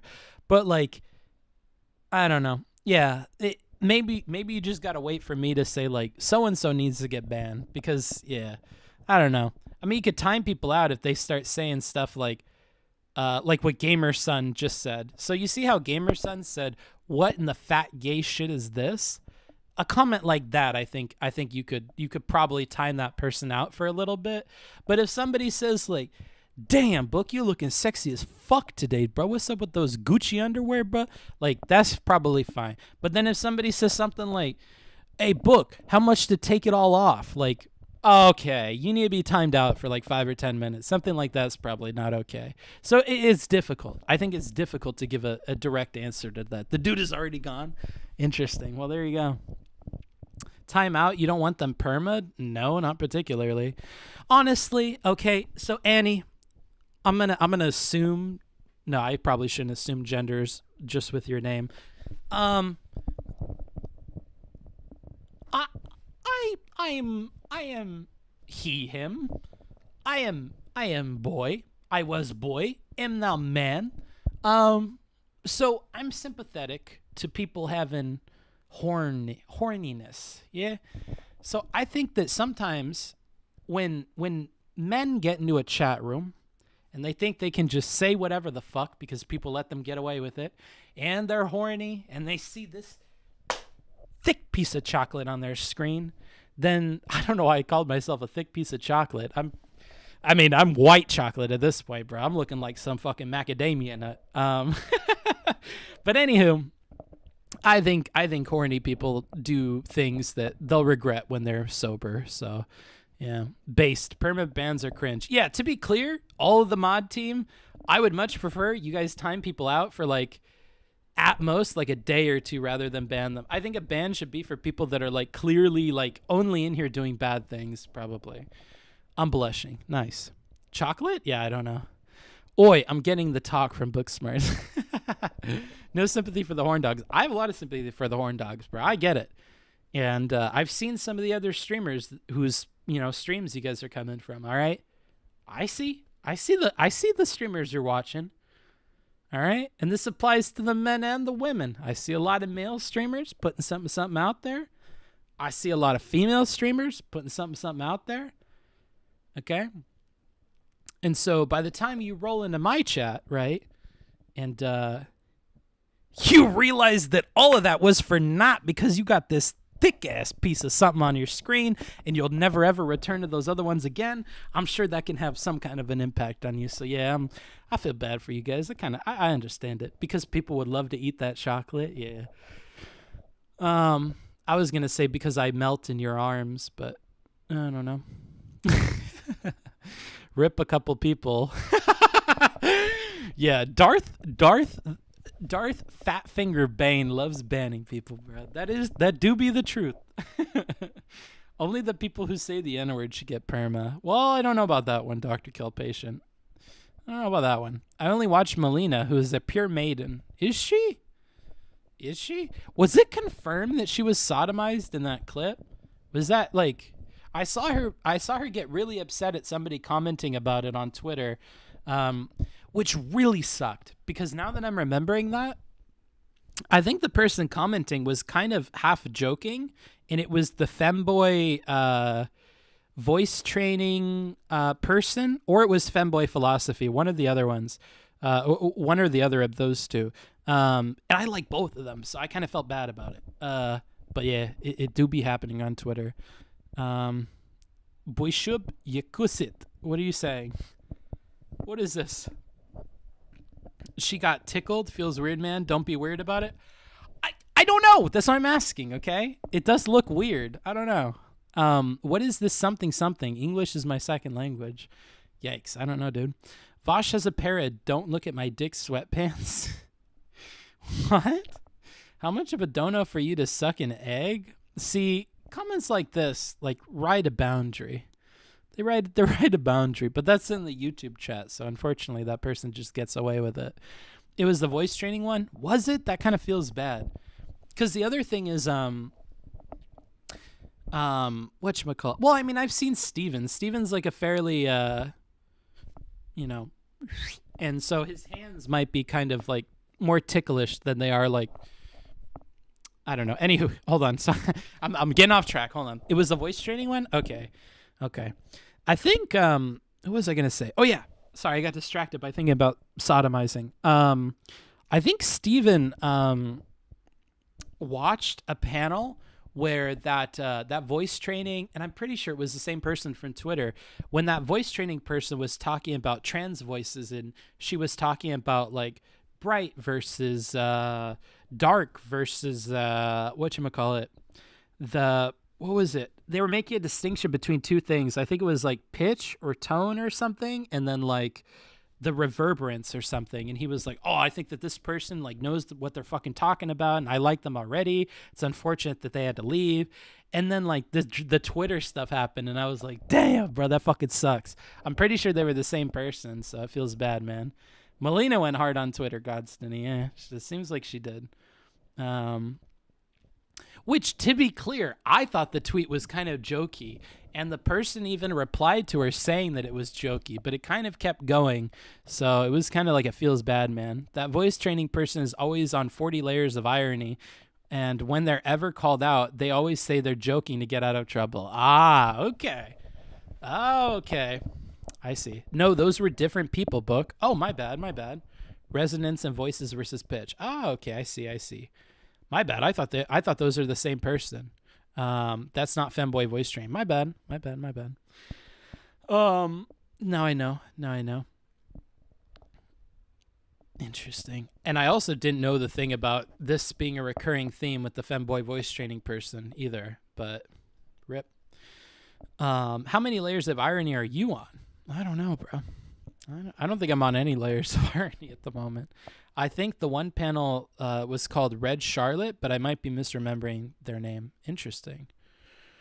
Well, they seem to know what they were talking about and stuff. I feel bad for thinking that was the Femboy Voice Training person. Hi, Book. How are you today? I'm doing well. So whether she got sodomized or not, she made it clear it was with her consent. Yeah. Which is fine. Like, yeah. And I think that person was, like, making a joke at Steven, to be clear. I don't think they actually meant that Steven was, like, doing something against the consensual will of, like, Melina necessarily. But I understand that's how the tweet was written out, but it's not how I read it. That book fucker.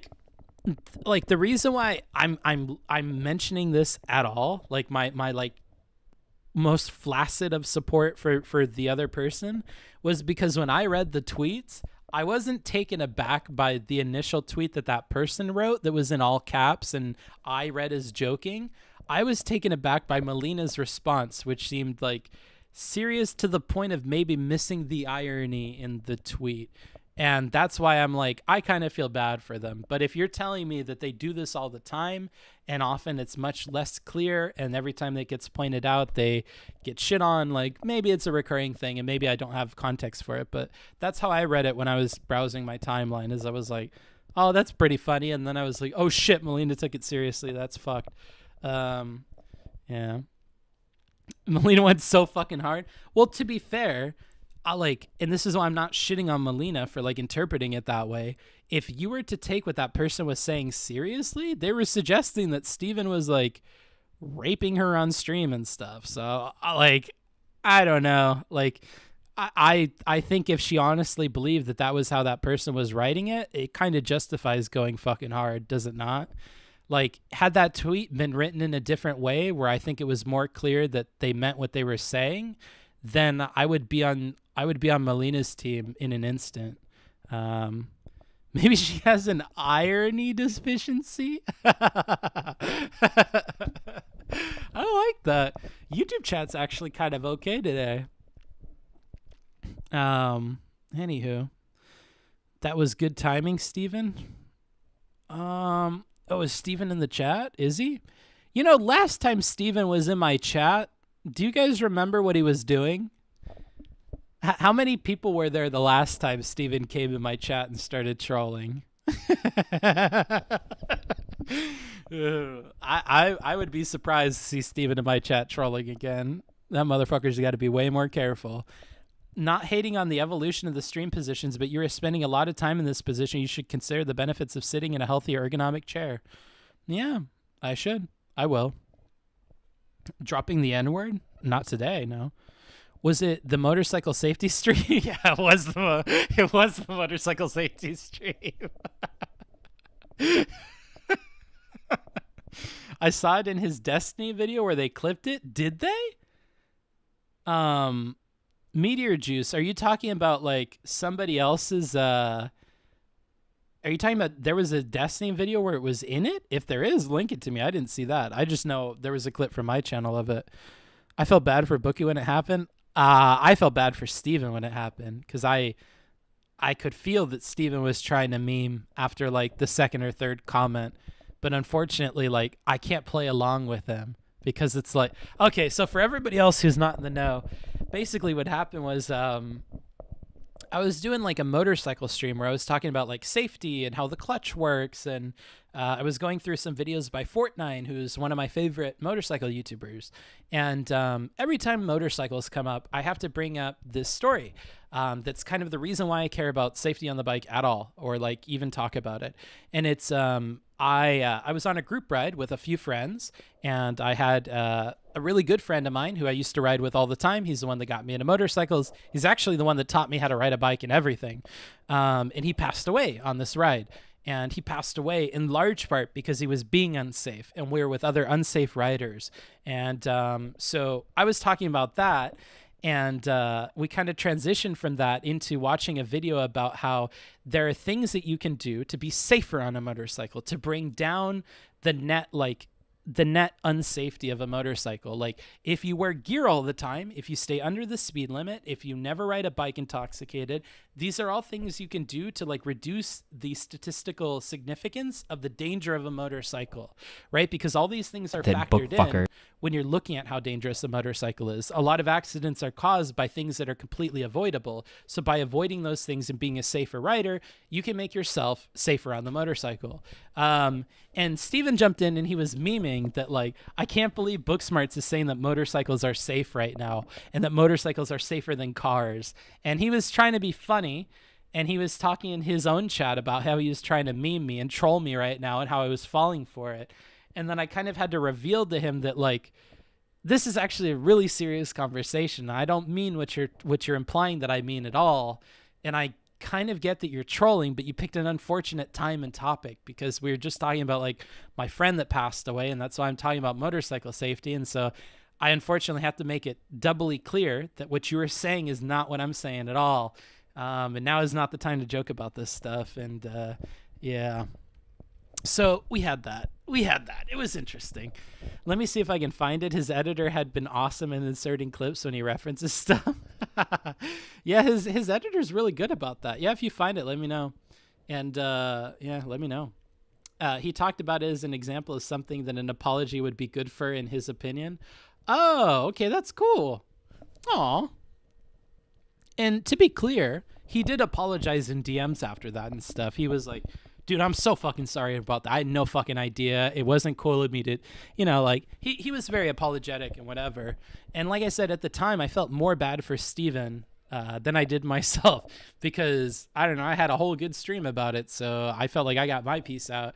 I just felt bad that Steven chose, like, the wrong time to come in and troll and have fun. Because, like, he doesn't come by the chat very often. At least I don't see him in the chat very often. So it's unfortunate that, like, the one time he was in my chat and he was trying to be playful and engage with me and my audience and maybe help with content or something, it was just the wrong time to do it and the wrong topic and the wrong way.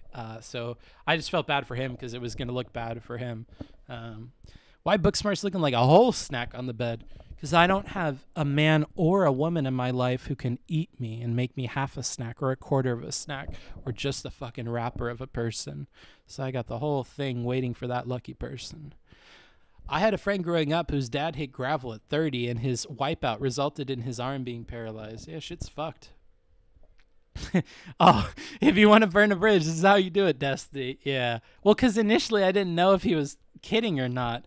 I thought he honestly just watched like 2 minutes of my stream and he was just wanted to argue with me about it.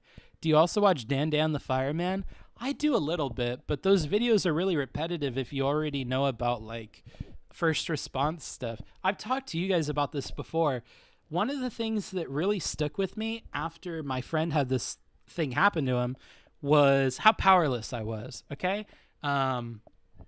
So he got in that accident. He went over the embankment and he like went into some brush that was like down a steep incline from the road. And so we pulled him out of this brush and we like laid him out and we were trying to like clear his airways and do CPR and all that other shit.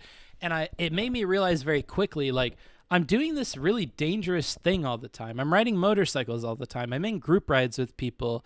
And I think I understand what happens when things go wrong. But in that exact moment, I realized that there were many things I didn't know how to do. And I felt very inadequate. And I was lucky that, oh man, and this poor fucking guy. if I recall correctly, there was a truck that had let us pass to go much faster on the mountain roads. And he had moved over out of his way. He had, I think, a firefighter sticker on the back of his car. So we were like, yeah, he knows motorcyclists. And he let us all pass. And then we had that accident. I think it was that same guy that came out to help us. So luckily, he knew everything about firefighting and EMT stuff. So he was able to really help, like, make sure we were doing the most that we were doing before paramedic people would get there. But if he wasn't there, like, I would feel completely useless. I wouldn't know what to do. Because unfortunately, and I'll share these details with you guys, you know, even if they're graphic, trigger warning. Okay. We're going to be talking about blood and stuff. Now, I don't know how this guy was hurt, but he had a lot of blood on his head. So the helmet, you know, something went wrong there. But beyond that, he had really clogged airways with blood.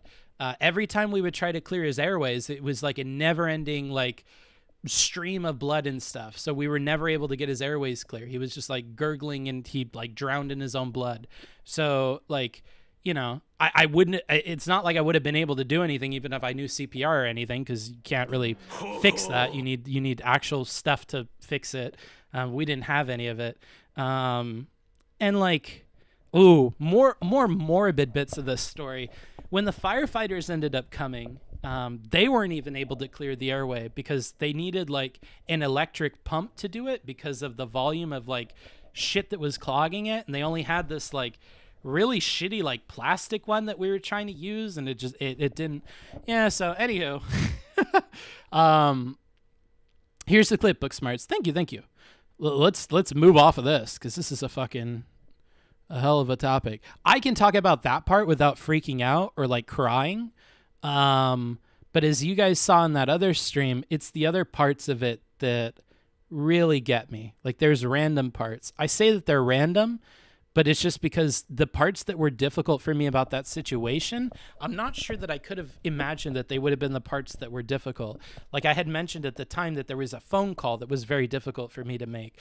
And there were details of the situation that explaining them to other people were difficult. And it wasn't like the details of the gruesomeness or his legs clicking or the blood or any of this other stuff. It was like other little things that like I'm not sure would be significant to people, just like explaining it. And actually, shortly after that, and here's like a book recommendation because my name is Booksmarts. Words that really rang true with me after that were those of Tim O'Brien. Tim O'Brien is an author who writes about war a lot, and actually, the same class that I read Man's Search for Meaning in, AP Lang in 2013. In that same class, we learned about Tim O'Brien. And Tim O'Brien, this war writer guy, talks about how when he has to write these stories about war, he doesn't get a focus on what is personally significant for him or for the people he's talked to, because it never translates to like the average population.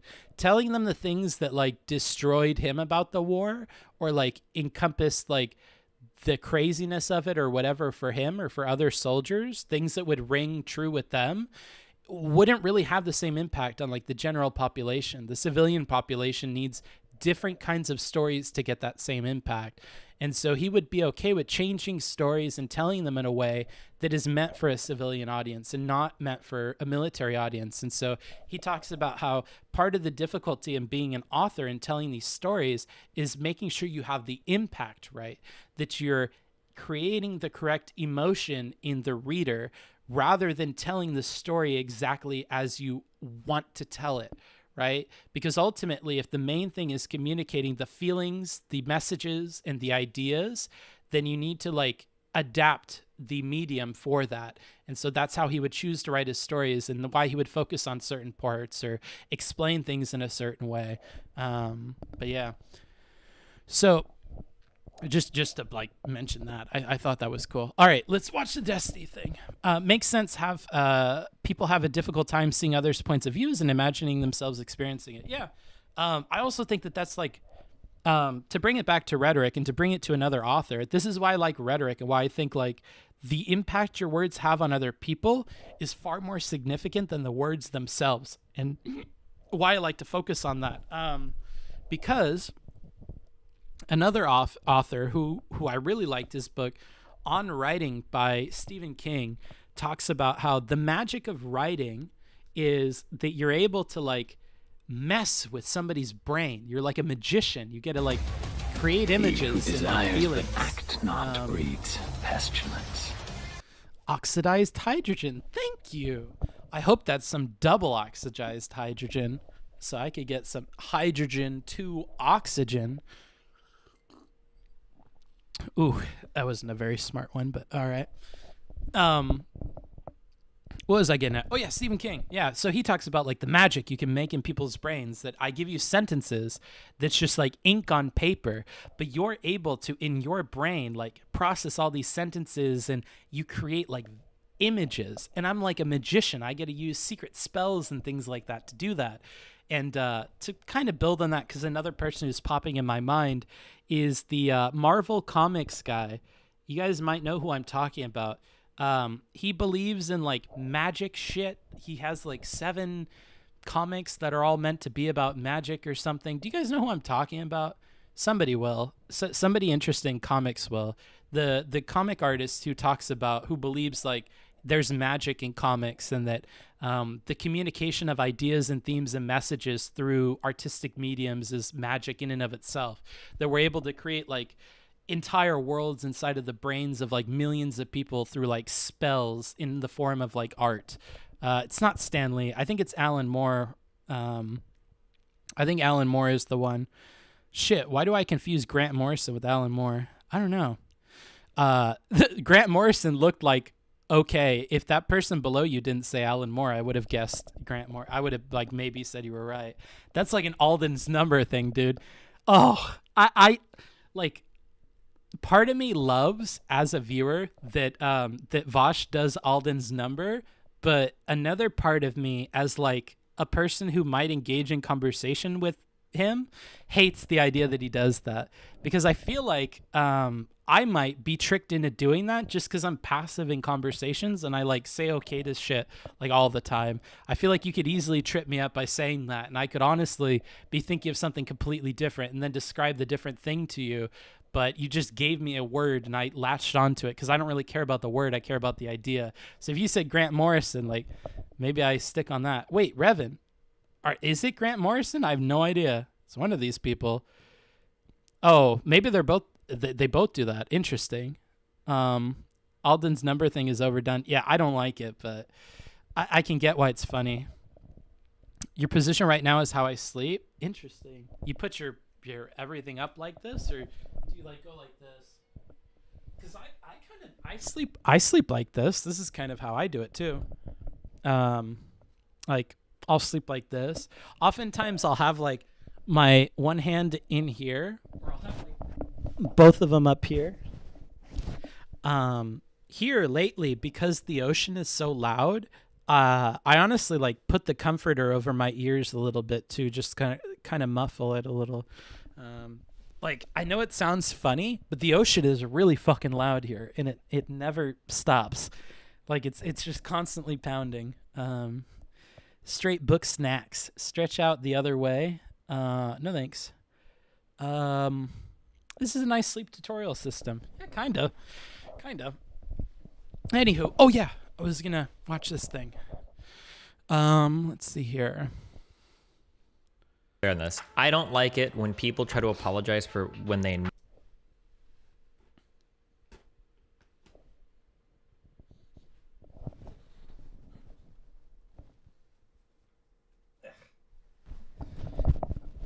All right, let's check this out. Knowingly did something wrong, basically. Okay, but like, let me think. I'm trying to think of an example. Here, I give you a really good example, okay? Are you ready? Yep. Here's what I think is a legitimate mistake. So last night, I was going around Twitch streams. I was bored because I was working my manifesto. I always need to listen to something while I'm working. So I find Booksmart stream, right? When I open his stream, he's talking about like motorcycle safety. And I'm bored, so I decided to start trolling the fuck out of him. So I just start like spamming in chat. I was like, this is dumb as fuck. I can't believe you're saying motorcycles are safer than cars, blah, blah, blah, blah, blah. And I just start like, I'm just like typing a ton of like really dumb shit. Like it's pretty obvious I'm typing dumb shit. And it seems like he's getting so frustrated that he's like almost crying at like how much I'm like antagonizing my chat, which I thought was really funny. And then everybody in chat started shitting on me. And then Booksmarts started to tell me that I came in at the wrong time. And then I backed up into VOD a little bit. And apparently the reason why they were talking about motorcycle safety is because his like really close friend died in a motorcycle accident. You're just wrong about this. Sorry, it's way more dangerous. I don't know why you think a bike is safer than a car. It's so wrong. This is cringe. Who said that? Are you adding somebody? Dumb fuck? Because that's not what I'm saying. Oh, no. You jumped in on the wrong conversation, motherfucker. You want to burn a bridge. This is the way to do it. I would be very, very careful around this topic because I think you came in late. I think you don't know exactly what's going on, but I can tell you that you have a bad read here. Wait, fuck, did I come in during a serious conversation? Sweatstony, I'm just trolling. Okay. I almost feel bad that you jumped into this at this time. Ignore it. I'm so happy I responded this way too, because in hindsight, I feel like this is the way that if I were in Destiny's position, and for those of you that might be new to the channel, I don't know, I always try to say this. I like, in my personal philosophy, in the personal way that I engage with people, to think I'm going to have to live the life of every single other person. I think there's a short story online by Alan Moore or somebody else. Now I'm going to say Alan Moore for everything. By somebody about, it's called The Egg or something. And it's about how like, you're going to have to live through the life of every single other person on earth. And like, I think if you start with like an assumption similar to that, you create empathy like really quick. So I'd like to think, if I was in Steven's position right now, I just started trolling in a chat and I got it wrong and I didn't know about this. Like, what is the way that I would want the streamer to handle it? And I tried to handle it in that way. Like, I tried to be cool about it. I tried to just be like, you know, you probably didn't mean anything bad by it. You just wanted to have fun. You picked the wrong time to, unfortunately. Like, you know, I tried to handle it in a good way, and I think I'm happy that I did that in hindsight. For everything I said, holy fuck, I was literally just loading the stream and trolling on the last thing you said. I didn't know the topic at all. Okay, you're fine. You're fine. Yeah, I heard about that. So that actually, so that's an example of like, yeah. So with that, I thought of a better way to communicate my question. Okay, there we go. I watched it. All right. Anywho, yeah, I'm happy that I handled it that way, honestly. You assumed good faith that it was right. Well, I like the way you've put it. You assumed good faith and it was right. Yeah. Called him out, which is good. Yeah, at the very beginning. I feel like there was a good balance of that. You engaged in a very firm but understanding way. Very good. Yeah. Thanks, guys. You're the lighthouse in the sea of debate lords. Well, somebody has to be there to guide those sailors home. Oh, shit. Well, if you would have blown up hard, it could have been bad for both parties. I mean, it could have been good for my party, dude. I could have turned into some spicy drama. What do you mean? I could have gotten some money off of that. What do you mean? I'm just kidding. There's no way in that headspace I would have done that. I'm kidding with you guys. I wish more streamers could react like that. Book, I can literally see the fucking outline of your butt crack. Can you? I don't think that you can. I'm going to check the thing. You can't. What do you mean? Outline of my butt crack. Where are you seeing a butt crack? I think you're full of it. I think you're full of it. I'm not even like clenching. I'm double cheeked up, bro. So many pity follows. That would have been juicy LSF content. True.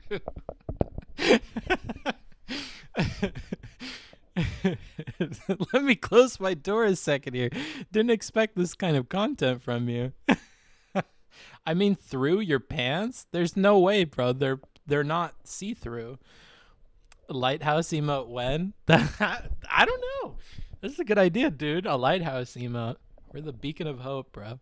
Booksmart's maid stream next week. I would be willing. Honestly, if I was skinnier, maybe, bro. I don't know about being a fat maid, bro. I don't know about being a fat maid. Oh, mauled stream. My bad. I read that wrong. I'm an idiot. Mauled stream next week. No, I'm not gonna mauled. I think they mean the peach dip. Yeah, there's always gonna be a peach dip. Shh, don't tell him. Don't tell me what. He means the outline of your butt. Oh. Well, yeah. I mean, that can't be helped, bro. That's how my butt looks. What do you mean? Like, yeah, I have, like, a butt. It, like... No, I'm gonna have to, like, avoid flexing it now. This is quite the position. Double cheeked up, I'm dead. You are clearly just projecting your maid fantasy. True, I read what I wanted to read, dude. Chunky maid makes cash. Well, that sounds like the title to a certain kind of video. Chunky maid makes cash, makes mad cash. Interesting. That feel when humanity is lewd. Yeah, that feel when God cooked horniness into your brain as like a primary driver of your behavior. Interesting. You're showing off some third degree polynomials. I don't even know what that means, bro. But you're going to need all sorts of nomials to be measuring the fucking magnitude of this ass. Do you normally just go around flexing your butt? Yeah? Okay.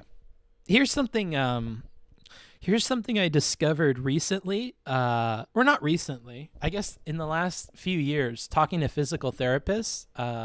So I used to be a security guard. And when I was working in security, there was a lady who just dead-ass shoplifted. She literally just walked into like an Office Depot or something, grabbed a ton of ink cartridges, threw them all into like a giant bag, and then walked out of the store. And so we're like walking with this lady to her car, like, hey, could you just like leave the stuff? And the second she gets in her car, and it's an electric car, so the second she gets in, like before the door even shuts, that fucking car is zooming backwards, okay? And it hits me and it fucked me up. And she dragged me and shit. So she fucked up my back. And as part of this, I had to like do sleep stuff, like how I like sleeping and how my muscles are and which ones are compensating for what. Because I also had an injury in my leg when I was in cross country. I used to run cross country. I used to be very, very skinny, not a fat fuck like I am now. But when I wasn't a fat fuck, I used to run, and then I hurt my leg and I became a fat fuck. So anywho, what we ended up discovering is that some mix of riding the motorcycle and sleeping with like a pillow between my legs has made it to where like I'm really, really comfortable clenching stuff. And I do it almost to like the detriment of my like physical body. Like when I'm on the motorcycle, a lot of people like to complain about sports bikes being very like up on your gonads. I love that. I clench onto the tank really hard and I'm never letting it go. And so I have like really strong muscles for that in my in the insides of my legs. And so no, I do that randomly a lot to like add and release tension because I can like feel it in my hip and stuff. So when I tighten and release, like it really helps with my hips and stuff. Like it really feels like it massages stuff. So yeah, I like clenching and unclenching and stuff like that. Holy fuck, did you get paid? Yeah. Did the crazy lady end up in jail? She was like in and out. They kept like arresting her and then letting her go on bail, and then she would bounce on the bail. So yeah, she was quite difficult to apprehend. Eventually I got some money from her insurance company though, but not a lot at all because, of course, being a thief, she doesn't have very good insurance.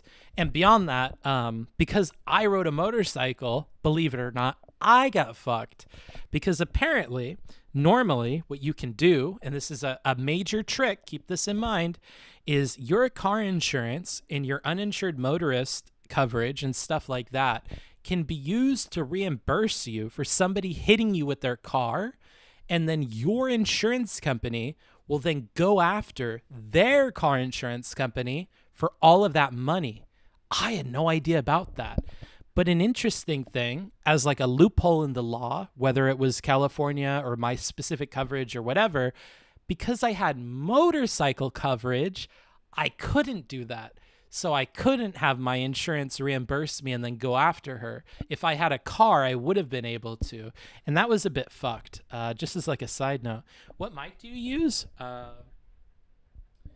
Audio-Technica ATR 2100.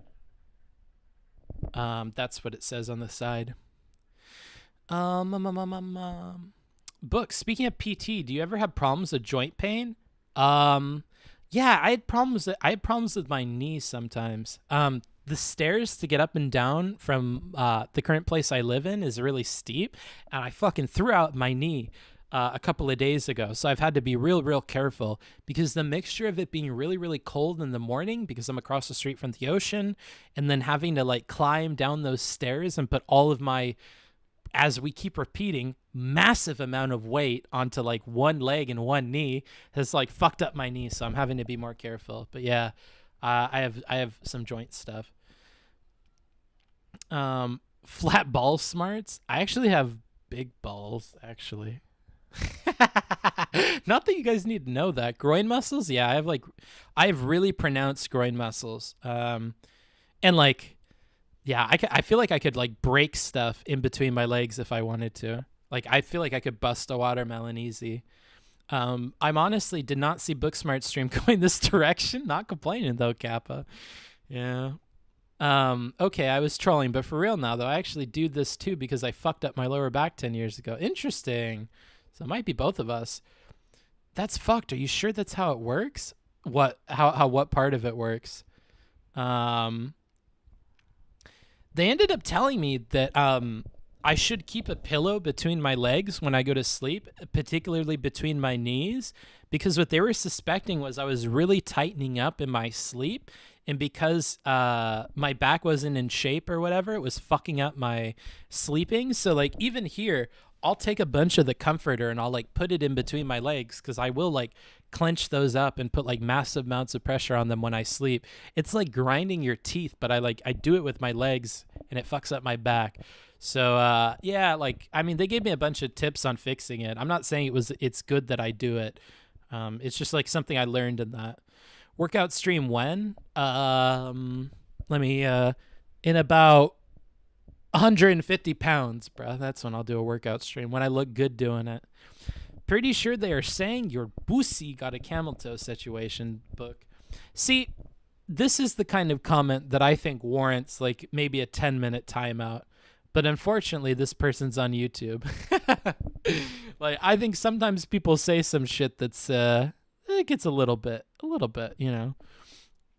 Bookfucker is doing the bed stream. I most certainly am. This is the content I'm here for. I'm good to hear it. I'm happy, bro. What is this, bed smarts? Yeah, this is bed smarts, bro. I have to sleep with a pillow between my legs too, otherwise I wake up with my back killing me. Yeah. It's interesting. Like, I really I think that physical therapist people, in terms of like relative good they're putting out in the world, put out a lot of good. Because I think everybody could benefit from like asking the questions that I was able to ask and like getting answers too. Like that pillow between the legs thing, I'm not a physical therapist, so don't take my advice as like, you know, gospel, but try it out. If you have back pain, I guess I want to say it won't hurt anything, but I don't know. Obviously not a doctor, you know, big disclaimer, but yeah, try that out. I've heard from a bunch of people that the pillow thing in specific between your knees, between your legs, is actually really helpful for a ton of people. So, I mean, that might be worth giving a shot if you have back problems. Because you're not the first chatter or like person that's told me that. I hear a bunch of people say that. You don't crush your hand when you sleep with it between your legs? I most certainly do. I will also crush my arms if I fall asleep the wrong way as well. Sometimes I wake up and I literally can't move like my hands or my arms because I've like cut off circulation of them while I've been asleep. So yeah, no, I definitely do crush stuff sometimes, including my hand between my legs. But normally the reason that the hand is in between my legs is because it's grabbing comforter. So, you know, maybe some part of my primate brain knows what is going on. You sort of deserve it for reading YouTube comments. True. I think Supreme was asking if you were sure that's how the laws about your insurance work. That's what my lawyers told me. So, am I sure that's how it works? No, but the people that should know how it works told me that that's how it works, unfortunately. If Supreme wants to look into it and let me know they were wrong, I can email my lawyers and tell them I have a bone to pick. But yeah, that's what they tell me, and unfortunately I have to kind of take their word for it. Because they were very stoked about my insurance and my coverage, and then they came back from talking with my insurance people, and they were like, all right, so you know how we were really happy about that insurance thing? Well, it turns out you didn't tell us you had motorcycle insurance. And I was like, why would it make a difference what kind of insurance I have? They're like, well, it does, because you actually don't qualify for shit. And I'm like, oh, okay, well, rip. You totally do the arm and hand crushing thing? Yeah. One thing that I do that is actually advice. Oh, I'm gonna leak DMs, Supreme. Sorry. Supreme said this advice helped him while we're talking about sleep stuff. If you guys have trouble falling asleep, one trick that I do, and again, this is like the pillow thing where I've heard from multiple people it was helpful advice, so I'll put it out in the ether. Try it out. What I do to fall asleep is not think about like, because I know people have different tricks. Sometimes people like to think about what they want to dream about. They want to think about what they're doing tomorrow. They want to think about what happened today. I like to think about how comfortable I am in the bed. And I just try to think about how fucking cozy I am. And I try to contrast that with how uncozy it is outside of the bed.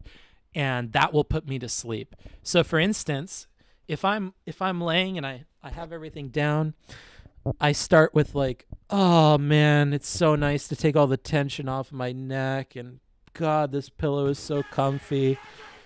And I'll be like, man, it's so cold outside, I can feel it on my face, but under the covers it's so fucking warm.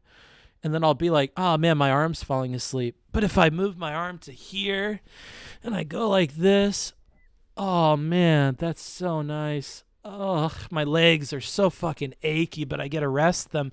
And I'll think about that for all the different parts of my body, and it'll knock me out every single time. And if it doesn't knock me out, then I get up and I become uncomfortable. So there's a contrast between that and the bed. So I'll get up, I'll run cold water over like my hands, and I'll splash like cold water onto my hair and on my face, and maybe I'll go for a walk until like my legs start to get like lactic acid build up until they start to ache just a little bit. And then I'll come back into the bed and I'll be like, oh, it's so nice. Fuck, dude. Man, my legs get a rest, and my neck, and man, this pillow. And then I'll go through it again, and I'll do it till I knock out. And you know, when it doesn't work, I'm usually just fucked for the night, but that's generally like my trick to fall asleep. Smoke weed? Yeah, I guess that works, dude. Do you own a car or just bikes? Just bikes. I mean, technically I have a van, but I'm probably going to get rid of it when I get back to my dad's house. Careful with that crushed hand. I'm in my 40s, and I just realized that's probably why my hands look like an 80-year-old's. Oh, I most certainly am careful. Trust me. I tried to put something else in between there. Booksmarts, what's your take on the Greenland comet impact theory? I don't know, bro. I don't know anything about that. Can I have your OnlyFans? I don't have one. Horrifying, uncozy hellscape outside of my bed. That's what I try to think about, bro. Like, the contrast kind of helps me understand how comfortable it is. A weird trick a psychologist told me about falling asleep is to just focus on your big toe. When your mind starts racing, just say to yourself, big toe. It was marginally effective, LOL. Another thing you could try that I've heard helpful for other people is the same method that I would use for like lucid sleep. So you can think like you're standing upright and you're filling from your base of your feet all the way up to the tip of your head with cement. So you're going to feel the liquid cement start to come in. And then as that liquid cement builds up to about your knee or your thigh, you'll start to feel it dry at your feet and solidify. So just imagine that like some kind of viscous liquid is slowly filling up your person all the way to the top. And just imagine that wafting over you. Some people like to think of it like from all the tips of their appendages to their torso. whatever works for you. Some people do that. It doesn't really work for me, but it could for other people. Like if it's able to get me to sleep, I'll definitely lucid dream, but it's not got a good hit rate for me for making me fall asleep, at least not anymore. Sounds like wearing a tight shoe just to feel the comfort of taking it off at the end of the day. Yeah, something like that. Yeah, that's a good way of putting it. Gonna have to spend hours trying to sleep. Real bed smart stream. Yeah. Yeah, like I said, I mean, Supreme said it helped him, and you know, I don't know, it might help other people. Sounds a little sorry, Book. I was just translating. I'll avoid that language like that in the future. Yeah, there you go, bro. I like it. That's why rainy is the best. Instant uncozy hellscape outside. That's why I like being by the beach too, because it's cold as fuck outside. Like, I love that. I love that there is a difference between the inside of the bed and the outside. I like it to be cold at night when I go to sleep. When it's hot and I'm trying to sleep, that's really, really hard for me. Like, I think that was one of the hardest things in Thailand, was just like sweating in bed. I don't like sweating in bed. I don't like it being hot outside and it's hot in my bed. Like, I really like there to be a difference. Like, I like it to be cold outside and warm in my bed. And the bigger of a difference we can have between those two things, the better. Although at some point, I say this and immediately what comes to my mind is camping on the ground in Joshua Tree in the winter. And for those of you who don't know what Joshua Tree is, it's basically like a big desert national park over near where I live in the States. And it gets real fucking cold at night there. And it's so cold that, like, whatever little bit of your body is exposed to the elements is, like, instantly dried out and fucking freezes. It's really bad. But I think part of it also has to do with the moisture level too, because inside of the van, it's not that big of a deal, but inside of the van, the moisture level is able to like keep up to some extent after a point. Like sleeping out in the snow in Denver during a snowstorm in the van. It sucks at first. Yeah. But once you're like warm and cozy under there, it's not that bad. Like if you're able to get warm enough to not shiver, you're good. But yeah, I follow from the toes up like the cement thing. But as I feel, I focus on what muscles are unconsciously tensing and loosen them. Then I work back down to make sure they haven't retensed. Yeah, that's a good way. That's also a good way of figuring out why you're not falling asleep too. Like, am I tense anywhere? That's what I'm thinking of when I'm talking about like being comfy in bed. So anything that's tense is usually uncomfortable. And so in order to become comfortable, I'll move that appendage, or I'll, like you said, de-stress that muscle and kind of do that. I have panic attacks if it's too hot. Oh, I don't blame you. I could see that. It's good for getting rid of chronic nightmares though. Ooh, what is? Lucid dreaming? Yeah. Interesting. I never thought about that, but I guess it could.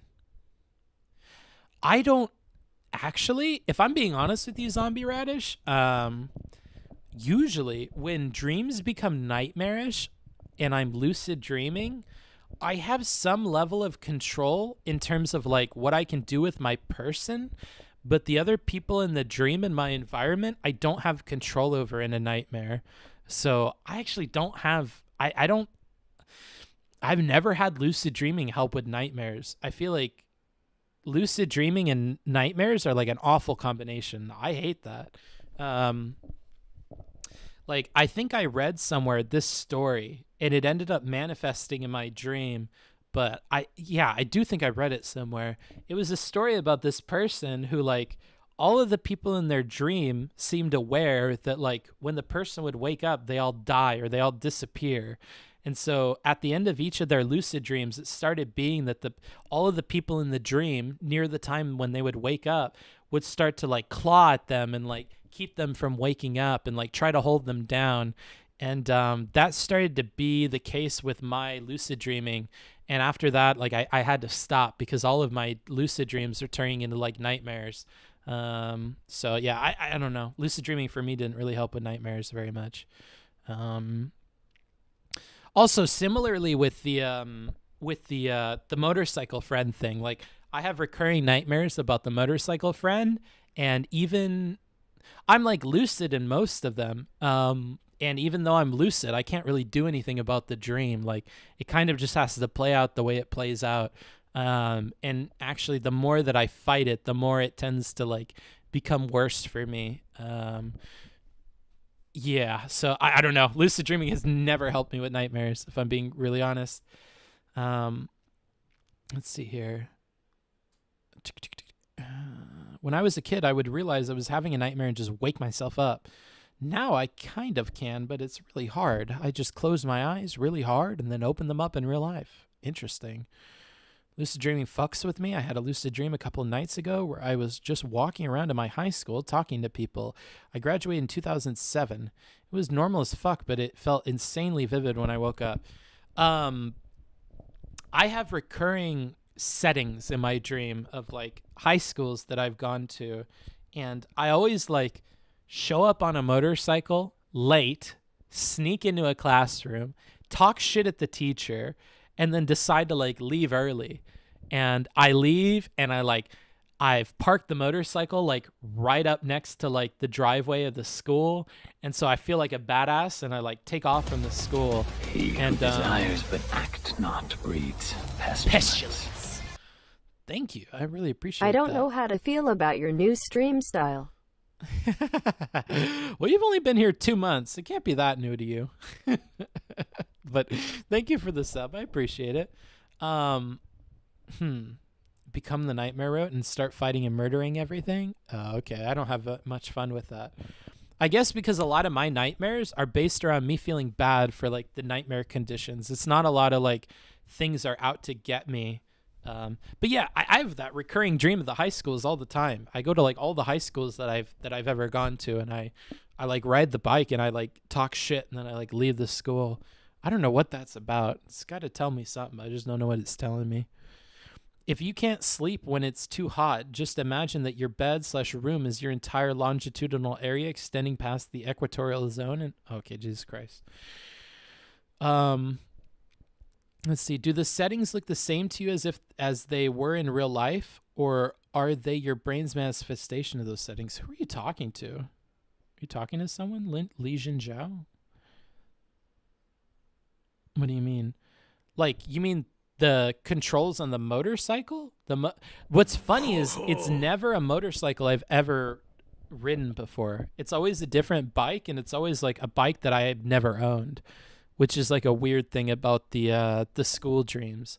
Like it would be like a KLR, or it would be like a random Gixxer, or like one time it was like a Hayabusa, and yeah, it's always like a weird bike.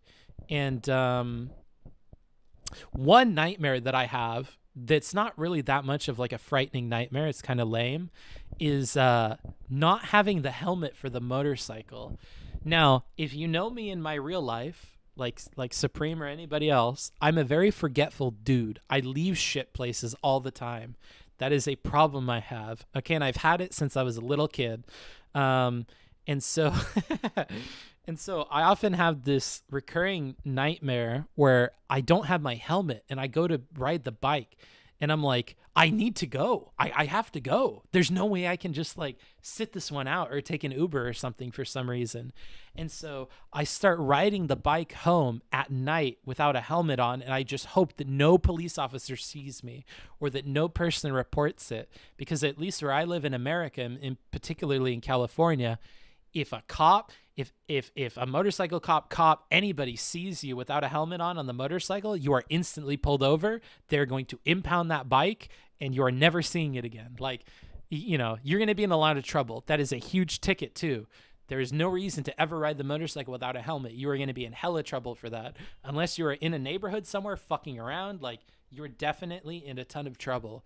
And I would ride this thing on the fucking freeway and shit, and it would scare the shit out of me. And when you don't have a helmet and you don't have goggles, if you're moving above like maybe 30 or 40 miles an hour, the wind is so much that like it'll hurt your eyes to look, like you can't look.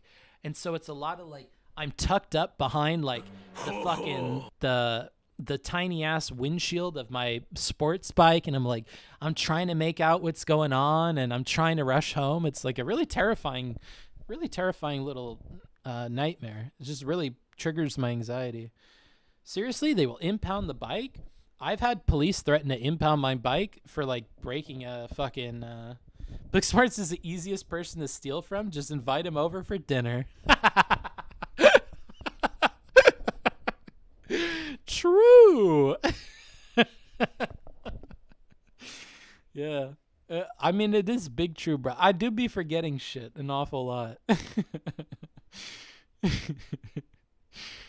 I'm glad I popped into the stream just to hear that story. Nice, bro.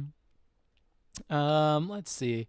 I tend to have really vivid school dreams, but they always feel a little off. Yeah.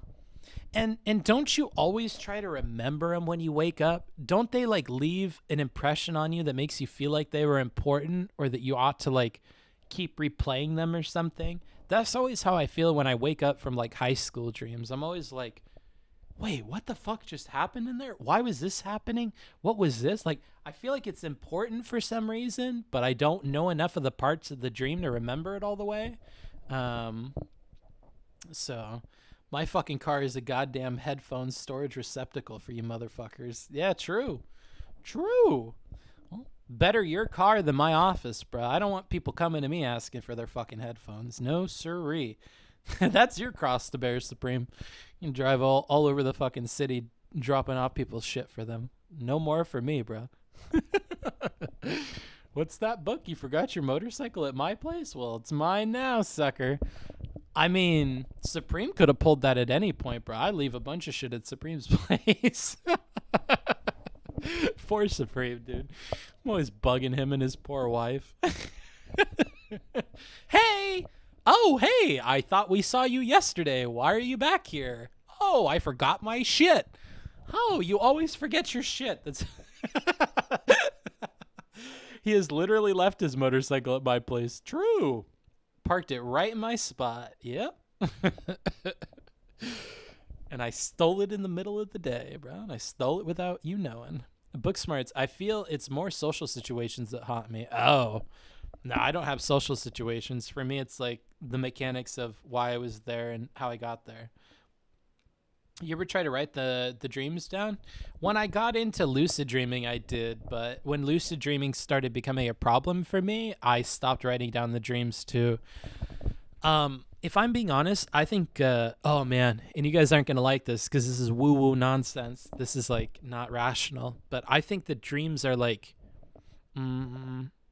an important thing that can like tell you stuff. And I don't know if they're meant to tell you stuff. Like, I don't know if it's a science where you could like break them down into symbols and whatever. But I think what it does is it gives you inspiration, or like it can show you how you're like synthesizing ideas or something. Like ultimately, all I think that it is it's something that if you look at it long enough, you might get an epiphany and you might come up with like a new idea about something, or you might figure out something differently. And it doesn't mean that the dream itself was the answer, but the dream could like get you out of a funk of thinking. And so I usually try to view my dreams that way. Like, is there anything I could get? More like Camera Angel. Okay, bro.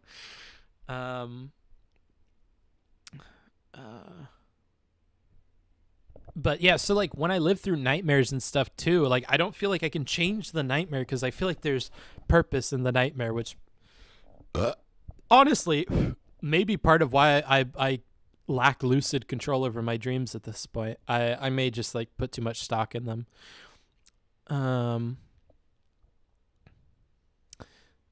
Next up on Bedfucker stream. Wait, what? Take your inspiration wherever you get it. No science needed. How did lucid dreaming cause a problem for you? Well, like I said, the people in my dreams started attacking me. This angle? What is this angle? You like my butt's not even pronounced. I don't know what you guys are talking about. This angle. Here, I'll fucking pull my... Oops. What you guys are talking... Fuck. I'm melting. Zero Jesse, thank you. Shameless. Yeah, I am shameless, bro. Dreams definitely teach us. That's why I chose to stop exerting control. That's where I'm at with it, bro. That's what I'm saying. I think that dreams are incredibly important for breaking down our subconscious mind, processing daily events, and connecting the dots between the two. Yeah. Hard to hide a butt that big. Fuck. You do realize that laying down and streaming is for girls, right? Yeah, well, maybe. Maybe it seems to be working for me, doesn't it? I saw those girl streamers fucking catfighting with each other over who stole whose fashion sense and angles and yada yada. Started to make me think maybe there's something to that.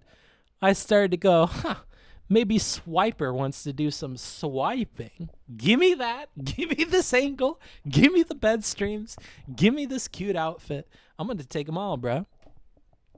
Like, I think the trick is not to copy the other dude streamers that are trying to do cam girl stuff where they wear ears and they half-ass it. I think you gotta go to the source, bro. You gotta go to the actual women that are being successful at it, and you gotta like ask them what they're doing. You can't just copy these like low-level boy streamers that don't know how to do it. You know what I'm saying?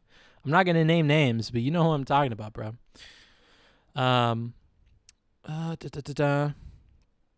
Like, I will say that lucid dreaming is life-changing, to kind of comment on what Alice in Wonderland is saying.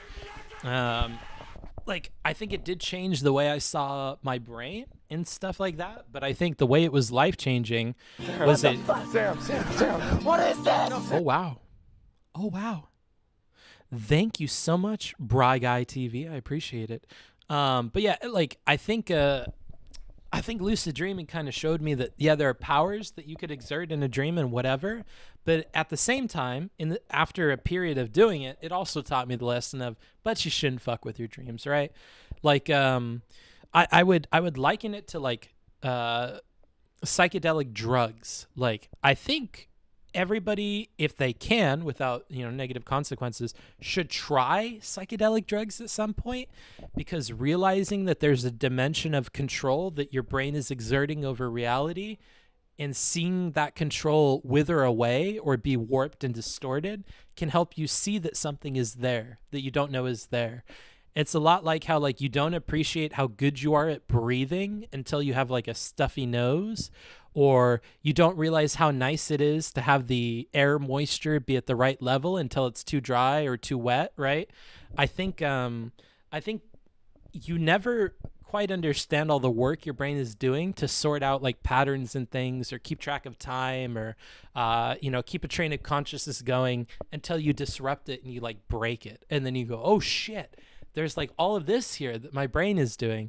And I felt that with lucid dreaming and with the psychedelics, but it also taught me to appreciate like the default mode a lot more.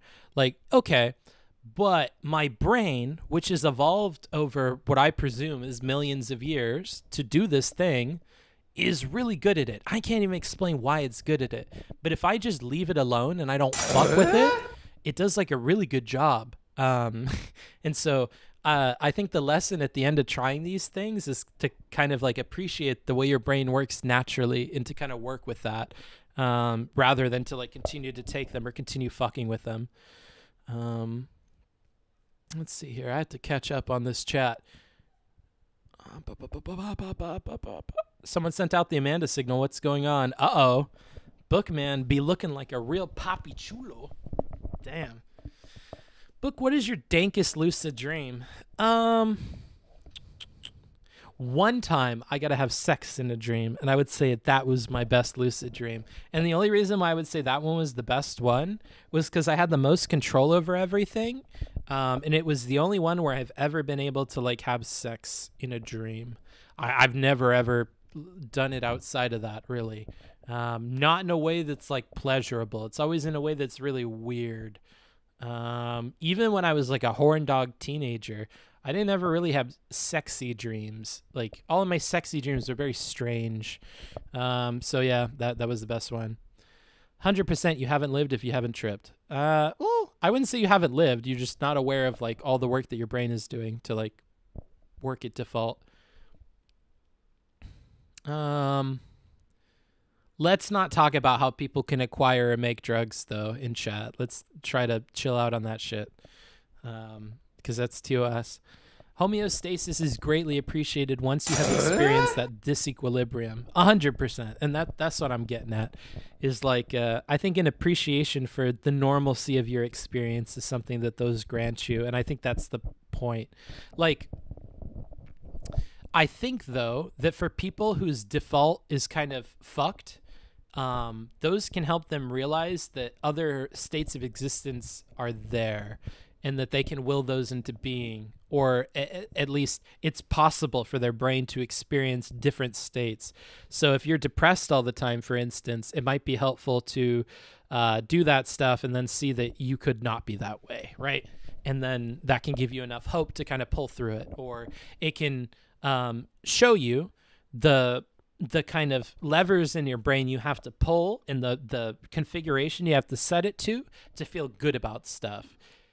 And whether that's like thinking about like whether that's like thinking about things that make you happy, or engaging in things that make you happy, or being appreciative, or yada yada, I think those can help people with that. So I think that's a good thing too. Everyone should have it at least once. I think if everybody could safely do it once, I would say that. But the problem is that there are some people that cannot safely do it. So, I don't know. Like Lurkus and other people saying like, you haven't lived unless you've done it, man. Like, yeah, but that's coming from the perspective of somebody who didn't break, right? The problem is that these drugs also break people, and we don't understand that super well. And though we have a lot of documentation on how they help people now, like we're working on that, I think the problem is that these drugs break people sometimes, and you have to be careful about recommending them, because if they break somebody, then I don't care how many people got a cool experience out of it. If people are going to break when you give it to them, you have to like be careful about who you're telling to, do them. So yeah, I worry about that. Like there are some people who are susceptible to like psychotic breaks or things like this, and those people obviously shouldn't even fuck with it, I don't think, honestly. Schizo type folks might be having a psychedelic experience without drugs. I wouldn't say that at all. We don't like, that's like a really ignorant statement, so I'm just gonna ignore it. Ideal would be with a trained professional. Yeah, Destiny's first time was a good example. It wasn't Destiny's first time with like a gazillion milligrams of mushrooms, wasn't it? I don't know, but yeah, besides the amount, probably, yeah. Yes, they can be very dangerous. Your mind is ultimately the only thing you really have, and you don't want to throw that away. Yeah.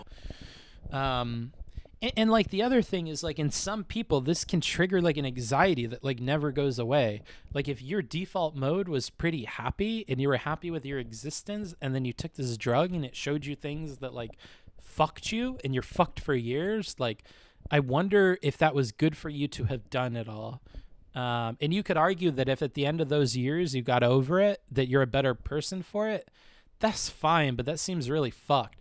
That's like saying that somebody should like risk losing their job and shit, because even if they lose their job and they're able to bounce back from it, they're a better person for it. And it's like, this sounds like those child abuse arguments where people are like, well, I turned out fine.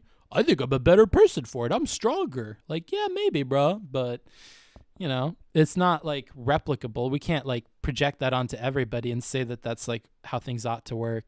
That's why I won't do it. I wish I had never picked up weed this past year, to be honest.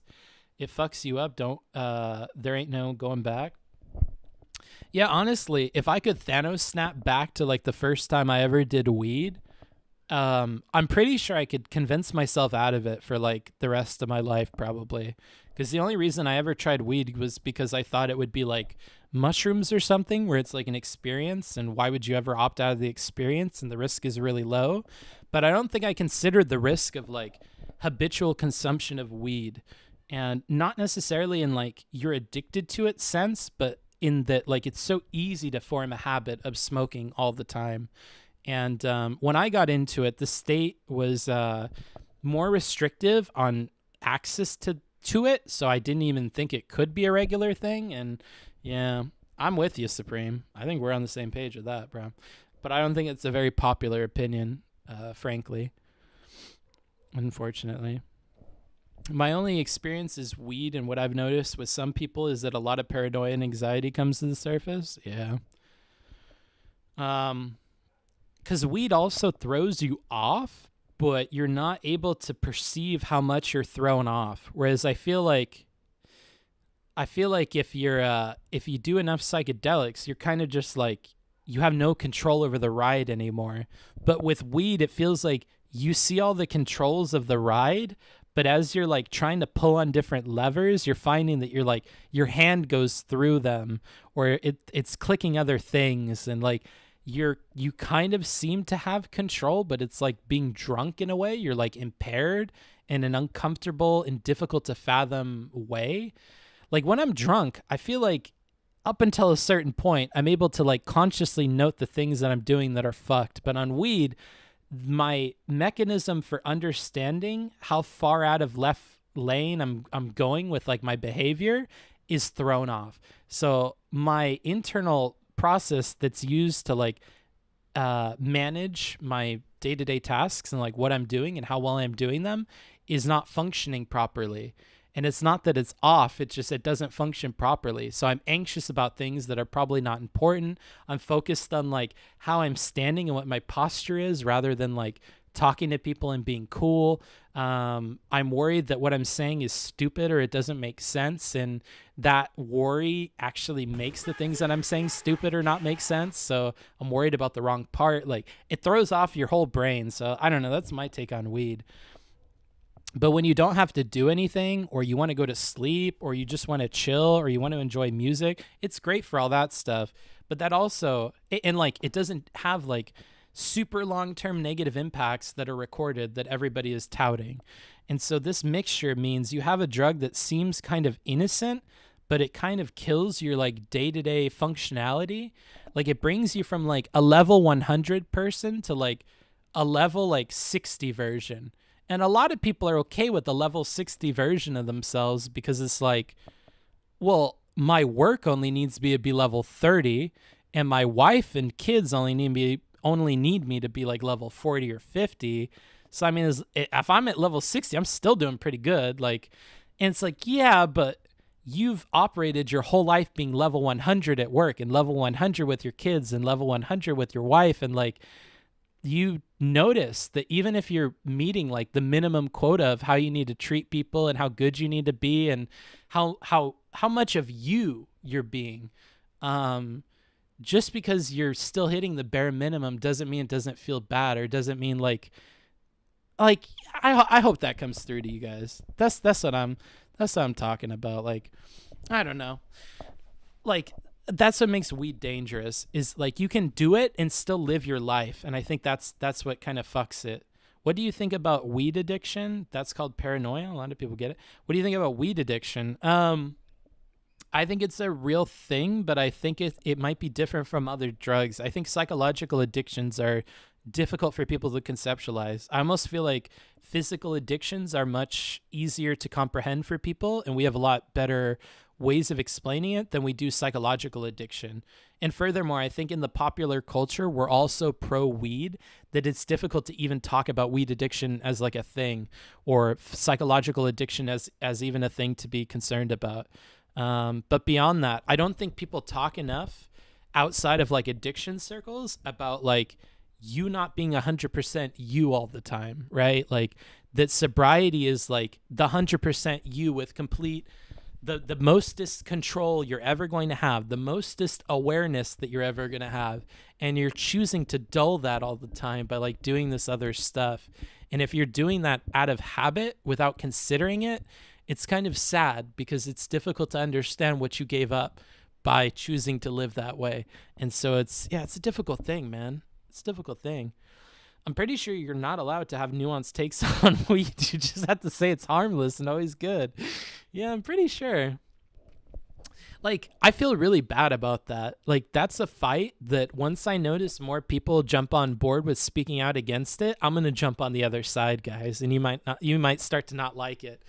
But like, yeah, if a significant bit of like the culture starts to shift against weed, I'm jumping on board, and I'm so sorry, and you're going to hate me for it, but yeah, I'm not like, I'm pro keeping it legal, and I'm pro everybody has their right to choose to do it, and I'm pro like treat it like alcohol. If people want to be impaired, this seems to be a lot less worse than other things you could do.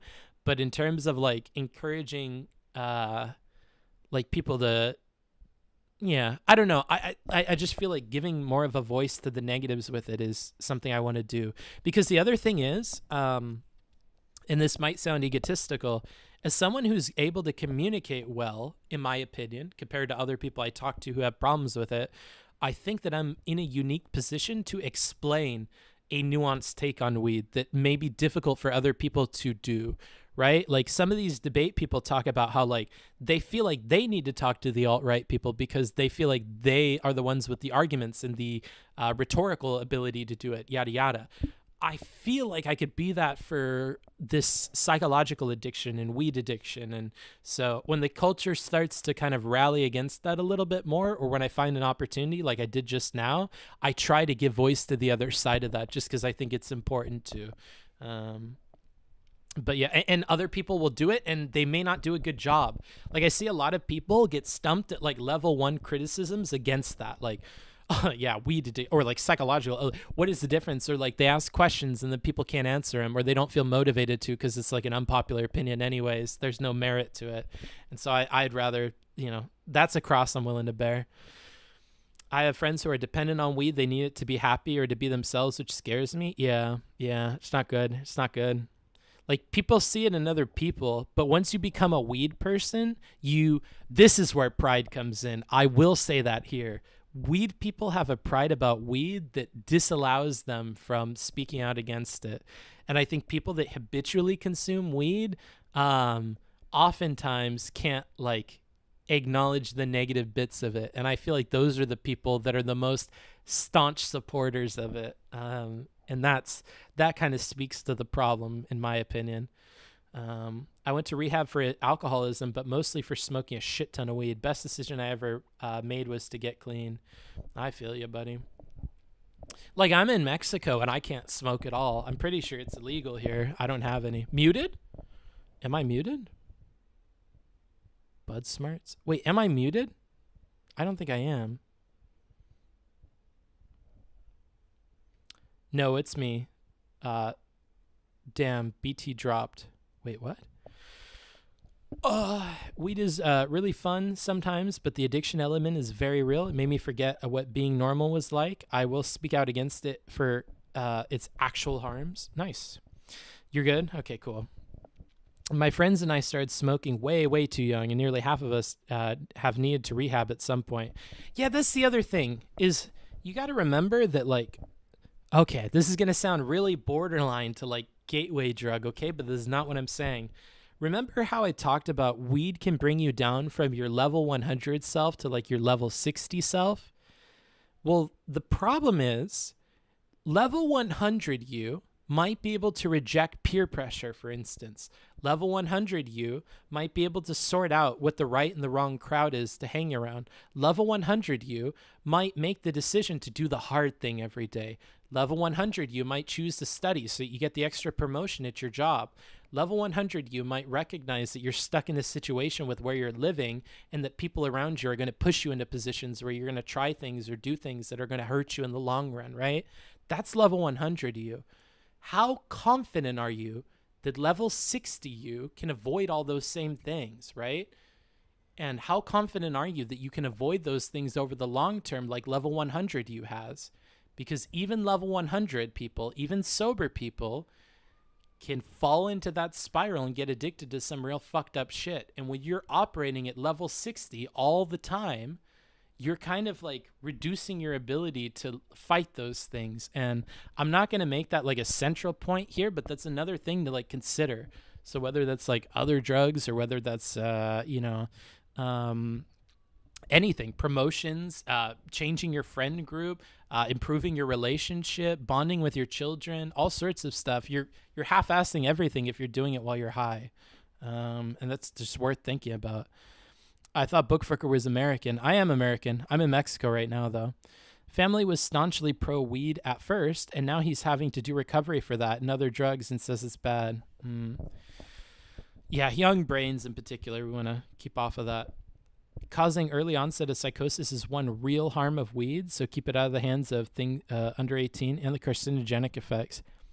I have a hard time with people who can't like give any credence to the idea that they might be like hurting their lungs by smoking too.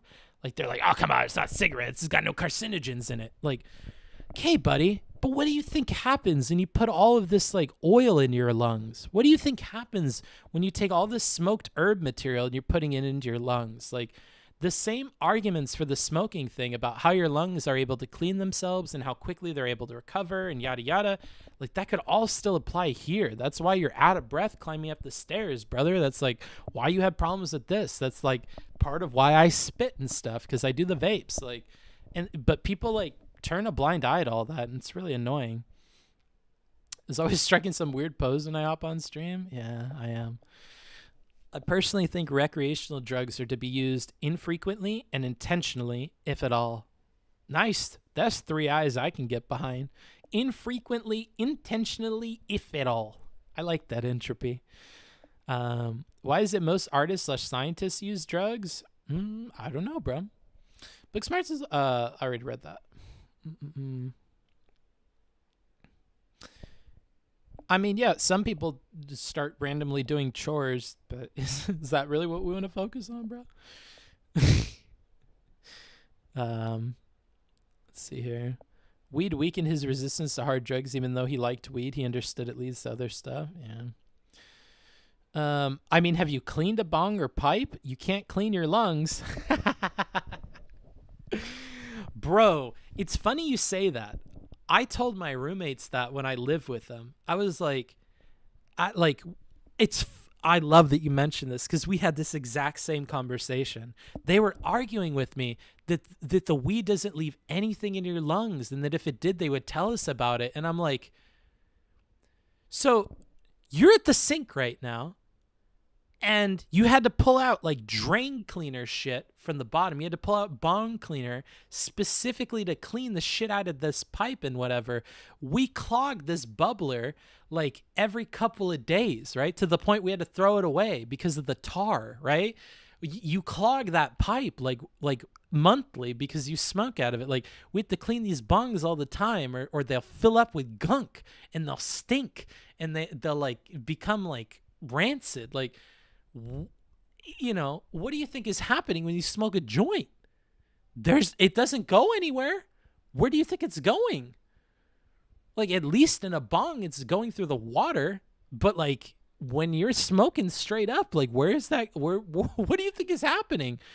Like how do you think you're even getting high? Like you're covering one of the most important little like blood barrier things in your entire body to instantly get a hit of this drug into your bloodstream, right? You're covering these like little alveoli sacs with that stuff. Like, I don't know, bro. Like it blows me away, the arguments I have with weed people sometimes. Yeah, the weed isn't bad for your lungs argument is BS. Yeah, I know. But, you know, I don't have studies and shit to like attack them, so I don't know. The research has been done on that, and the results suggest that it isn't a gateway. See, and this is where I have like a big divide between like research, like clinical research, and like the psychology of things. Because if you talk to any addict that goes through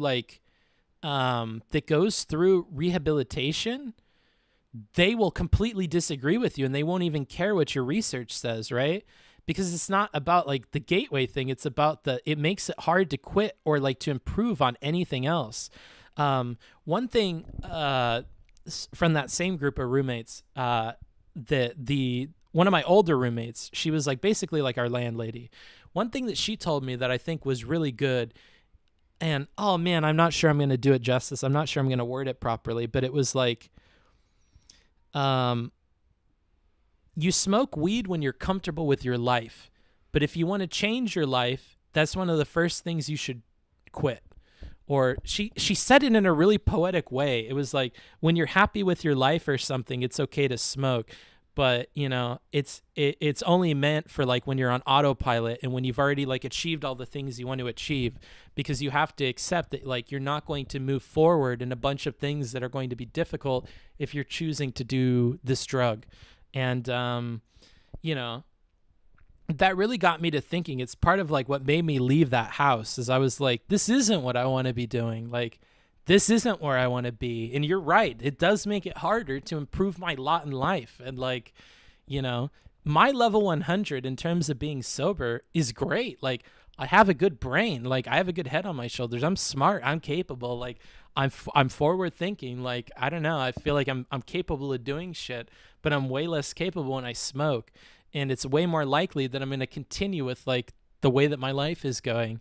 And if you live in a place where people are doing a bunch of hard drugs all the time and whatever, you are kind of like reducing your ability to resist that when you are smoking all the time.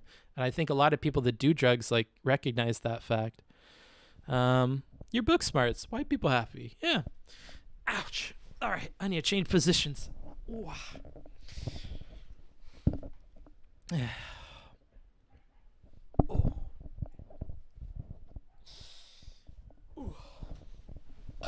Oh. All right. Let's see here. What the okay, hold on. I'm going back. All right. Book, I'm an addict and I don't necessarily disagree, but I also think the culture I grew up in acted as a gateway. Yeah. And like, here's the thing. Like, if people don't want to label it a gateway, that's fine. But like, is it lube for the dick that you're inviting to like fuck your life? Yes. 110%. If there is a dick that's about to fuck your life, you're making it easier for that dick to fuck your life by continuing to smoke weed. Like, if you're in an environment where there are gangs and there's a bunch of fucking shit going on and everybody's fucked and everybody's doing drugs and whatever, and you want to get the fuck out of that situation, you're hampering your ability to do that if you're choosing to be high all the time.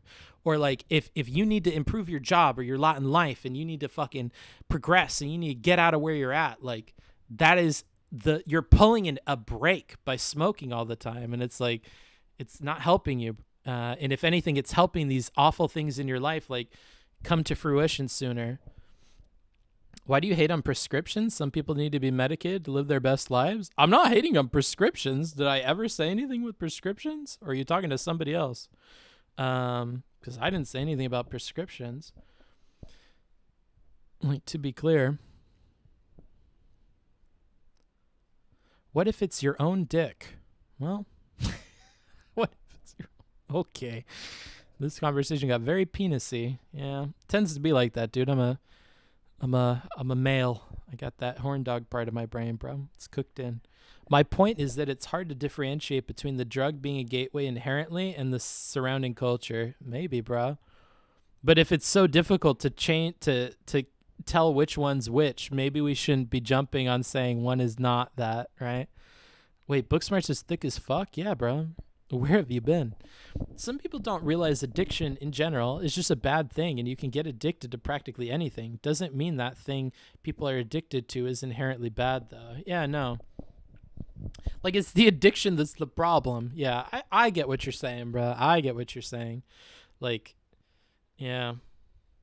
And like, if you get prescribed something, like, let's say, all right, I'll give you a tricky in between here. Let's say you get a prescription for weed to help you go to sleep every night. Okay. And you're like, dope. It helps me go to sleep every night. Book smarts. Like, this shit's great. A doctor said it would help me. It's definitely helping me. It's wonderful. Right. And then you start taking it when you wake up too. Cause you're like, it does, however, make me a little foggy in the morning. And so to kind of like feel a little bit better and less like foggy and groggy, I take a little bit in the morning just to like feel mellowed out and to like keep going. Now we're entering into a place where like, oh, it doesn't seem like you're using that for what it's meant for.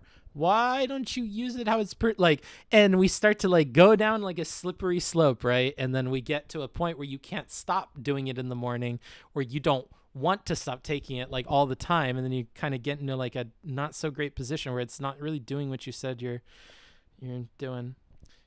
Oh wait, you're literally making the point. Ignore my novel. Oh, okay. I get what you're saying. Oh, I'm still gonna read it, bro. Oh, no. I can't imagine a person who's 100% so and micromanaging to inhibit progress and of course responsible. Yeah. Let's see here. It's more that weed isn't likely to kill you through lung cancer. I know, but if you've ever talked to weed people, this isn't how they argue it. They don't Vivian it where they just like repeat the same position that's like not relevant to what you're saying. They do stand behind like overextensions of like what it's good for, or overextensions on like how safe it is, right? It's not that they're reasonable and they just keep repeating like, oh yeah, like but it doesn't cause cancer though. Like they say it doesn't do anything to your lungs. They say it isn't negative at all. They say it has tons and tons of benefits. Like this is a wonder drug, right? They talk like that, and that's kind of the problem there. Shots fired. I'm just memeing, bro. I always try to meme with like stuff we talked about during the stream, because I want people that showed up early in the stream to feel like they're like, yeah, I know what he's talking about, right? That's the only reason why I try to like ham fist memes about whatever we were talking about before in here. No nonsense. I think sleepless exercise is a priority, but dismissing pharmaceuticals is a poor reality. Yeah, well, dumb fuck. No, I'm just kidding. I'm not gonna call you a dumb fuck. Good thing nobody here is dismissing pharmaceuticals, bro. I think that's I think you might be smoking some fucking jazz cabbage, bruh. Because you're hearing a tune that's different than the one we got playing on the radio right now, brother. You're tuned into fucking 97 dumb, all right? Nobody is saying that. Nobody is saying that. It's absurd to think smoking doesn't impact your lungs, but all the studies show little to no effect. Sometimes lung health is better than non-smokers. It's kind of fucked. I mean, if that's what you want to believe, bro, good luck. Have fun. I showed up late, so now I don't get it. Yeah, and that's the other part, is I want people like Eat Lol Lol to feel bad because they don't get it. And then people like Eat Lol Lol know, of course, because everybody that watches Booksmarts knows this, that you can go watch the VOD on YouTube later. Or if you didn't understand what I was talking about and you do go and watch on YouTube right now, you can always rewind, and it's awesome. And I've been much better lately, even on Patreon exclusive VODs, about putting in timestamps to kind of help, break up the content, a little bit for you. So that's always there for you. You can always do that. And that jazz cabbage? I love jazz cabbage, bro. It's such a fun way of saying it. Show me a study that show otherwise, my dude. Damn. Lurkus is freaking out. He's saying that weed hurts your lungs and he doesn't have a fucking study. This guy, it makes your weed, it makes lung performance better in a bunch of other scenarios. All right, bro. Have fun, bro. You're arguing against yourself, Lurkus. I'm not even entertaining what you're saying, brother. That's between you and somebody in chat. Not me. That's for damn sure. That's an irresponsible conversation. That's like having an IQ discussion about race. That's how I feel, bro. I just feel like it's irresponsible. You can have that discussion with somebody else, though. I did read a few years ago in Scientific oh boy, here we go. I'm gonna leave those people on their own, bro. You have your discussions, bro. What's the book next to you? Oh, funny you asked. This is for the book club, which we're going to start on Monday at noon Pacific time. This is Man's Search for Meaning by Viktor E. Frankl. If you want an Amazon link to this, if you're interested in following along with us, I think the book is like $8 to $10 on Amazon. You can pick it up with the Amazon link in the Discord. Go to the Discord and go to the channel called Book Club. And you can pick up one of these and follow along with us. It'll probably be 2 weeks, then we'll be done with it. Smoking makes lungs better. Yeah, I know. I'm just kind of ignoring that. What's up, bookfucker? I mean, it might be true. I mean, if it is true, they should definitely get everybody on weed. I mean, we should get some asthmatic people and start repairing their lungs. I'm worried for the book. Uh-oh. Met a lot of people saying it's not harmful or it's not addictive. Yeah, I know. It do be happening, bro. Booksmart's talking about books. Pog. Bookfucker can't be trusted or own books. All right, guys. Just because I'm in a bed with book, it doesn't mean anything, bro. Which edition are you reading? I have an old edition. I wouldn't recommend you get my edition because I think my edition is like $20. I don't think you need to spend the extra. But I have the, let's see. I don't think it matters. I think I just have a foreword that's added. And I have all of the old postscripts and prefaces in here. But I don't think you have to get this version. I'm not even going to tell you what edition, because I think you should just get the newest one. So you only pay $8. Where that PDF? I don't know, because that's Yarhar Fiddly Dee. That shit is against TOS, so it ain't for me, right? We don't talk about where the PDF is. I saw some people kind of touching on that in the Discord, and your messages will be deleted if you talk about where to do that. That's for DMs. It's not for just talking about it. Bookfucker can't be trusted. Yeah, bro. Showing off that thickness, I see. Well, it's hard not to see it, bro. Can I be in book club if I can't read? Yeah, why not? Just listen to us talk about it. I mean, I'm sure there's some people that have no idea the subject matter that I'm talking about, but just listen to me drone on about it. You could do that.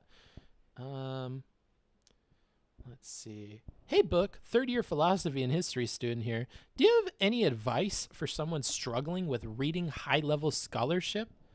Stuff like Habermas and stuff? I don't know what Habermas is. Good luck.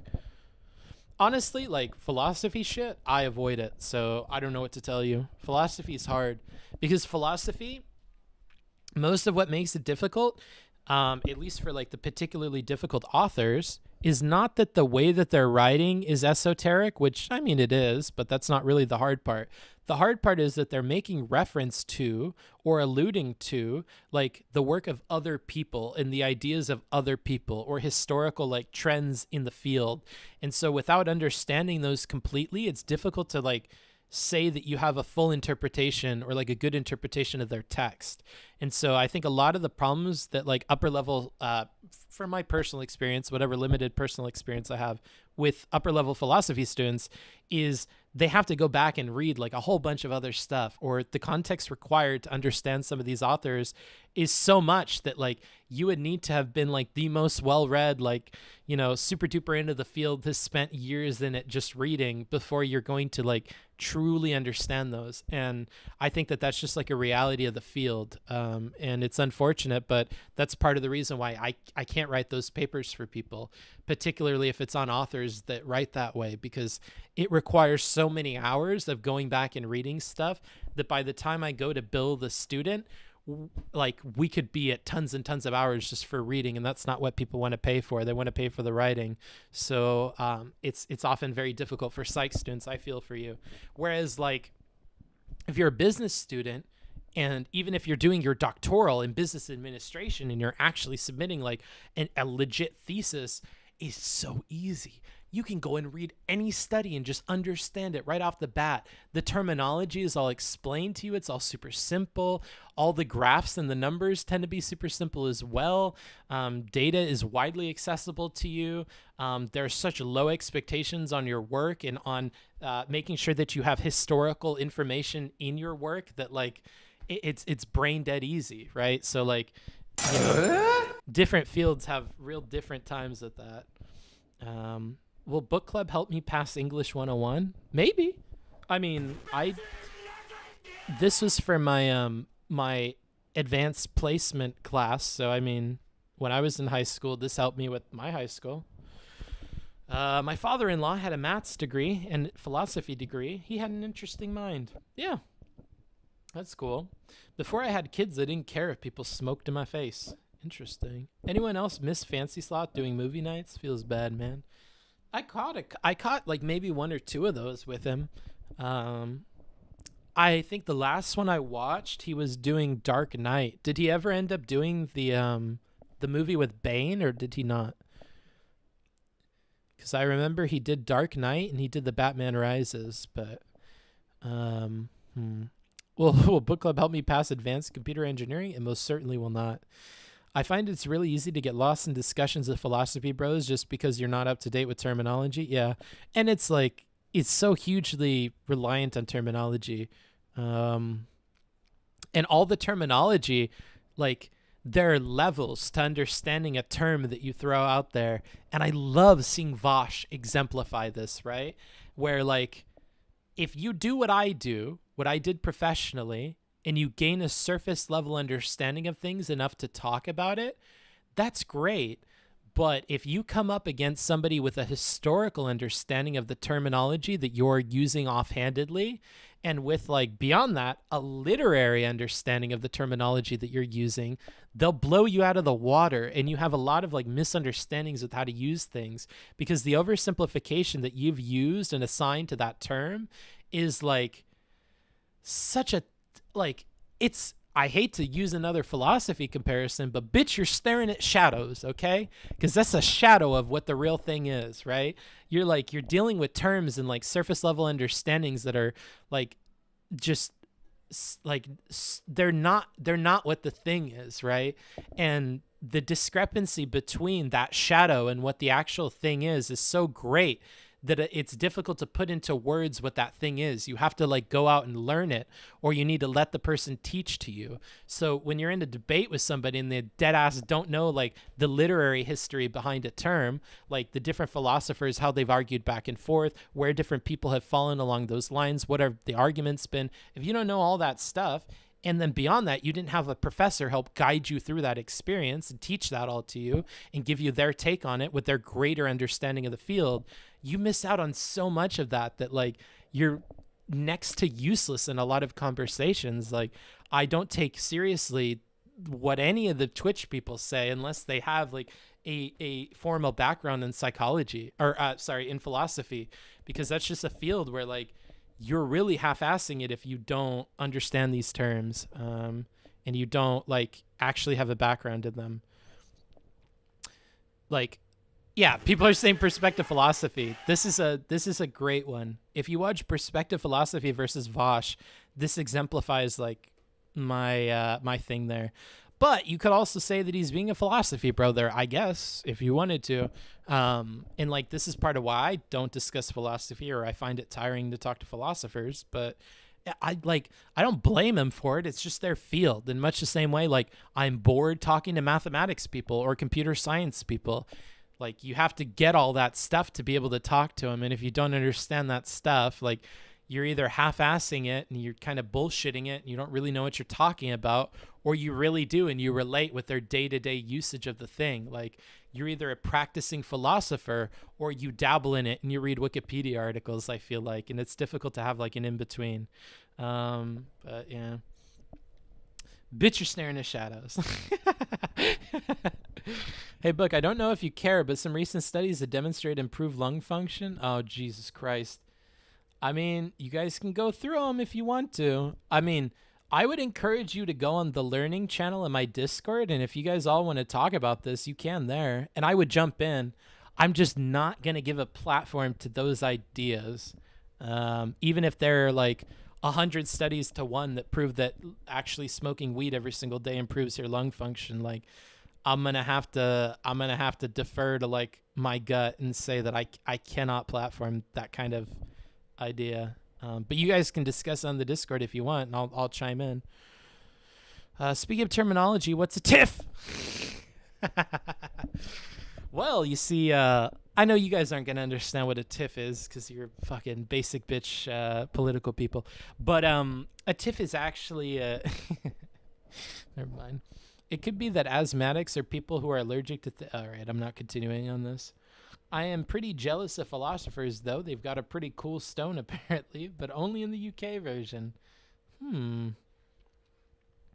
I like the Harry Potter reference here. I thought it was gonna, you had me in the first half. Honestly, I thought we were gonna go to Full Metal Alchemist, and then we kind of ended up being lame and talking about Harry Potter.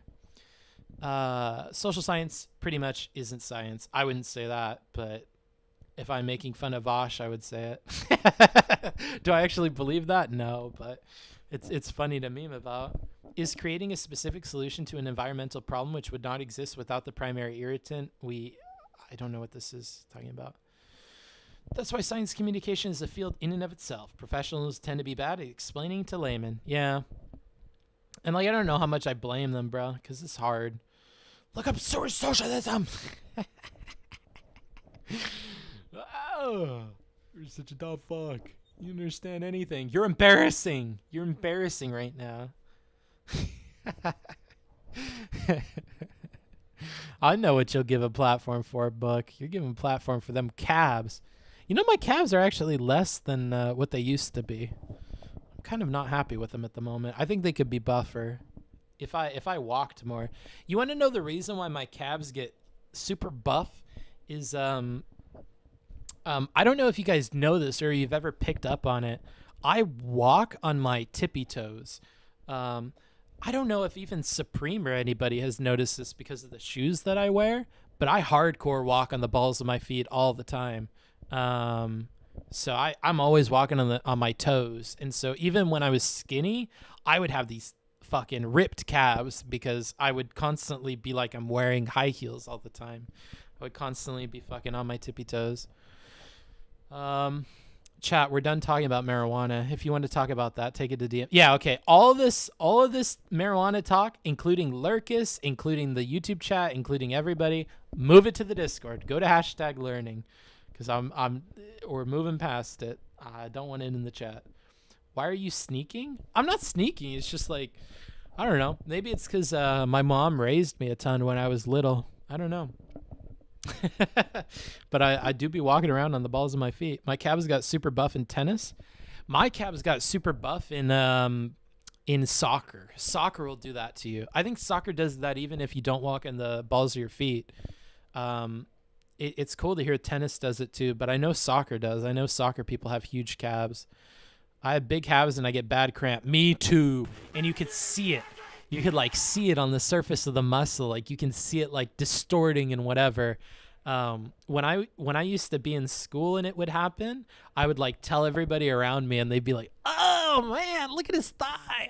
Ow. I don't know. It's kind of crazy. Soccer players have massive calves. Yeah. The scientific, okay. You guys need to move. I'm going to start going into the YouTube chat and timing you out. I'm giving you a good warning because I will deadass open a new tab and start timing you out, okay? So just go to my Discord, !Discord, and then go hang out there. I don't know.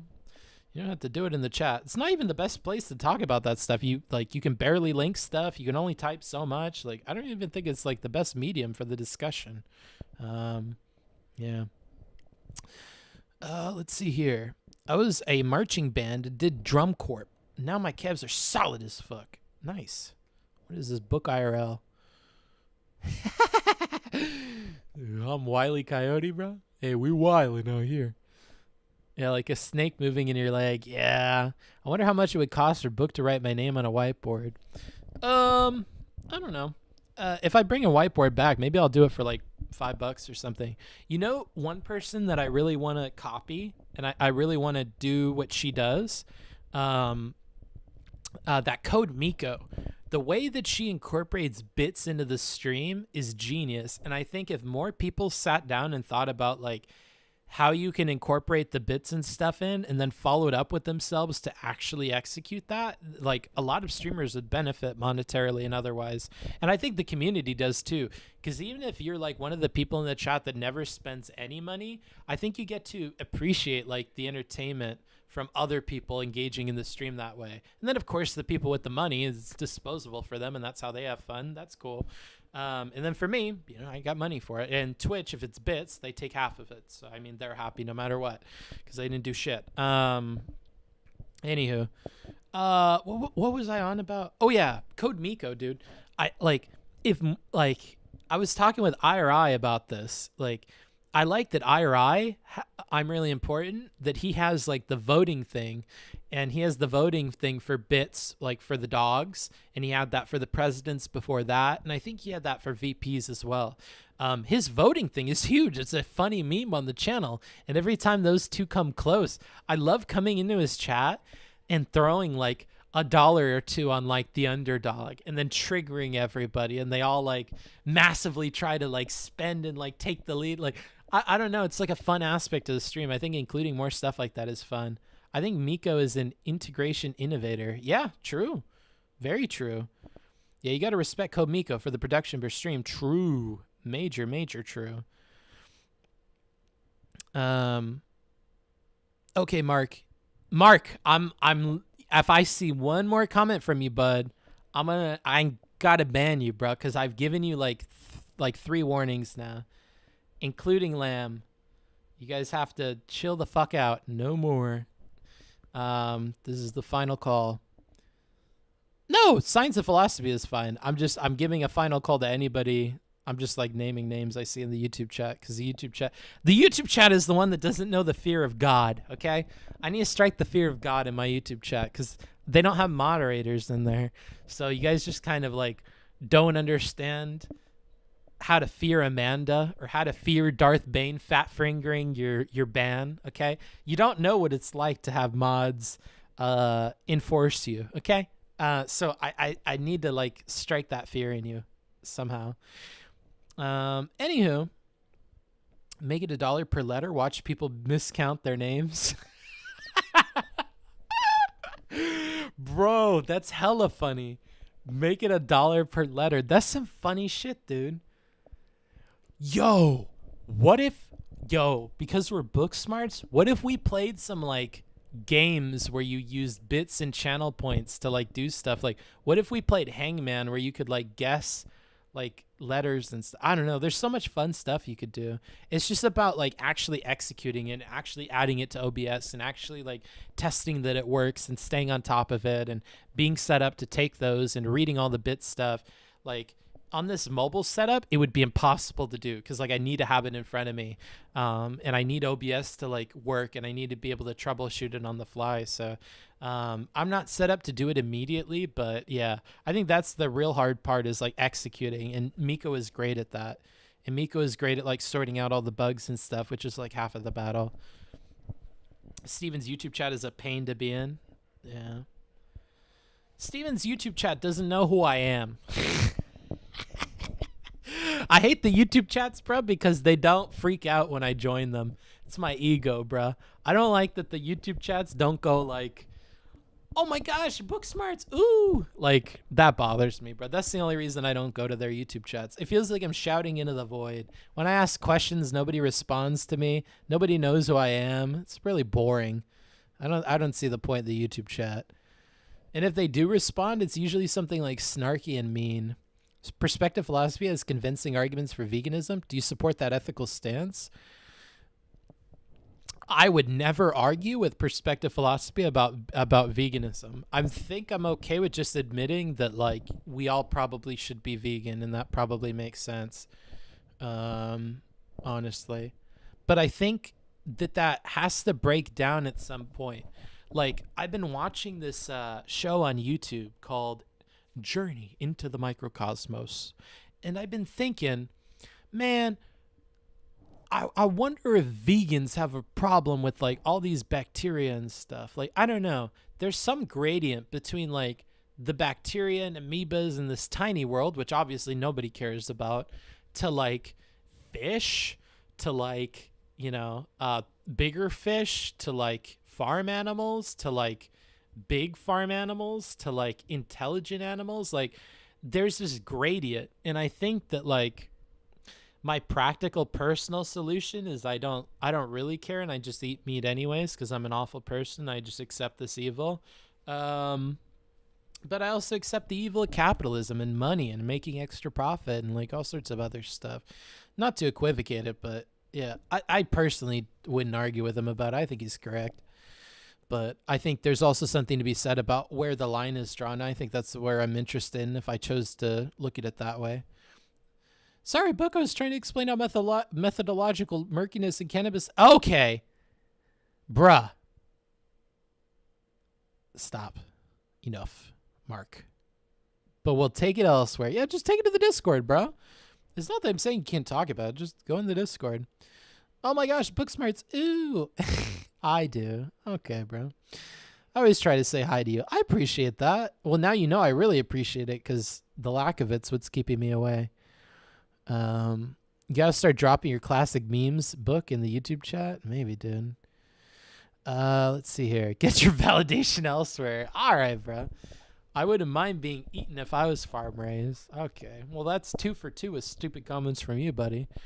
What's the harm in killing/farming things without nervous systems? I don't know. I don't know if it's the nervous system that makes me not want to kill them.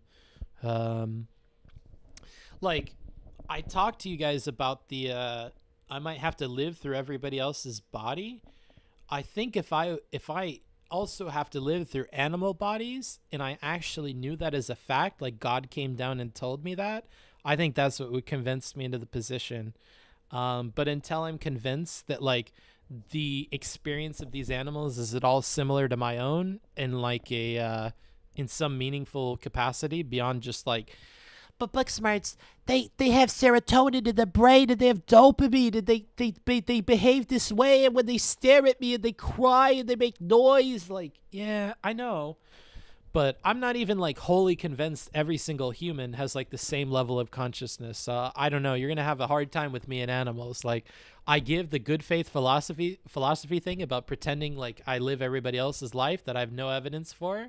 But that's mostly to help like bring about empathic change. That's a switch that I don't flip on for animals necessarily. I don't think I do that.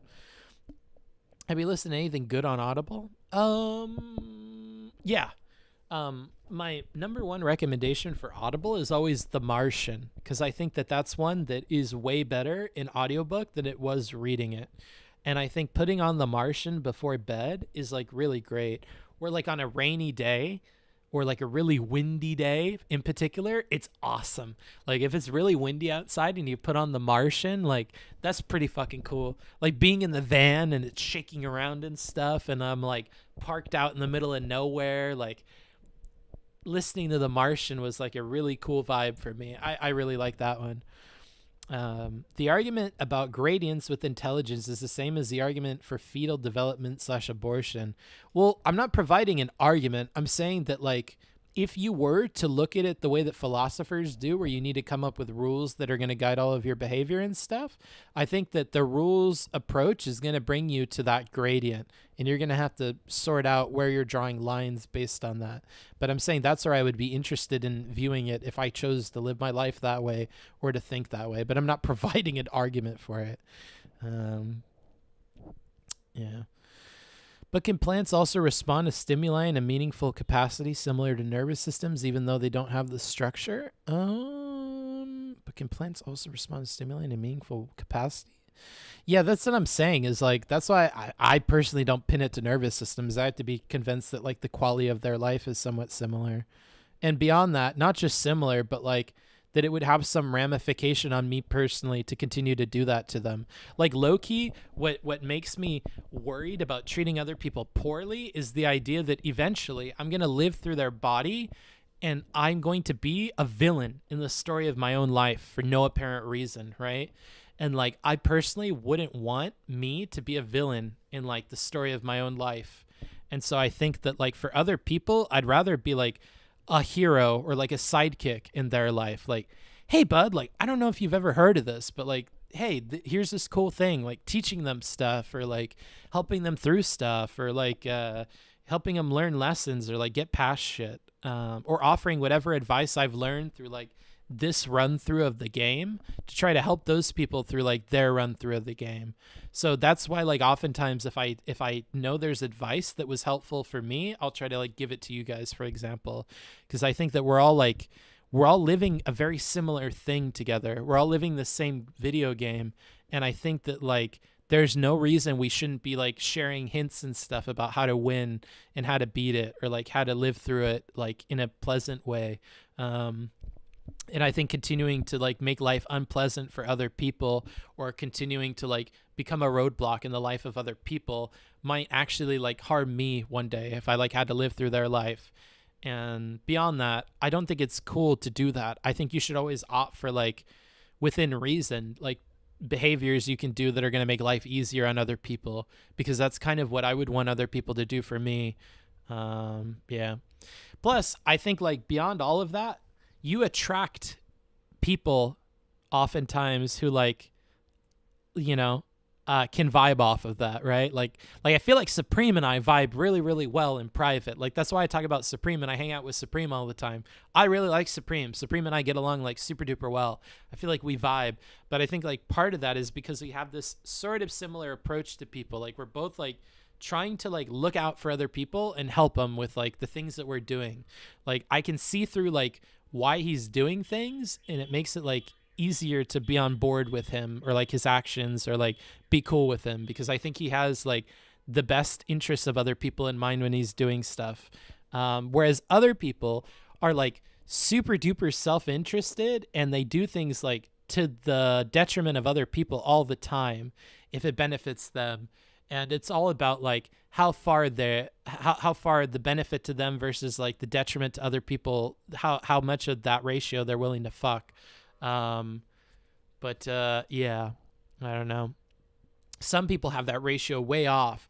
Like they'd fuck another person over hella bad for like, you know, a few bucks. And it's like, those are the kinds of people I tend to avoid, because they're the exact opposite. Because snakes, yeah, snaky people are a big problem. Big life tip: pick up a hobby you can passively work on with minimal to no effort every day. Being able to flip your pen around your fingers while writing is as an example. Yeah.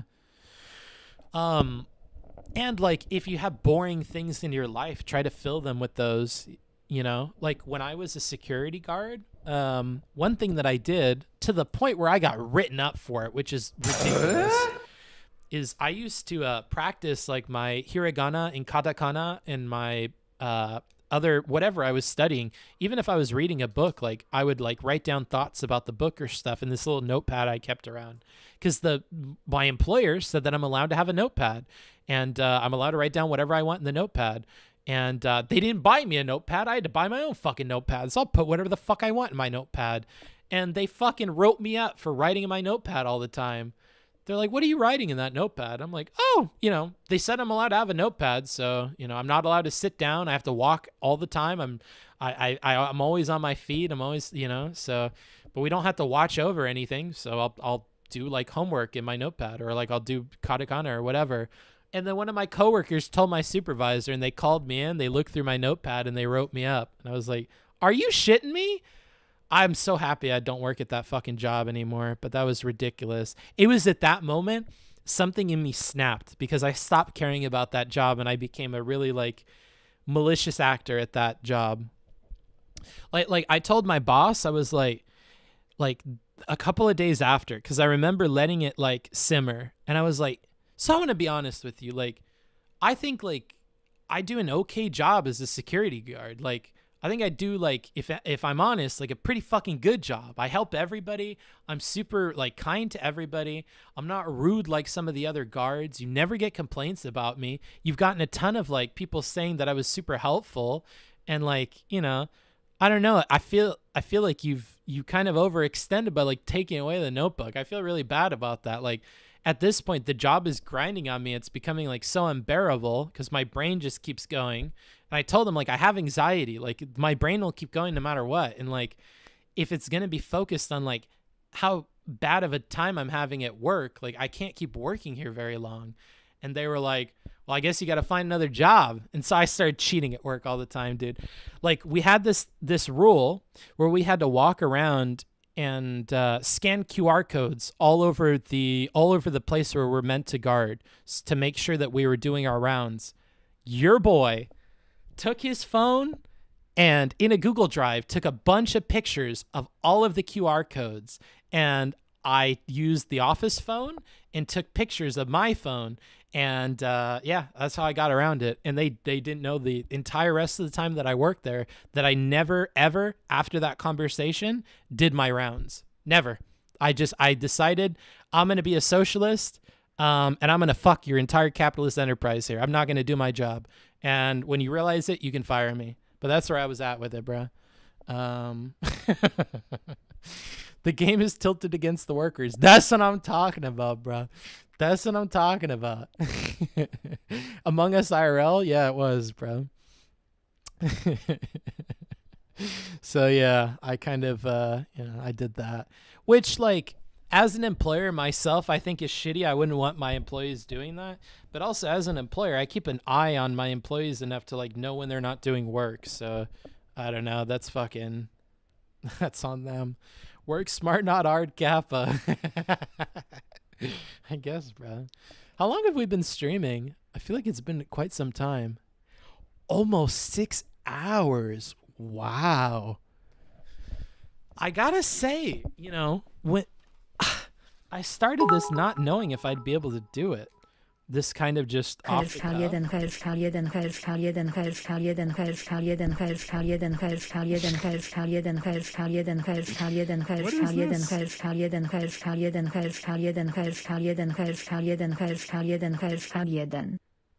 Interesting. I'm clearly going to have to change the number of bits required for that. But thank you for those. I appreciate them. 24-hour stream? No, we're not going 24 hours. I'm just surprised I've gone that long. That feeling when you start to hate a bunch of your coworkers all of a sudden is brutal. Yeah. I mean, I never hated any of my coworkers. I just started to hate management. Because the other thing that sucked, to give you more context on this story, is... Thank you, Niam. If XQC can do two 24-hour streams in 3 days, you can do one. Maybe, bro. But he is also a pro streamer, so, you know, I'll work my way up to it. What was I saying? Oh yeah. So remember how I said that I got nothing but like good remarks from like all of the people I engaged with at that company? So when you're a security guard, you go to what's called like a site, right? And you have your like site manager, who is like the person who's like in charge of like making sure all the security guards at that site are doing what they're meant to do. And then you have like the site owner or the property owner, who is the person that's commissioning the company to hire security guards. What? Here, let me see what Niam said. Next time you should do some hot tub streams. Maybe, dude, maybe. I'm just not comfortable with being shirtless on stream very much, if I'm being quite honest. Not until I'm skinnier. I hate being fat, dude. I don't like the way I look being fat. So I don't know if I'd be down for it. Because I also, okay, this is really egotistical. I like watching my own streams back. Like, I like going to the funny parts and like seeing what chat said and stuff when I missed it. And I'm not sure I could watch back a stream where like I'm shirtless the whole time, because it'd be kind of cringe for me. Like it's that distracting. Let's see. What was I thinking of? Oh yeah. So the property owner lady fell in love with me, dude. She loved me. Like we would talk about books and stuff, because I was friends with the bookstore owner on that same site, and the bookstore owner recommended to the property owner that like they give me a higher position or something. He's like, they got this boy walking around just fucking doing circles. He could be doing like a million other things. Do you realize what that kid does in his free time? He writes papers for people. I've talked to him. He's brilliant. This, that, and the other thing. And so me and the property management lady like started having conversations and stuff, and she would request that my site manager like let me take leave so that she could talk with me about stuff. And I have a feeling that was part of what made my site manager person take away my notepad and stuff and start to be an asshole, because apparently my site manager person was going to leave soon, and it was looking like I was going to, because of the property owner's like request, was going to fill that position ahead of a bunch of other people. And it's funny you mentioned coworkers, because at that same time a lot of my coworkers started being assholes to me, because it looked like I was going to skip ahead of them for that position. And so everything at that job kind of fucking started to suck at the end, because I thought I was doing the right thing. I thought like you just do the best you can do, and like I used to think that you just do the minimum, and then I started to think you do the maximum, and then I started to think you just have to get along with everybody. And then like I started to learn that none of these like hard, fast rules for dealing with people actually work. And it's some mixture of everything. And you just have to stay on top of trouble. Trouble is what you want to look out for. And I wasn't looking out for trouble. I was like convinced I was doing the right thing. And so I ignored this stuff until it like became too big of a problem for me. Like I thought, I'm too good to fail, baby. I'm doing my fucking job every time I come in here, dude. I'm being the best me I could be. Like they're getting a hell of a lot out of me for how much they're paying me per hour, bruh. And yeah, I guess life doesn't work that way. That's why sometimes I try to give you guys work tips, because like I get what it's like to be like a wage cuck. Like I know what that's like. I know what the dynamic is like, and it doesn't feel fair a lot of the time. And I try to imagine past me and how past me felt about that unfairness. And I try to imagine there might be some people in the audience who like haven't come to these realizations yet, or who are going through this and like not seeing these connections. And so I always wonder if like by sharing this, I can help them out a little bit, just save them a little bit of pain. I've lost a lot of weight last few months after a decent diet change. You can do it. Thanks, bro. It's okay if you're not comfy shirtless, bro. Thanks. At most, you're chubby, I guess, but you look great. Thanks. If she really thinks you're smart, then why isn't she subbed? That's a good point, dude. Bookie got a sugar mama. Good advice. Yeah, I mean, her and I got along really well, me and the site manager lady. But you know what's funny is the bookstore guy gave me a job after I left that security job. Like he was part of the reason why I felt like being like, fuck these people. I told him about the notebook thing after work, not while I'm like on staff, because that'd be fucked. But yeah, like I told him a little bit about it. He's like, what happened to your notebook? And I'm like, they told me I can't have it anymore, bro. They told me I'm not doing my job apparently. He's like, you're fucking walking around all the time. What do you mean? You help people with shit all the time. And I'm like, yeah, more than other people, right? Well, you notice it, but you know, it doesn't matter if you notice it. The right people have to notice it. So, yeah, he offered me a job there, and I worked there for a little bit at the bookstore. That's got to be one of the most fulfilling jobs I've ever done, is working at the bookstore. It was really, really nice, because I've never felt like everybody I talk to every day is brighter and more intelligent than myself. Even on Twitch, I don't feel that way. But I felt that way working at the bookstore. I love talking to people who know so much more than I do about shit that I know nothing about. And it was very easy to see that. In a way, it's not easy to see that with like everyday people, because everyday people don't have the opportunity to show you the wealth of information they have about shit that you don't know. But in a bookstore, everybody has read shit that I haven't read. I'm not like the hugest reader. So like everybody just had so much knowledge about anything that I would ask them. And like, I loved it. Every day I was like meeting people who I'm like, you're awesome. You've read all of this? Like, that's crazy. Like, you know, like. Thank you, Niam. Or they would like, they would recommend stuff to me, or they would like, I would tell them about a research project I'm working on. They would give me recommendations. I had so many good like psych recommendations and stuff from there. That was really cool. A lot of cool travel books and cooking books as well. Just really cool. I really enjoyed that. I think that might be something that I go and do when I'm older, because I think that's like an old people thing. But yeah, I like that. I'm too big to fail.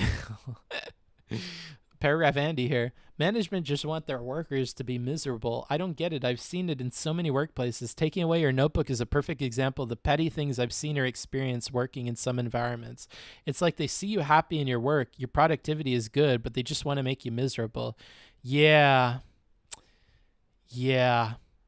It's well put, dude. You say Paragraph Andy, but I mean, it's well put. Yeah. It really sucks. It really, I felt so wrong, dude. Like, I feel like I'm downplaying it, but I can't explain to you how wronged I felt. I felt like a child again. Like, when I was little, and I still stand behind the positions I had when I was little, even now. Some of the shit that my parents would do in terms of like taking things away from me or punishing me, like, were really, really unfair. Like, to the point where like I said some shit to my parents that like I still believe today. Like, when I was little, oh man, this is fucked. When I was little, I don't even know if I should share this. No, I could share like a less bad one. Okay, so like one time, my stepmom said that I did some shit that I definitely didn't do, and I remember arguing with my dad about it and being like, Dad, like, really? You're gonna believe this random fucking bitch that just like came into your life? I've laid out for you this entire last like 2 hours about how it is impossible that I even did this. I wasn't even home. Like, there's no way that this thing could have even been done by me. So at this point, because she doesn't have any fucking evidence or any fucking case for what she's saying, you have to like take her word over mine, right? And she is dead ass lying to you, and I'm telling you that she is lying to you. So I'm putting you into an ultimatum position right here. You are either going to have to tell me that you trust her more or you trust me more, because you have no reason to believe one over the other right now. And he chose her. And I remember, like, that stuck with me for the rest of my life. My mom did some shit like that too, and it solidified, dude, their memories that will like never ever go away. Like I remember telling my mom, like, when I was growing up, like, if I ever have kids, you're never like allowed near them for any like prolonged like unsupervised period of time, because I think you have like a detrimental impact on like people. And I still stick by that. Like, I wouldn't let my mom like near my kids without me being there, because I worry about the impact she has on like kids. So like, I don't know, where were we going with this? I completely forget. But like, yeah, like, I don't know, life can be really unfair. And that was a moment with my boss where I was like, this doesn't make any sense. Like, you're taking away what was in my training explained to me to be one of the most important parts of my job too. Like, she said, I never want to see you have that notebook out, and if I do, I'm writing you up again, and on the next one you're fired, right? So like it was like, it felt like that unfairness. But like, life, when you live life the way society expects you to, I feel like you encounter this much more. Like, every time in my life, I would be like, I want to be normal, right? Because like, I did essay writing, and I got sick of having my income be so variable and having everything depend on me as like the boss and the owner and the marketer and the worker and everything. It stressed me. And at the time I was reading socialist stuff. So I paid my workers like so fucking much, to the point where like I wasn't making money off of them. And at some point I just realized then there's no point of having the employees. I may as well just do the amount of work that is proportional to like the money I need to live and not have employees, because it doesn't make sense to have employees then, because they don't take any like load off of my shoulder. They don't provide any like benefit to the company or like to propagating this thing forward. So how does this make any sense? And this is really cringy to admit, and please don't tell Steven this, but part of what influenced me in that direction was that, you know, the guy with the Vietnamese partner who lives in Vietnam, I forget his name, but it was part of what he was talking about, where I was like, that like, it got me thinking about socialist stuff. I started reading about it, and I started reading philosophers on the topic, and I was like, okay, so there are different ways that you could run a company. Like, I don't believe in this dude saying that like you can't own the business at all, or that it's always like wrong, because he's saying some stupid shit on the economic side, which made no sense. So like, even at that point, I recognize like when he's saying that like the workers are like getting all of the are like having their shit like cut off the top, I was like, well, kind of, but like, it depends on what that's going towards. Like, if it's going towards improving the company, then no, they aren't. Like, they're getting a huge benefit out of it. It's like they're in like I'm taking a portion out of their paycheck to reinvest in the company, and it's going to make them more money in the future anyways, because they're going to have more work. If this company falls through because I don't take anything out to support the company, they're not going to have a job, and at that point, this isn't beneficial to them. So like, you know, that American Johnson guy got me thinking about it a little bit, but he didn't like it. The economic stuff was still fucked, but it started to make me think about the way I was treating workers. Anyways, I forget where I was going with this. Oh yeah. So like, at that time I stopped having employees, and I thought, I want to be like a normal person. I want to have like a normal person job that I can like talk to people about, and I have a schedule and yada yada. But I realized like every time I try to do normal people shit, like I try to go to college, I got fucked in college. They wanted me to pay out of pocket fucking cash for all this shit. They're not going to help me find classes. They're not going to help me test out of classes. They're not going to keep up with any of their promises. They don't respond to emails. And then when I approach them about the fact that they're not doing any of what their job is, they tell me, well, I'm in charge of this many students. You know how difficult that is? Bitch, really? I'm paying you out of pocket thousands, tens of thousands of dollars a year, and you're telling me, oh, fuck it, I can't do my job. Like, what do you mean? You promised me that you could do things this way. Like, I feel like every time I try to play the game, the way that normal people play it, I'm constantly confronted with like the unfairness of life.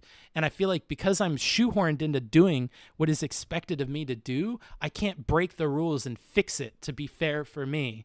And yeah, like, I don't know. So I always feel bad for people that live those lives. Like they live normal people lives, because I'm like, I can't do that. That would wear on me so bad day in and day out, to have bosses that can just fuck with you for no reason because they're having a bad day, to like be at the mercy of the police, to have a landlord that can fuck you, to just get fucked by your student loans, like all of these things like, and then you get stuck in it because you're in debt and you need the job and you need this and you need that. Like, that stressed me out so bad when I was younger, and I had to make a choice, and I made a choice to live like a weird life that I'm happy with. But boy, was that a better decision than the way I was living it, because I was going to blow my fucking brains out living that life, dude. I couldn't. So I feel bad for all these people living that life, brother. Aren't you at the mercy of Twitch right now? Not at all, because I can go back and do papers, right? Like, now that we're pulling out of this this Corona thing, I've noticed that I'm getting more bites on papers. So I don't feel like I'm necessarily at the mercy of Twitch. Although, I will admit, that's why I want to do the booksmarts.gg thing, because I do feel that, right? If at any point Twitch wants to be an unfair asshole and just ban me tomorrow, like, I can't do anything about it. There's no recourse. I just have to suck it up and take it, right? So, yeah, that's why I want the Booksmarts website at some point. Yeah. Have you ever had a job where they basically didn't train you? Yeah. Most of my other security jobs. I relate to this so much, yeah. I feel bad that you relate to it, but yeah. I'm behind the stream, but the notebook at the job thing is something that David Graeber talks about in Bullshit Jobs. Interesting. But I mean, like, I read Bullshit Jobs, and like, what you have to keep in mind is security is not like a bullshit job, right? Like security, this is difficult, because I was teetering between it being a bullshit job and it not being a bullshit job, because as he defines it, it would seem that bullshit jobs like exist for like the sake of pleasuring like a manager or somebody else like up the chain, or you're just like a needless like cog of something, like an appendage that's grown and just nobody's taken the time to like shred that bit of DNA. But that's not really how security works. It's just a boring job. Like, these companies and these properties need security because insurance reasons, right? Or like, you need security because dead ass people break into these places, right? So like, there are things that you need to do. And like, as a security person, one of the things that I had to do, for instance, was like constantly do hourly check-ins with this really high-end retail store, because they had a bunch of break-ins, right? So like, it's not that your job is bullshit as a security guard. It's just that it's by definition, or like by the nature of the job, just a lot of downtime that you don't have to do anything at. I have to live that life, Sag. I feel you, bro. Damn, what's up, Thick Smarts? Not much, brother. How did an essay writer get in the security business? I literally just applied, and they paid for all of my education and put me through, and then hired me. I just thought it would be an easy beginner job that you don't need college for, and that pays kind of well out of the gate. I'll pleasure a manager. Nice. I would have pleasured my manager too if it meant that I could fucking have my notepad. Honest to God, I would have.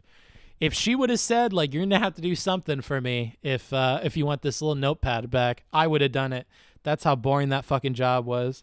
I might not have said yes immediately, but 2 or 3 shifts later, I probably would have came up to her and been like, all right, I need my notebook, and you know what that means. Have you ever had a job where, I already read that? I'm behind the stream, but the notebook at the job thing is, okay, I already read all this. My bad. Book, I had something similar with my stepmom. She made shit up and got me grounded when I was supposed to go to an MLB game with my dad. Yeah. And what sucks is, way later on, my dad kind of realized that this lady was, like, really negative, and he tried to, like, address it with her in the house. Like I tried to help them by, like, telling him, well, just tell her, like, she's making you uncomfortable. When she says this, it's making you feel this way. They started to try to, like, push back the tides of a lot of what she was doing in the house, and she was like, fuck it, I'm gonna leave then. And he was like Pikachu face, like he couldn't believe it. And I'm like, yeah, dude, she's awful. I told you she was awful. And I told you if you didn't let her be awful, she would immediately leave, because she's just a bad person that likes other people who she could beat up on, right? And it's like, that's all that she does everywhere we go. Like, we would go to restaurants and she would talk shit about every single server that we would have. And then she was just the worst kind of fucking person, dude. I cannot stand her. Like, there are a few people that I don't extend the courtesy of, like, accepting that I might live through their body. There are some people for whom I create, like, a caricature of the devil, and I just wonder if the devil has to live through certain people. And she's somebody who, like, I suspect the devil is living in her, like, body. And that doesn't sound scientific or good or philosophical or whatever, but I have no way of, like, reconciling how somebody ends up becoming that way. I can see no future in which, like, I become that way. I would kill myself before I allowed myself to, like, treat other people that way. So, like, I don't know, like, I've dug down to my core, and I think if my core is the same in all these lives that I live, that there's no place in it for, like, behaving the way that some of these people behaved. Yeah. My dad lived across the country from me, so I only got to see him a couple of times a year. It was whack. Damn. That fucking sucks. Legit, people who have no redeeming qualities. Yeah.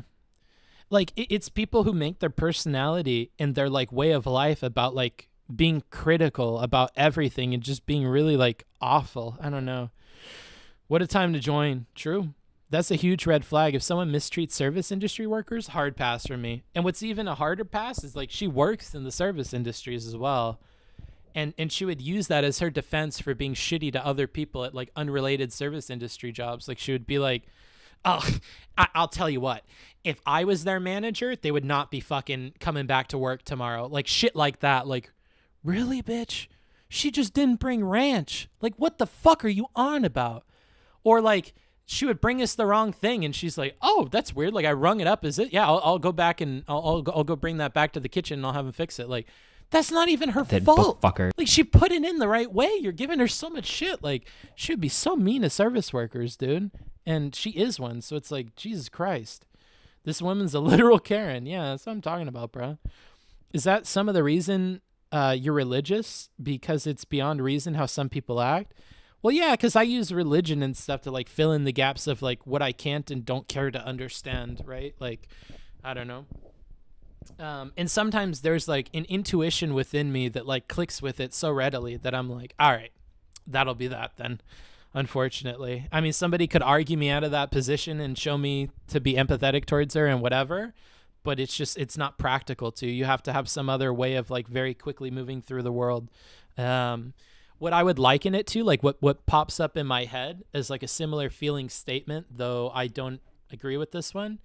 Do you guys remember the movie Up in the Air with George Clooney and that other lady?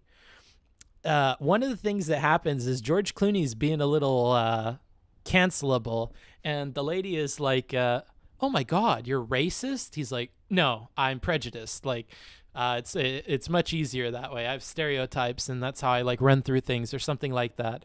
That's kind of like a similar thing that I have here is, like, I know it's not logical, but it's much quicker and easier to go through understanding these people, to have these caricatures and to run them through it that way. So when somebody is this unreasonably unfair to people and this unreasonably rude to people and this much of like a consistent like thorn in the side of everybody that they surround themselves with, and they're convinced that they're correct and that they're holy and that they're all this other stuff, like I don't know how to reasonably like approach that. So I'm going to stereotype it as like, it must be the devil at work, dude. I have no idea how the fuck to explain that, so I just moved past it. He says that in the movie? Yeah, he has a scene like that in the movie. You guys should go back and watch it. It's actually a good movie, but yeah, that one little bit, I don't know. So in other words, we should cancel you? No. So it's like a heuristic. Yeah, I just don't want to say heuristic because I don't know if people know what that means really. Like, I would bet you that like I would what would I put this number at? Maybe conservatively 6 out of 10 people in the Twitch chat probably couldn't write me like a sufficient definition for heuristic if I Thanos snapped everybody into a room and nobody could Google it. So I try to avoid terms like that. Even if like people have seen them before, I'm not sure they know what it means. So I try to get the feeling of it through these thoughts. And like I said before, it's a weird thing about me. When I'm thinking through ideas and stuff, I have pictures in my brain and I play through scenes, and like that's how emotions and feelings about things come through. So oftentimes, like if I want to communicate something to you, I don't want to just use a word. Telling you what I see in my head can sometimes help. A lot of the time it's helpful. I mean, it helps me. People who work a job and use that as an excuse to mistreat people in similar jobs drive me insane. Is that like a normal thing that happens all the time? Because I mean, it might be. Fired over ranch. Yeah, it's some ridiculous shit, dude.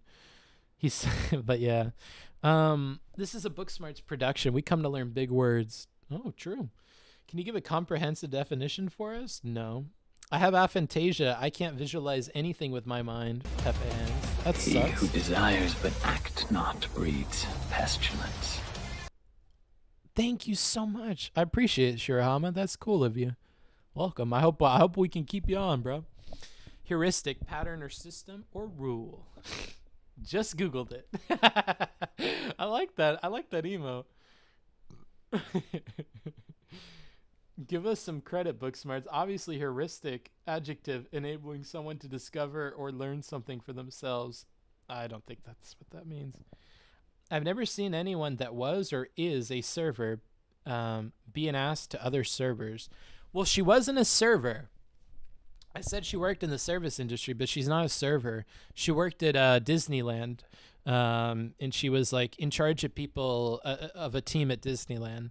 So what I mean when she works in service is like she works in service, not that she is a server.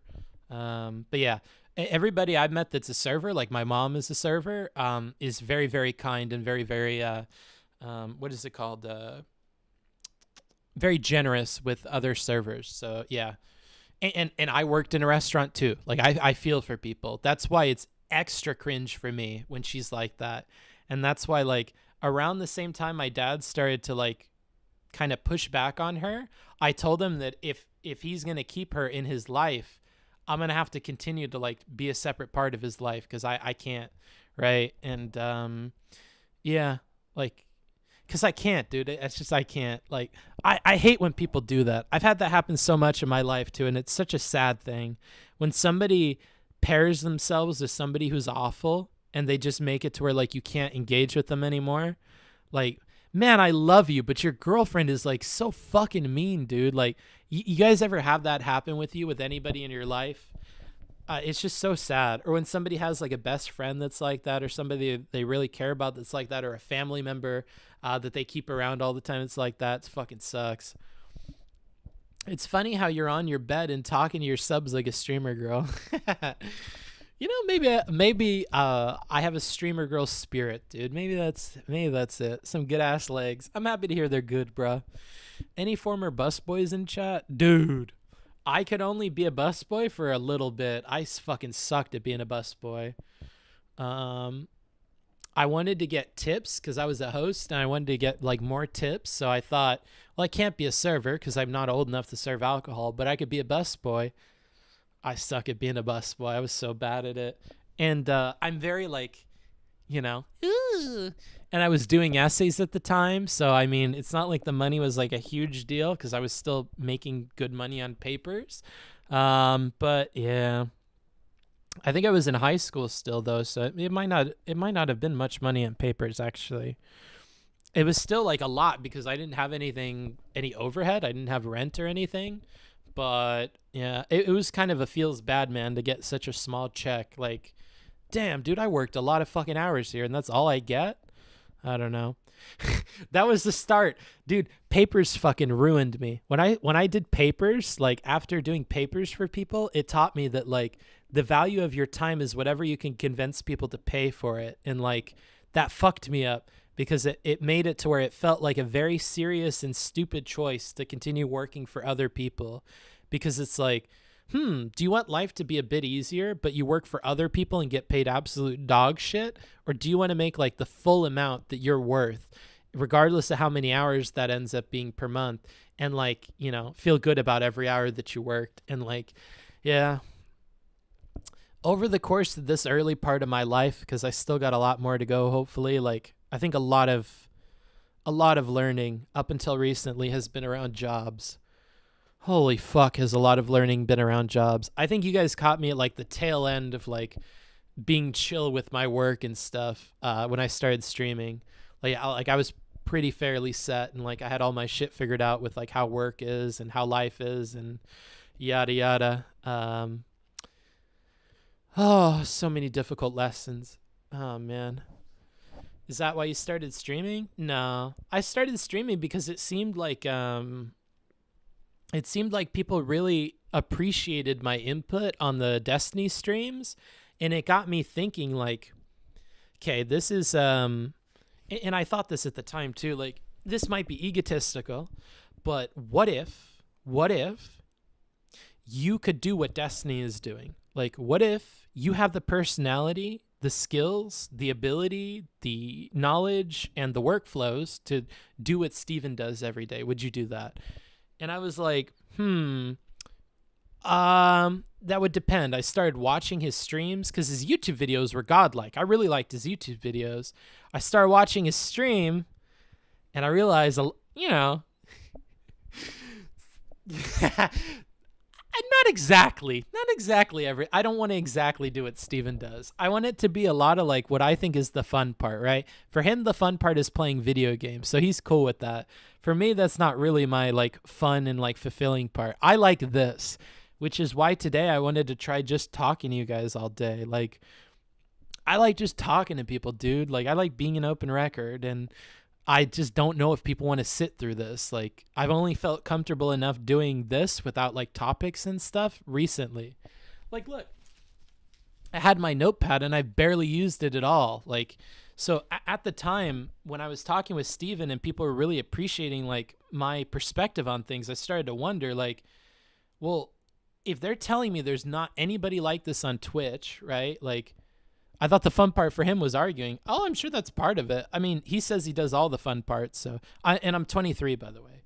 So, yeah, I started to think like, what if, you know, what if that is the case? Like, what if people do want like to hear my perspective as much as they do Steven's? Like, maybe it would be worth it, or it would be a good to the world to like put that out there. And at the same time, I was listening to Dr. K, who was getting me to like rethink essay stuff a little bit, like. Essay stuff is good, tutoring is better, and I've kind of already come into like realizing that on my own before Dr. K. He just kind of made me realize like the feelings I was going through had like words. Like one of the things he talks about is like now I'm gonna fuck it up. The Land of Hungry Ghosts. Can somebody in the chat correct me and give me exactly what it is? But oh, IRI, a bunch of IRI stuff. What did IRI do? Did he raid or something? Where is II? Oh, okay, he did. Hi IRI people. I'm just like shooting the shit with chat today, so if you want to hang out, that's cool. IRI, of course, we had actually. If you guys want to look back in the VOD at some point, I'll probably timestamp it. But we had a whole moment of like jerking off IRI for a little bit, metaphorically, of course. talking about what I love about his content and why it's different than other people's. But yeah, like what got me into it and why I started was I saw that people really appreciated the input on Steven's stream, and I had thought that I just have like normie takes on stuff up to that point, and that's how I came into the conversations with him. Like, surely all normal people are going to believe what I'm about to tell you. Like, I'm going to take the most like what I think are unopinionated and just like factual, like agreeable positions. I'm just going to present them to you, and I'm not going to let go of them. I'm going to try to work around how you talk and like understand your systems and fit this in a way where like I'm going to argue in your terms, and I think I'm going to be able to persuade you. And that ended up being a whole long time that took, but people really liked it. And I was like, I wonder if people would like a stream. Like, I wonder if there's any benefit to like talking to people and, you know, sharing what I do. And initially I wanted to like do tutoring on Twitch. And I thought, this is a perfect moment. I can live my dharma. I can do what Dr. K is talking about, dude. The land of the hungry hippos. I think I want to hear your perspective more than Steven's. Well, that's probably why you're here, right? A combo between you and Dr. K would be amazing. That would be pretty cool. But yeah, that got me thinking, like, maybe I could combine the tutoring in this. I couldn't. People weren't interested in that. Twitch isn't the place for it. So that was a whole period of, like, working through how Twitch worked. But after the last year, I think I'm kind of settling into, like, okay, I get it. You're all crazy. All the chatters are kind of weird that they can spend this much time on this stuff. They're all in unique situations. All the streamers are weird. They've had to do weird things to get where they are. And every time they want to increase growth, they have to like enter into like narcissist or like whatchamacallit, sociopathic mode to like climb the social ladder and use chaos and whatever. Like, I kind of get how stuff works a little bit now, and I'm less naive to it as I used to be, but it hasn't scared me off at all, because I think there's people that just care about however I handle things, and that's kind of the audience I'm trying to foster, and it'll take a long time, and I don't know. I'll use drama when I can, and like what I think is like an ethical way, you know, like I'm going to try to cover it in a way that I think nobody else is, and I think is beneficial to everybody involved, and yada, yada. And that's just a decision that I made, you know? Yeah. And I think that, you know, if it's not something I can cover responsibly, I have to skip out on it, and that's so, and the channel will grow how it grows. And, you know, I'm lucky enough to have hit like a place where it's like, okay, this makes enough money to where like, I can already see that it could be like a beneficial thing. Like, I could see if you take like 2 extra like sociopathic steps, you could be golden, you could be successful, and you could have a house. But like knowing that it's just 2 steps away makes me feel really comfortable. It makes me okay with just doing it the long way and not doing it that way, and like actually being honest with you guys, and, you know, trying to foster something that's real and that'll last like a long time. So, man, I really enjoyed streaming, you know. More than essay writing, for sure. I mean, it's less like ego strokey, funnily enough, than essay writing. Like, I felt like I got a lot out of essay writing in terms of like how I viewed myself, but I don't know. I like this. I think I'd rather be a successful streamer than I would be a successful essay writer. And that's what kind of made me want to put more hours in the streaming, because I started to think about that. When I used to be an essay writer, I used to think what I'm going to do is I'm going to do essay writing and tutoring until I'm old enough to look old and people just trust me. And I could do more ghostwriting work. I can write books for people, or I could be a research assistant. Because the only reason I got rejected for positions like that, like a lot of ghostwriting projects, a lot of research analyst projects and stuff like that I was perfectly capable of doing, was I look young and I don't have credentials. So they told me, like, honestly, follow up with us in like 5 to 10 years and we'll probably be able to, but it's just like I would love to hire you, but people aren't going to let me above me. You know, you're going to need more here than this. So, and that was another unfair thing about life. Like, damn, every time I want to try and touch into like the real realm of like how society functions, I get burned. And that is just kind of like a sad thing. You guys probably hear that in my doomer voice when I talk about like, sorry, Book, you're too cute to look like a battered insane rider. You, IRI, and Irrelevant are the top of the DC. Steven got me thinking, but Bookie got me to that point of understanding why someone doesn't understand and how to deal with thoughts, people, and putting a foot in everyone's shoe. That's good to hear. The goal is to look like a Russian chess player with a big white chess beard. Yeah. How old are you? I'm 23. Soon enough I'll be 24. But yeah, every time I touch that, I get burned, and it just kind of feels bad, man. Like, I think you guys could hear that in my voice sometimes when I talked about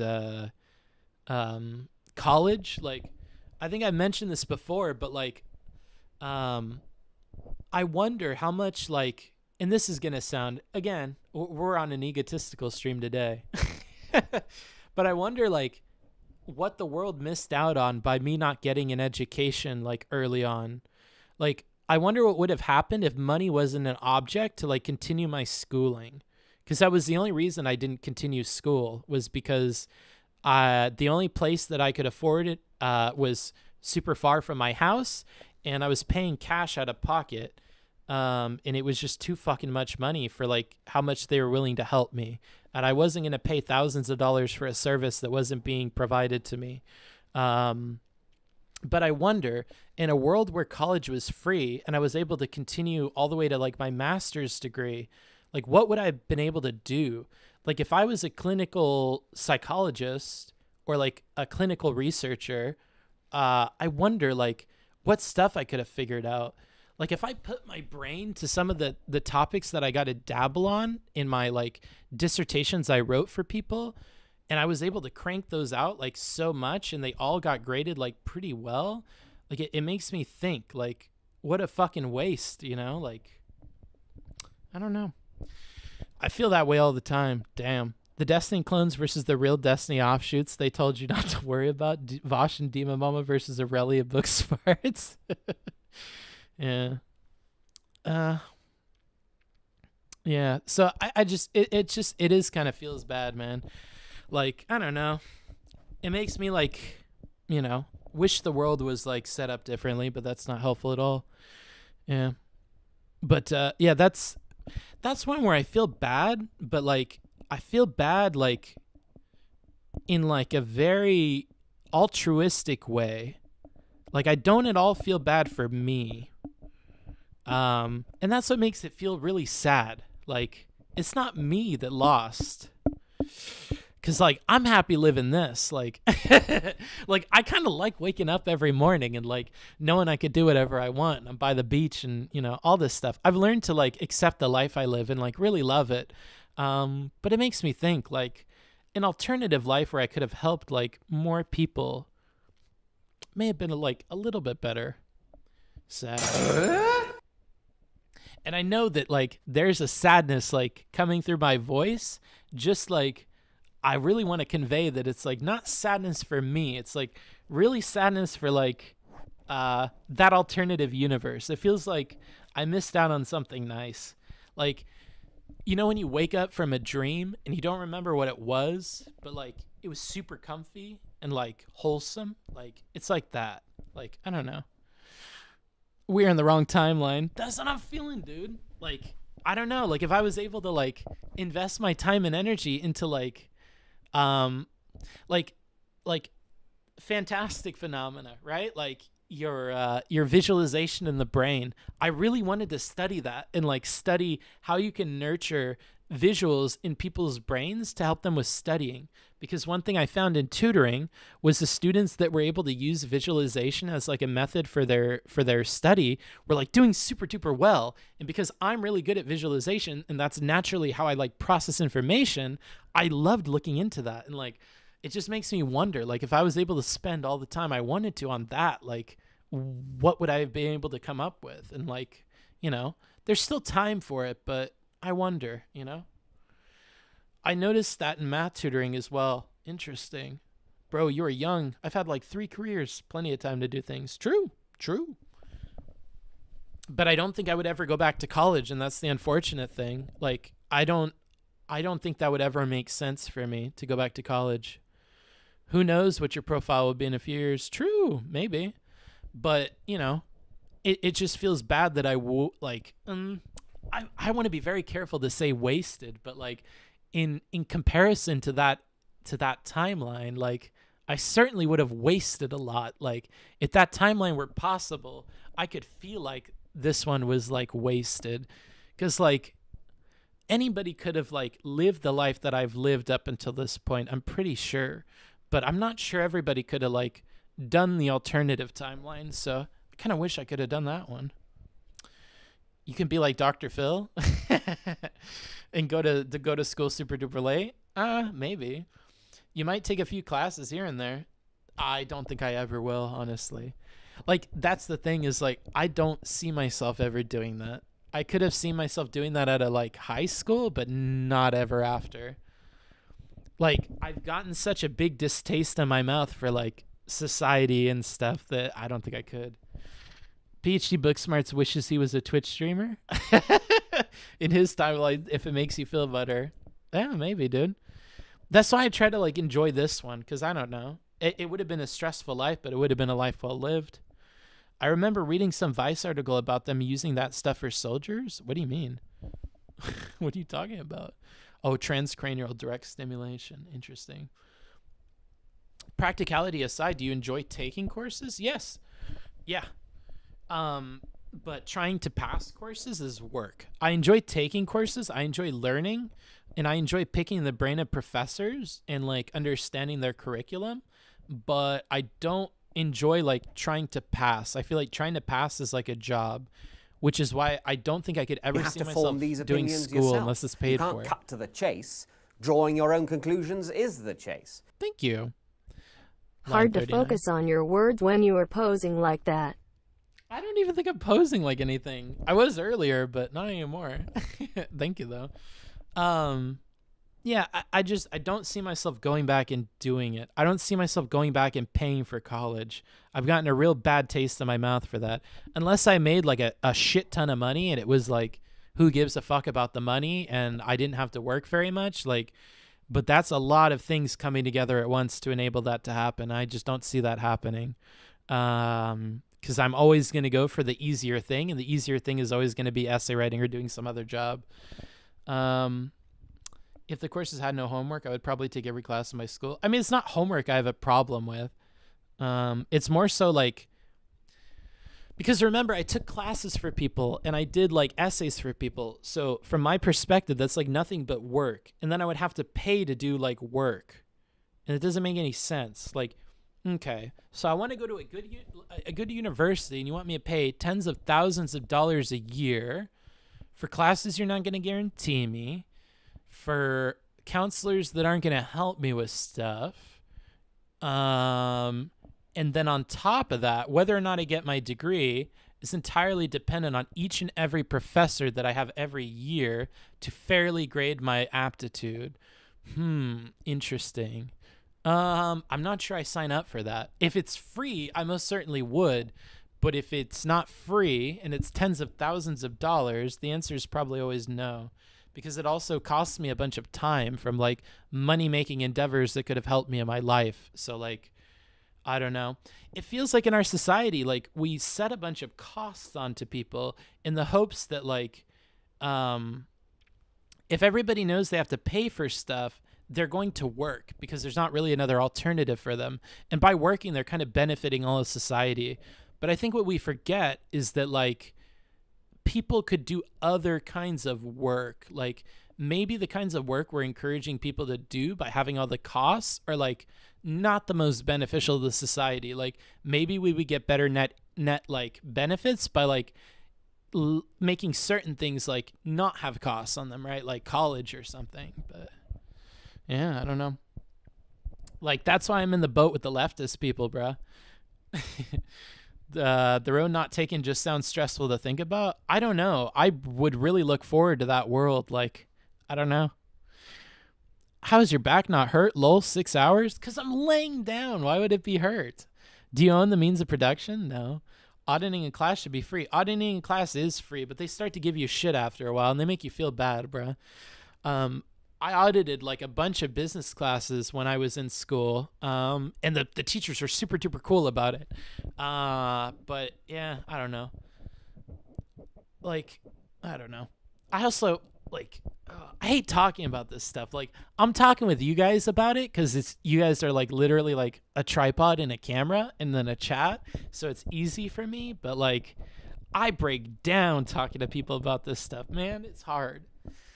Like,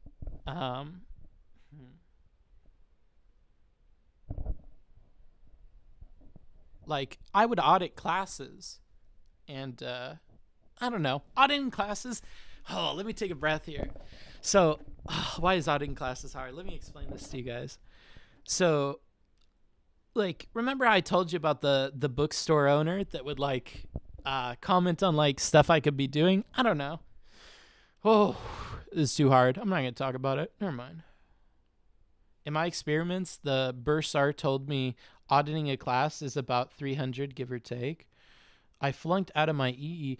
No, so like, the problem with doing that is like having to talk to the professors. It's a drag, man. I hate hearing from professors about how like you should join the university and stuff. That's the part that bothers me. If they didn't talk to me, I'd be down for it. What do you think about people not valuing things? And also, like, remember that the point of the degree is to, like, do things that require the degree. Like, the point of the degree is so I could, like, be a research person on, like, different projects and, like, have the accreditation necessary. It's, like, to check a box that, like, people require for the job. It's not, like, to learn. Because I can learn for free. I did that for a long time. So, like, the learning is free, and I know I can always do it. So it's not about learning stuff. It's about I need the degree too, because the point of the degree is so that I can engage in research projects with teams that like have an impact on the world. Because like I tried to do as much as I could do, writing dissertations for people and like researching things I thought like were important for the world, but you can only do so much as like a single researcher, and a single researcher who's not funded to like do stuff. You're basically writing a paper for somebody else. And so it always made me want to be like on one of those teams. Cause like I would read what other people are doing and I'm like, fuck man, it would be so nice to like do these like psych interviews with people or like design the questionnaires and like actually go through with these studies. But like, I never get to, it's just sad. Yes, I love this. For mysterious reasons, I love this. Meow. Meow.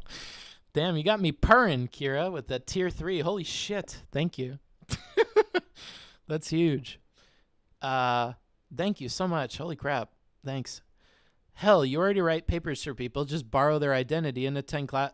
See, like, it's just about the degree, dude. I just need the degree. I don't really need the classes. I just need the degree so that I can, like, be in research stuff. Because the problem is, like, nobody lets me do research stuff if I don't have all of that. And seriously, thank you, Kira. That's fucking crazy. I can't believe you do tier 3. I think you're, like, you got to be, like, the only, if not one of, like, 2 people that does tier 3. That's crazy. Thank you so much. I never thought about it like that. Makes sense. I think people jump into college well before they know their passions. True. Yeah. Like, honestly, it would be cool if, like, you had to pay for college at a high school for some amount of money because you might fuck up and waste a bunch of time. But I think there should be an age where, like, college should be free at the very least. Like, I feel like Republicans and Democrats could at least agree on that. Like, if you're 30 and you can, like, go back to college, like, maybe they should let you. Like, maybe you got your shit figured out, brother. Like, maybe you're a safer investment than some, like, 18-year-old shithead, you know? Like, I don't know. And I feel like old people would be down with that because old people love gatekeeping young people, and, like, everybody could be down for that. I live in a country where college is free, but what happens is it gets filled with gapers and people who don't take it seriously, and sometimes rich people who can afford the class trick the system and gets to do the class for free. Also, the school will just fill classes to get the money but no teach shit. I like the system, but there is some pitfalls. Yeah, for sure. But the other thing is, like, I don't need it for the education. I just need a degree. Like, if anything, my problem is with the fact that, like, we need the degree to do some of these bits of work. But I get why that is at this point. Like, you know, you have to learn basics. Like, you have to learn ethics, and you have to learn, like, a bunch of other things. And you need to learn the background of your field so you can catch, like, which should be glaring issues to anybody else. But if you just wrote papers for people, you're not going to know enough background to, like, catch things that should obviously be problematic. So, like, I understand why the credits are necessary. I didn't when I was younger because I was more naive. But the older I've become, seeing like the results of other people not taking their classes and how they end up, like, I can see why you need the degree. But I just think it's unfortunate that they put that requirement as, like, a hurdle between doing, like, real, like, life-changing stuff in the world, and it's just unfortunate that it costs a gazillion dollars to do.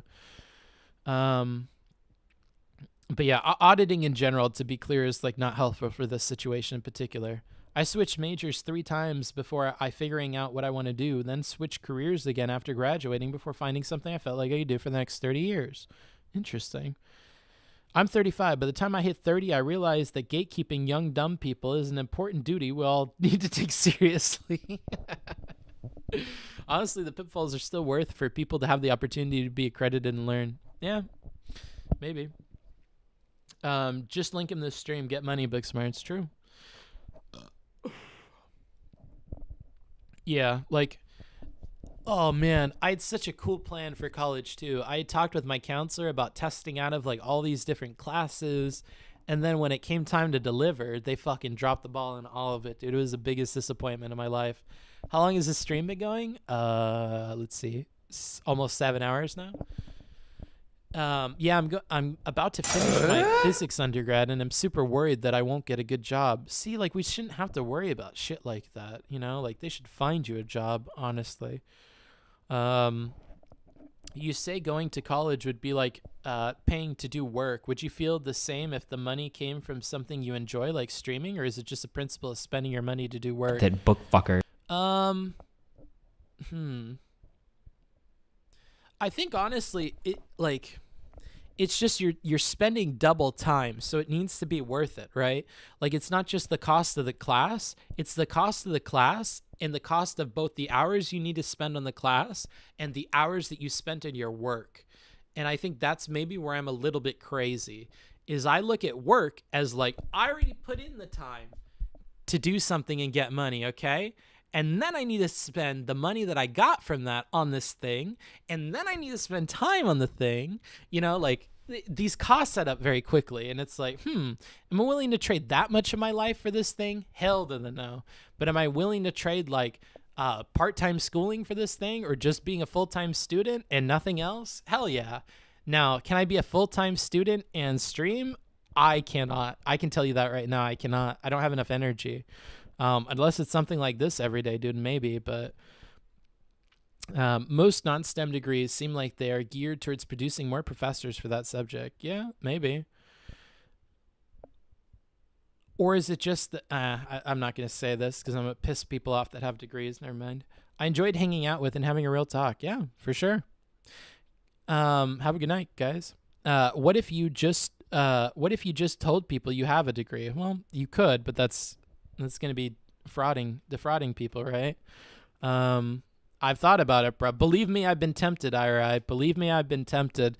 The problem is, like, especially up until this point, like, you know, when I show up and I'm this young, it's very apparent that, like, I don't have that experience. So, you know, that happened a lot with ghostwriting and stuff. I would get written off immediately just because I'm young. And it's like, well, I have all these references. Like, you can literally contact all these people, and, like, I've done all this work. Like, this is literally just what I've dedicated my life to. Like, ever since I've been in high school, I've just been a writer. So, you know, I don't know. It's just difficult for people. They need other boxes checked. That's why I like talking about smell tests on the stream, because I feel like that's a good analogy to understand why things like this exist. People have smell tests, and when you don't look old enough, I feel like you don't pass a certain smell test. Oh, get money. Why not? What do you mean? Like, what do you mean? Like, get money as in, like, grift? Because I don't think it's I don't think it's very very karmic good. How long does it take for somebody to write a good essay? About 6 pages long. Like a normal person, or do you mean like me? Because me, maybe... I mean, if I wanted to be conservative, like 3 to 4 hours, I could knock out like a really, really good paper that's 6 pages long. If I had 3 to 4 hours, that's including time for outlining and stuff. But if I already had the outline done and you put it in front of me and I just need to type out 6 pages that some past me had already written an outline for, easy, like less than 2 hours for sure. General ed of college is quite a waste. Yeah, I think general ed is a waste too. It's just like extra money that they get from you. Why no shares? What do you mean? It's hurtful to the overall. Damn. Invest in the means of production. What? What are you guys talking about? That's so stupid. Their responses to you being young. Oh, yeah. It is what it is, dude. It is what it is. I can't blame them, dude. If I was sniffing for some bullshit, I think I would smell bullshit there. The problem is that, like, to test that whether or not it's bullshit, they need to, like, call my references and, like, look at my past work and stuff. But if they're more concerned with my age than they are, like, my work and stuff, then they pass on the opportunity, and that just would happen a lot. But I don't blame him, dude. If you're going to be spending like tens of thousands of dollars on like a book project or a manuscript, you probably want to be selective about who you're entering into that endeavor with, especially since a lot of the initial period isn't writing the book. It's like research. It's talking with a person. It's conducting interviews. It's writing transcripts to those. Like, it's a lot of like busybody work before we even get the manuscript out. So, you know, why wouldn't you aim for financial freedom first? Then you can change the world so much easier. Oh, well, I mean, yeah, but I'm not like speed running life. I don't think it's worth speed running life. I think the quicker and quicker you try to run through your life, checking off all the boxes, like the more you're going to stumble and the more you're going to miss what was meant to like be experienced around you. Yeah, I think the more you try to rush through life, like the more you're going to miss. There's a lyric from a song about this that really fits. I'm trying to think of what it is. It's like, you want to see life as a blur, but I want to like, I'm sightseeing and you want to see it as a blur or something. And I feel like that's the comparison here. Dang, I kind of want to know what that song was now.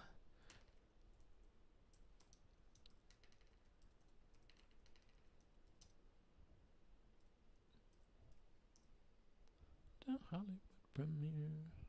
I see. 2 sons of Manchester.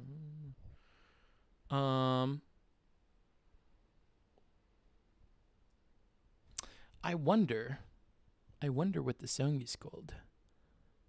Fuck, I'm not gonna figure it out. I'll give up. Dear Slim, I wrote you, but you still ain't calling. I think that's it. No, it's not it. So much is like. Also, did you listen to Stand by Eminem recently because of the Asmongold clip that came out? Because I was actually listening to that earlier because he mentioned that like all these people using the term "stan" like didn't understand what Eminem meant when he wrote that song, and they're trying to be something that he was trying to portray as like not something you would want to be. Like, you're not supposed to want to be the stan. And so I looked up the song and I was listening to it earlier. I wonder if that's why you looked that up. I'm curious, Drunk. So much is learnt when trying to actually make money. It explains why so much of it is the way that it is. Yeah, I guess. I think it depends on how you try to make money, though, honestly. No, I just know the song by heart. I was an edgy teenager. Oh, okay. Dear book, you wrote for me, but I still ain't passing. Some things could be accelerated, but otherwise I agree. Life is meant to be experienced. Yeah. Yeah. And the other thing is, like, I often feel that there's... And, oh, man, Supreme's giving me shit about this, so I'm trying to rethink it. But, like, I pay a lot of very close attention to feelings. And that's why, like, me and Destiny don't really get along at, like, an intuitive level very well. Because he really tries to cut that shit out. And I listen to it very closely. I listen very closely to, like, my emotions and my feelings. So when I feel shitty, like, engaging in an activity or planning for an activity or thinking that I'm going to do it tomorrow, I try to, like, think about why that is, and I try to ponder deeper into it, because oftentimes there's a reason there, like to kind of give a further explanation. So you guys like CGP Grey, right? CGP Grey has a video where he talks about you are two, right? The video where he talks about the two halves of the brain and interesting things from how lobotomies cut the connection between them, and then interesting things happen. Essentially, he talks about that it could possibly be that there is a silent half of you that isn't responsible for verbal communication, that just sits there and it watches everything in your life, and it thinks, and it's creative and whatever. And there's the talking half, the narrative half, that tries to create like a story that you could buy that explains why everything is happening the way that it's happening. And sometimes I like to think in my brain, I think this is where it's coming from, how I like to imagine it, that sometimes that quiet half loves to like throw me a message in whatever way that it can. It's trying to like yell something to me, and it can't talk. So it'll give me a dream, or it'll like make me feel a certain way, or I'll like feel like something's off, you know, like intuition would get triggered. And so rather than using that as like a set thing that's going to guide all of my behavior, I use it as like something that when I hear it, I try to reevaluate what I'm doing. It doesn't completely make me change my decision, and oftentimes it doesn't, but it makes me look into whether or not something else is going on here that I'm not seeing. You know, it's like when you go to the front of your house and you're about to leave, and you're about to get into your car, and you feel a sinking feeling in your chest, and you're like, why do I feel this way? And you get all the way to work, and you don't have the keys to your office, and you're like, oh, fuck. I would like to think that that's that silent half of you that's like watching in real time as you're fucking up, and it's trying to figure out how it's going to tell you that you need to fix that thing, right? And it's just hoping that if it can give you a little bit of a hint, you can like try to reason your way through it, and you'll figure out what it meant for you to pay attention to. So like oftentimes if I feel bad about something like how I plan to cover a debate, or a stream idea that I want to do, or a way that I want to talk about another streamer, or a way that I want to engage with drama, there's often a feeling that'll come in, and I know myself well enough to know these flavors of feelings too. Meditation's helped me a lot with that over time. But like realizing that some of these, if I keep doing this, I can only take so much, and I'll get really sad, and I'll like start to become depressed about like what I'm doing, right? So if I keep engaging in things that are like rushing making money, or rushing like your way to the top, or rushing your way to viewers, or whatever the fuck you're doing, and it's at the expense of the way that you're feeling about doing that thing, for me at least, I can only go so far before like I start to realize I've like dug myself into a ditch, and I'm like, why am I here? Why do I live like this? Why am I doing this thing, right? So I try to be very, very attuned to that, so that I don't like start, you know, spiraling into something that I don't think I ought to be doing. Is that the gut feeling people get? Yeah. That silent half sounds like a real asshole for not telling me clearly. Well, I think you're being ableist, because I don't think the silent half can speak. Yeah, what's the streamer girl? Angel, I'm uncomfortable. Okay, fine. I'll fuck it. Ow, ow, ow. Ah! My foot. Ow, ow, ow. Ah, my foot. Oh, I'm cramping. I'm cramping. Ow, ow, ow. Listening to that voice is fucking vital. Too many people don't have that self-analytical ability. I think so. Fuck. Ow, my foot. The corpus callosum is the tract that runs from each hemisphere. If you want more interesting stories, read Oliver Sacks' stuff, like The Man Who Mistook His Wife for a Hat. Interesting. I'll look into that. Can you post that in my Discord, Temer? If you do !Discord, can you put that in the learning section? Like maybe a link to the short story or something? Because I'd really like to read that, but I'm probably going to forget if there's not like a link in the Discord. Booksmarts, you remind me about a book called The Master and His Emissary. I don't agree with the conclusion of that book, but the first half were just... Oh, Kira, you're a fucking big-time Discorder. Can you put this in the books Discord? I'm not taking any notes, and I don't have Notion open, so I can't put these where I want to put them. But I do look through all of the Discord all the time. My silent me must be ready to knock the shit out of me for missing the signals. Yeah, maybe, dude. Like how interesting would that be, dude? No, I want that angle. Okay. Well, Kira's a big supporter of the channel, so Kira gets the angles that she wants. You should look into this book. Okay. Discord him. It's a book. Oh man, you love Oliver Sacks. Oh, okay, if it's a book, you can yeah, you can link it. I'll probably buy it because I'm interested in the idea of it. Where's your notepad? It's way over there. It's too small, dude. I can't. That book is awesome. Face blindness is such an interesting phenomena. Ooh, interesting. But yeah, so I like to think about things like that, and so I try to be open to like the idea that there are things beyond like logic and reason, and that there are things built into our emotions and our feelings that are beyond like what we can understand, but they're telling us important things. Like when we're monkey people, I wonder how much more important it was without language and everything to like pay attention to like your internal systems. Like I wonder how much more in tune like native or primitive peoples were with like their selves, and like how that relates to how they ought to like behave and stuff.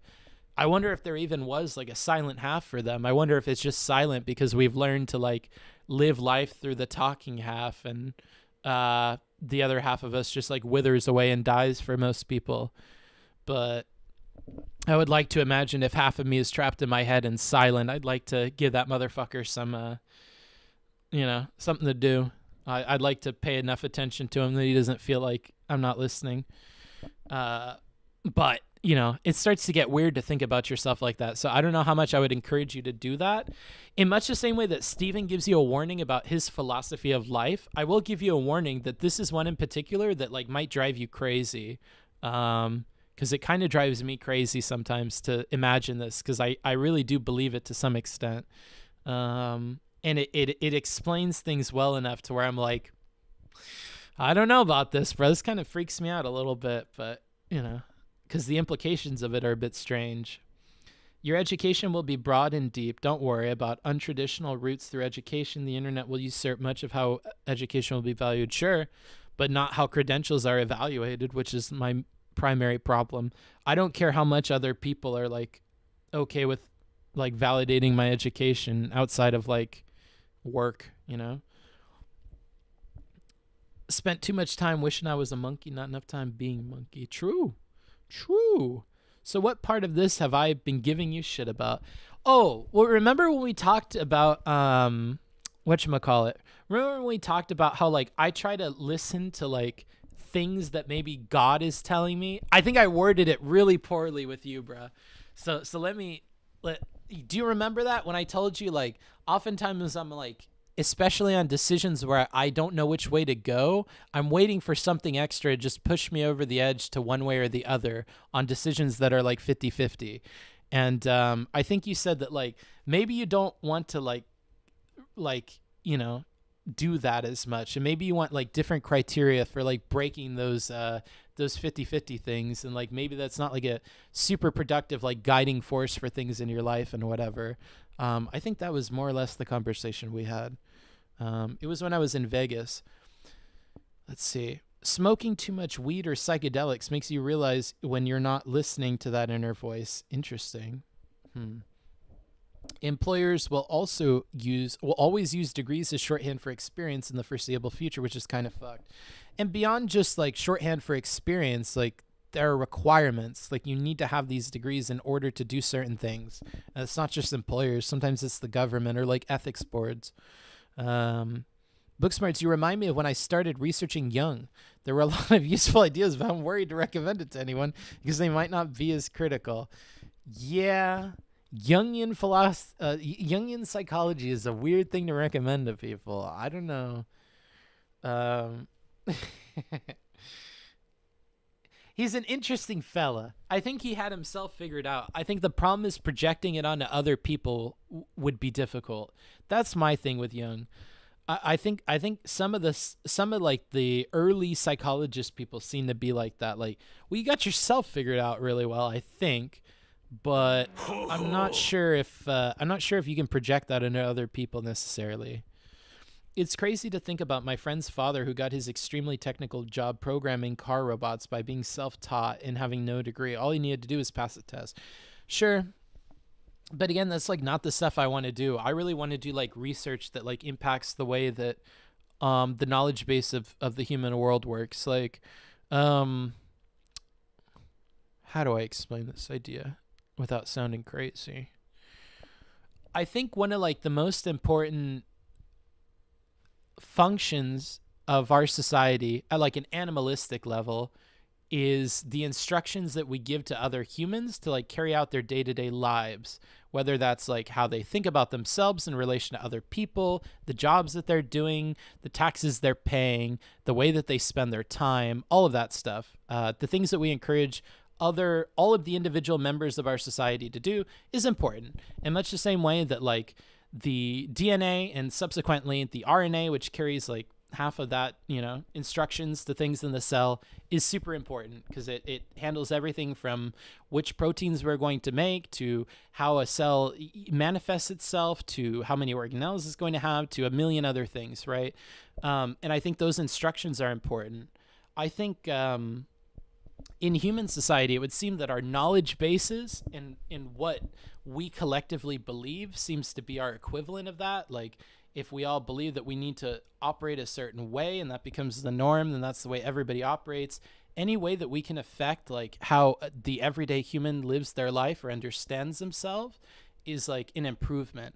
And especially like the way that we can improve like the human colonies' understanding of like the earth and all of the earth's like animal colonies that live here, and like how does everything work together? Like how does the weather relate with like photoplankton, relates with lanternfish that like dive to the bottom of the ocean, relates to carbon being locked down there, relates to, humans seem to have this unique thing where we're able to look at like all of these systems at like a meta level. So until other animals develop intelligence on par with us, I think we have to like bear that cross and figure out how to like help the world at like a larger level. And so I think being a part of that is like super duper valuable. And I think it's one of the most valuable things you could do as a human being. And so that's why I think like doing research is what I want to do with the degree. It's not getting a job. It's not working in a factory. It's not, being a lobbyist for some company. It's doing research and figuring out like new things and how they work, because I don't think a lot of people are going to like be willing to do that over time. Like, I think the number of people who are willing to like learn the new shit that we're going to have to learn to get better at doing things is like going to drop over time, because I think most people aren't down to do that, and most people are not like educated to do that, and most people like didn't have an upbringing that like encourages them to do that. So I'm cool with doing that. It's just like there's so many like hurdles in the way for something which is such an undesirable job. I have no idea why it works like that. Like, who the fuck wants to research shit all day? Like, that's so fucking lame. Like, why does that job have so many fucking requirements to it? It blows me away. We should fast track shit that like people probably aren't going to want to do that provides so much benefit to all of us.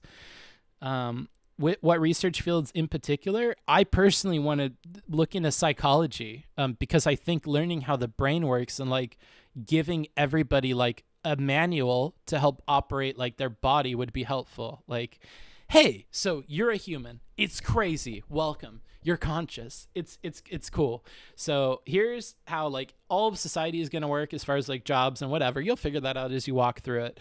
But one thing we don't really get taught about is like how our brain operates and like how to deal with it.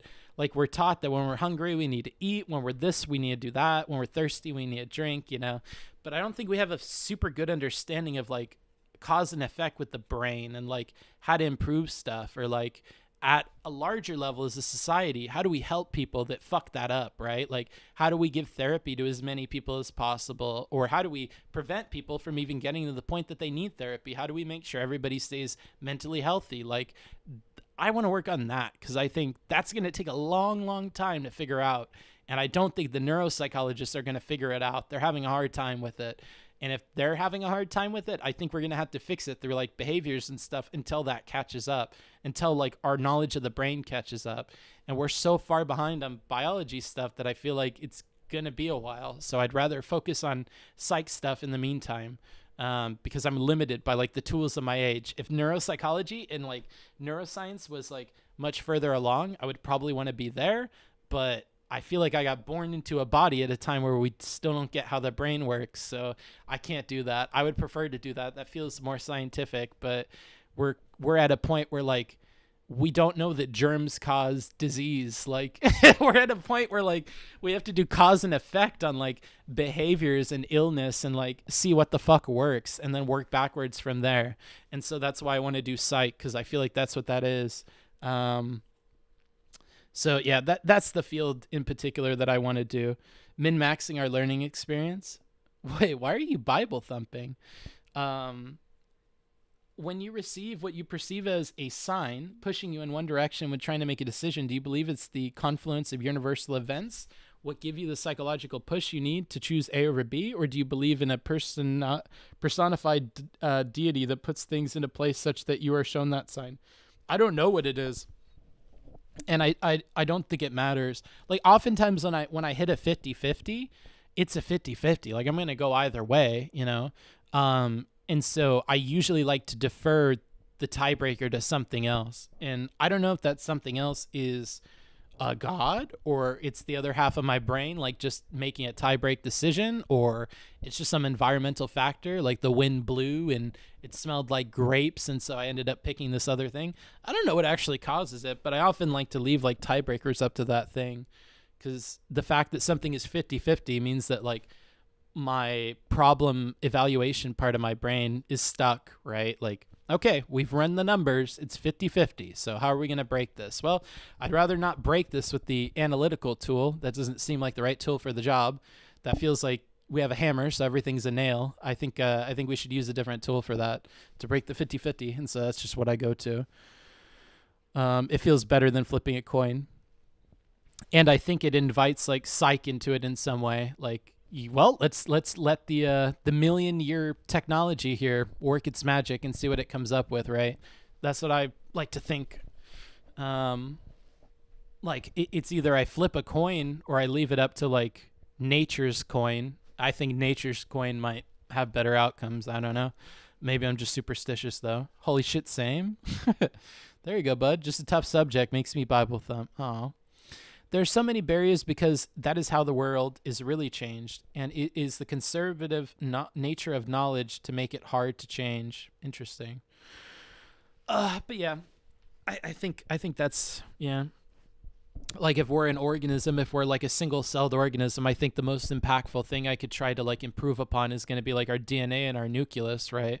I mean, there's some people that are better equipped to figure out a mitochondria and make it more efficient, or to figure out protein folding and to improve upon that, or, you know, to improve the efficiency of creating a cytoskeleton or whatever, that, you know, structure that is inside of the cell.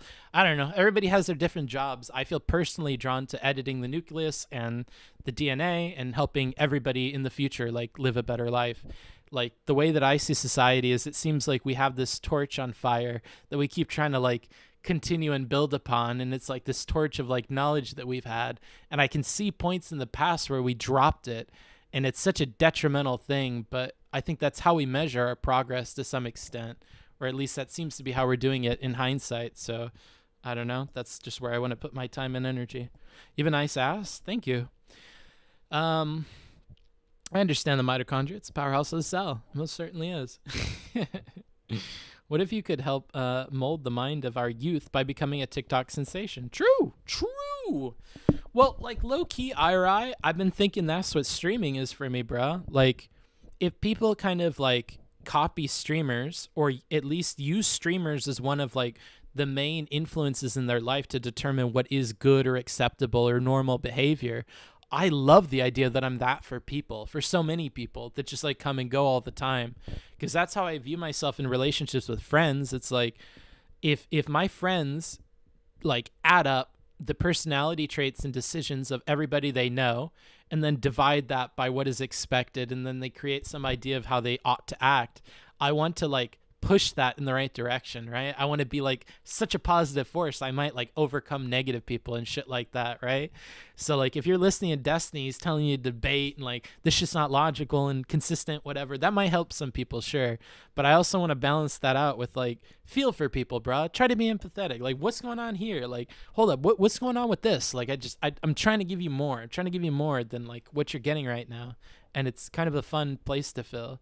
So yeah, I mean, there could be serious benefit to me just like sharing my philosophy or how I look at the world, or even showing people how I change opinions over time. I'm finding that for some reason on Twitch, that's like a huge thing, is like, or on the internet in general, maybe in general, because we talked earlier in this stream, way earlier, about how like some people's ego or pride or something gets in the way of like accepting change or accepting that they're incorrect. And I'm not perfect at it, but I really, really try hard to do that, right? And so that's like an example of that. Like I want to encourage people, and not just through words, not just tell them, oh, you ought to do this because that's the best way. No, I'm going to live it. Like, all right, I'm going to show you, bro. I'm going to give you examples, right? Because if you come to me with problems about that way of living life and you say, what do I do in this case? Or how about this? Like, I want to have the experience necessary enough to go, fuck, bro, I feel where you're at. I fucking lived through that, bro. I fucking, yeah, when you do this, you got to be like this. It's going to fucking suck, but that is what it is. You know, it's part of the job. You know, I don't know. I don't know if I'm making any more sense at this point. I am the creative force in your minds. I mean, you sound like you're amused to some people, Kira. Some people are certainly, they got you on their mind quite a bit, so... The silent part of some people's brains is processing, Kira. I can say that much, bro. I have a problem with being too empathetic, especially in debates, so I really try to snuff out all of my emotions and be very detached in debates. Interesting. I like people are too attached in debates. The point for me is to figure things out, but it doesn't seem like most people are like that, at least on Discord. Yeah, they're really not. Yeah, they're really not. But I mean, you got to think, the people that don't make a habit out of trying to figure things out and just kind of like fart around and argue with people for no fucking reason, are these the people that stumble across the correct answers? This is something I started to think about engaging with like Twitch debate bro people, is like, wait, you have such a bad way of approaching the world. How do you ever even get the correct answers? Like, you have the worst possible system for like finding correct answers. Why am I even approaching you at all? Like, you know what I mean? Like, this would be like if they had like a metal detector that like didn't work and it only picked up plastic, and then we're expecting them to have these wonderful metal ideas, but they're out there with a metal detector that only picks up plastic. Like, of course, like they're not even going to pick up anything useful. Why are we giving them any time or energy or attention? Just surround yourself with the people that have a metal detector tuned for whatever the fuck is important, and kind of low-key disregard those other people unless they need help fixing their metal detector, but don't argue with them about like the best ways of finding metal when their shit's tuned to plastic, you know? Like, I think at some point we have to just look that other people are doing shit that doesn't make sense and be like, well, I'm avoiding that because that doesn't seem to make any sense. Like, I don't know, bro. I don't know. I've started to think that way more and more. I find it so nice to talk to someone who's serious about this. Interesting. Well, I'm happy about that. Do you have a house now? I mean, basically, I'm going to say I have a house now because I have enough money and income that I think I can keep doing Airbnbs. So that's the same thing as having a house, in my opinion. People are more concerned with winning than learning. Yeah. Yeah. If being empathetic were a good thing, then why does it have the word pathetic in it? True.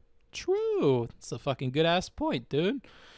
Because they only engage with the most radical or crazy people. That's actually pretty helpful, thanks. Yeah. Like, yeah. Damn, Booksmarts, you're still streaming? Yeah, I am, bro. Yeah, so, like, yeah. I mean, just try to keep that in mind, bro.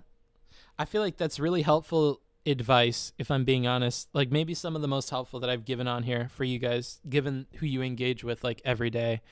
Especially you, Kira, and that server. Especially you. I've seen the people you engage with. I've listened to them talk. And while I think it's funny to like jump in maybe sometimes and stir the beehive, I don't think that beehive is producing honey, if you know what I'm saying. I don't think that beehive is producing honey. you're living in a wasp nest and you're wondering why there's no honey. And I will tell you, the wasps are super fun and they're badass, but they're not productive at like making honey. So don't expect to have honey in there. I go play some games and come back and you're still sprawled out like a whole snack. Damn, I'm kind of hungry, bro. I kind of need food. Damn, what are these secret Kira memes? I hang out with Kira in Destiny's Discord sometimes. Kira and Bullet and Hugh and Globalist and Epiphany and all those other people too. They're all cool. Let's see here. It is a waste of time sometimes. True. I mean, but it's not a waste if you're having fun. It's just a waste if you're looking for truth and whatever. It's my dad's birthday today. He's a big fan. Can we get a happy birthday from Booksmarts? Happy birthday, Luxifer's dead. You know, you've raised a very, very good son. All right, Lux is like we talked earlier about how difficult it can be for people to change their mind or like accept like newer, better ideas or swap the eggs of opinion out of the basket that's in front of them. Lux is somebody who I've noticed immediately is able to do that on this website. And I don't know if it's just that I have the pleasure of having him take me seriously and he doesn't take other people seriously, but he certainly takes me seriously and I appreciate that. We've had several talks where it's like I've given Lux some advice and stuff and he's really taken it to heart and said that it's been helpful, and that makes me feel really good. So I like Lux. I like Lux. I mean, Lux seems to be able to change his mind about stuff, which also makes me respect Lux's opinion as well. And that's what makes me respect Supreme's opinion as well. I think people that are willing to change their mind or being correct about things, like we talked about with you, Kira, just like a second ago, I think those are the people that end up stumbling across the best ideas because they're actually working through a system that is meant to produce the best ideas. So oftentimes if I receive criticism from people that actively take criticism and improve, I take it very, very seriously. That's like when my brain tries to tell me something like I talked about before, I like to pause everything and go, okay, if you're criticizing me about this and you're a pretty serious person and you change your own shit, like, let me listen for a second because something could be off here, you know. Lux is a dumb fuck. He is a little bit of a dumb fuck, dude. But so is Supreme.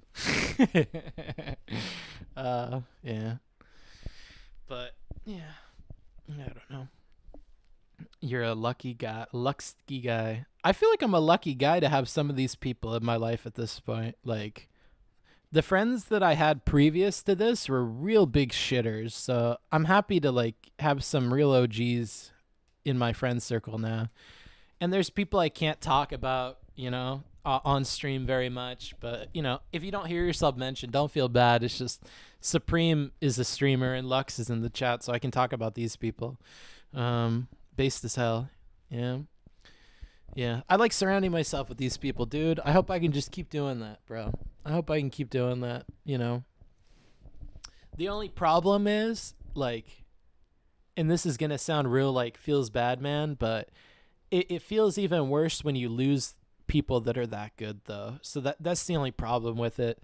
Like, normally I don't care if I, like, lose most of my friends or, like, people close to me or whatever, because I just, you know, I'm not super invested in them. But, like, with people like this who I, like, really respect and stuff, it feels really bad if I ever, like, lose, like, friendship with them.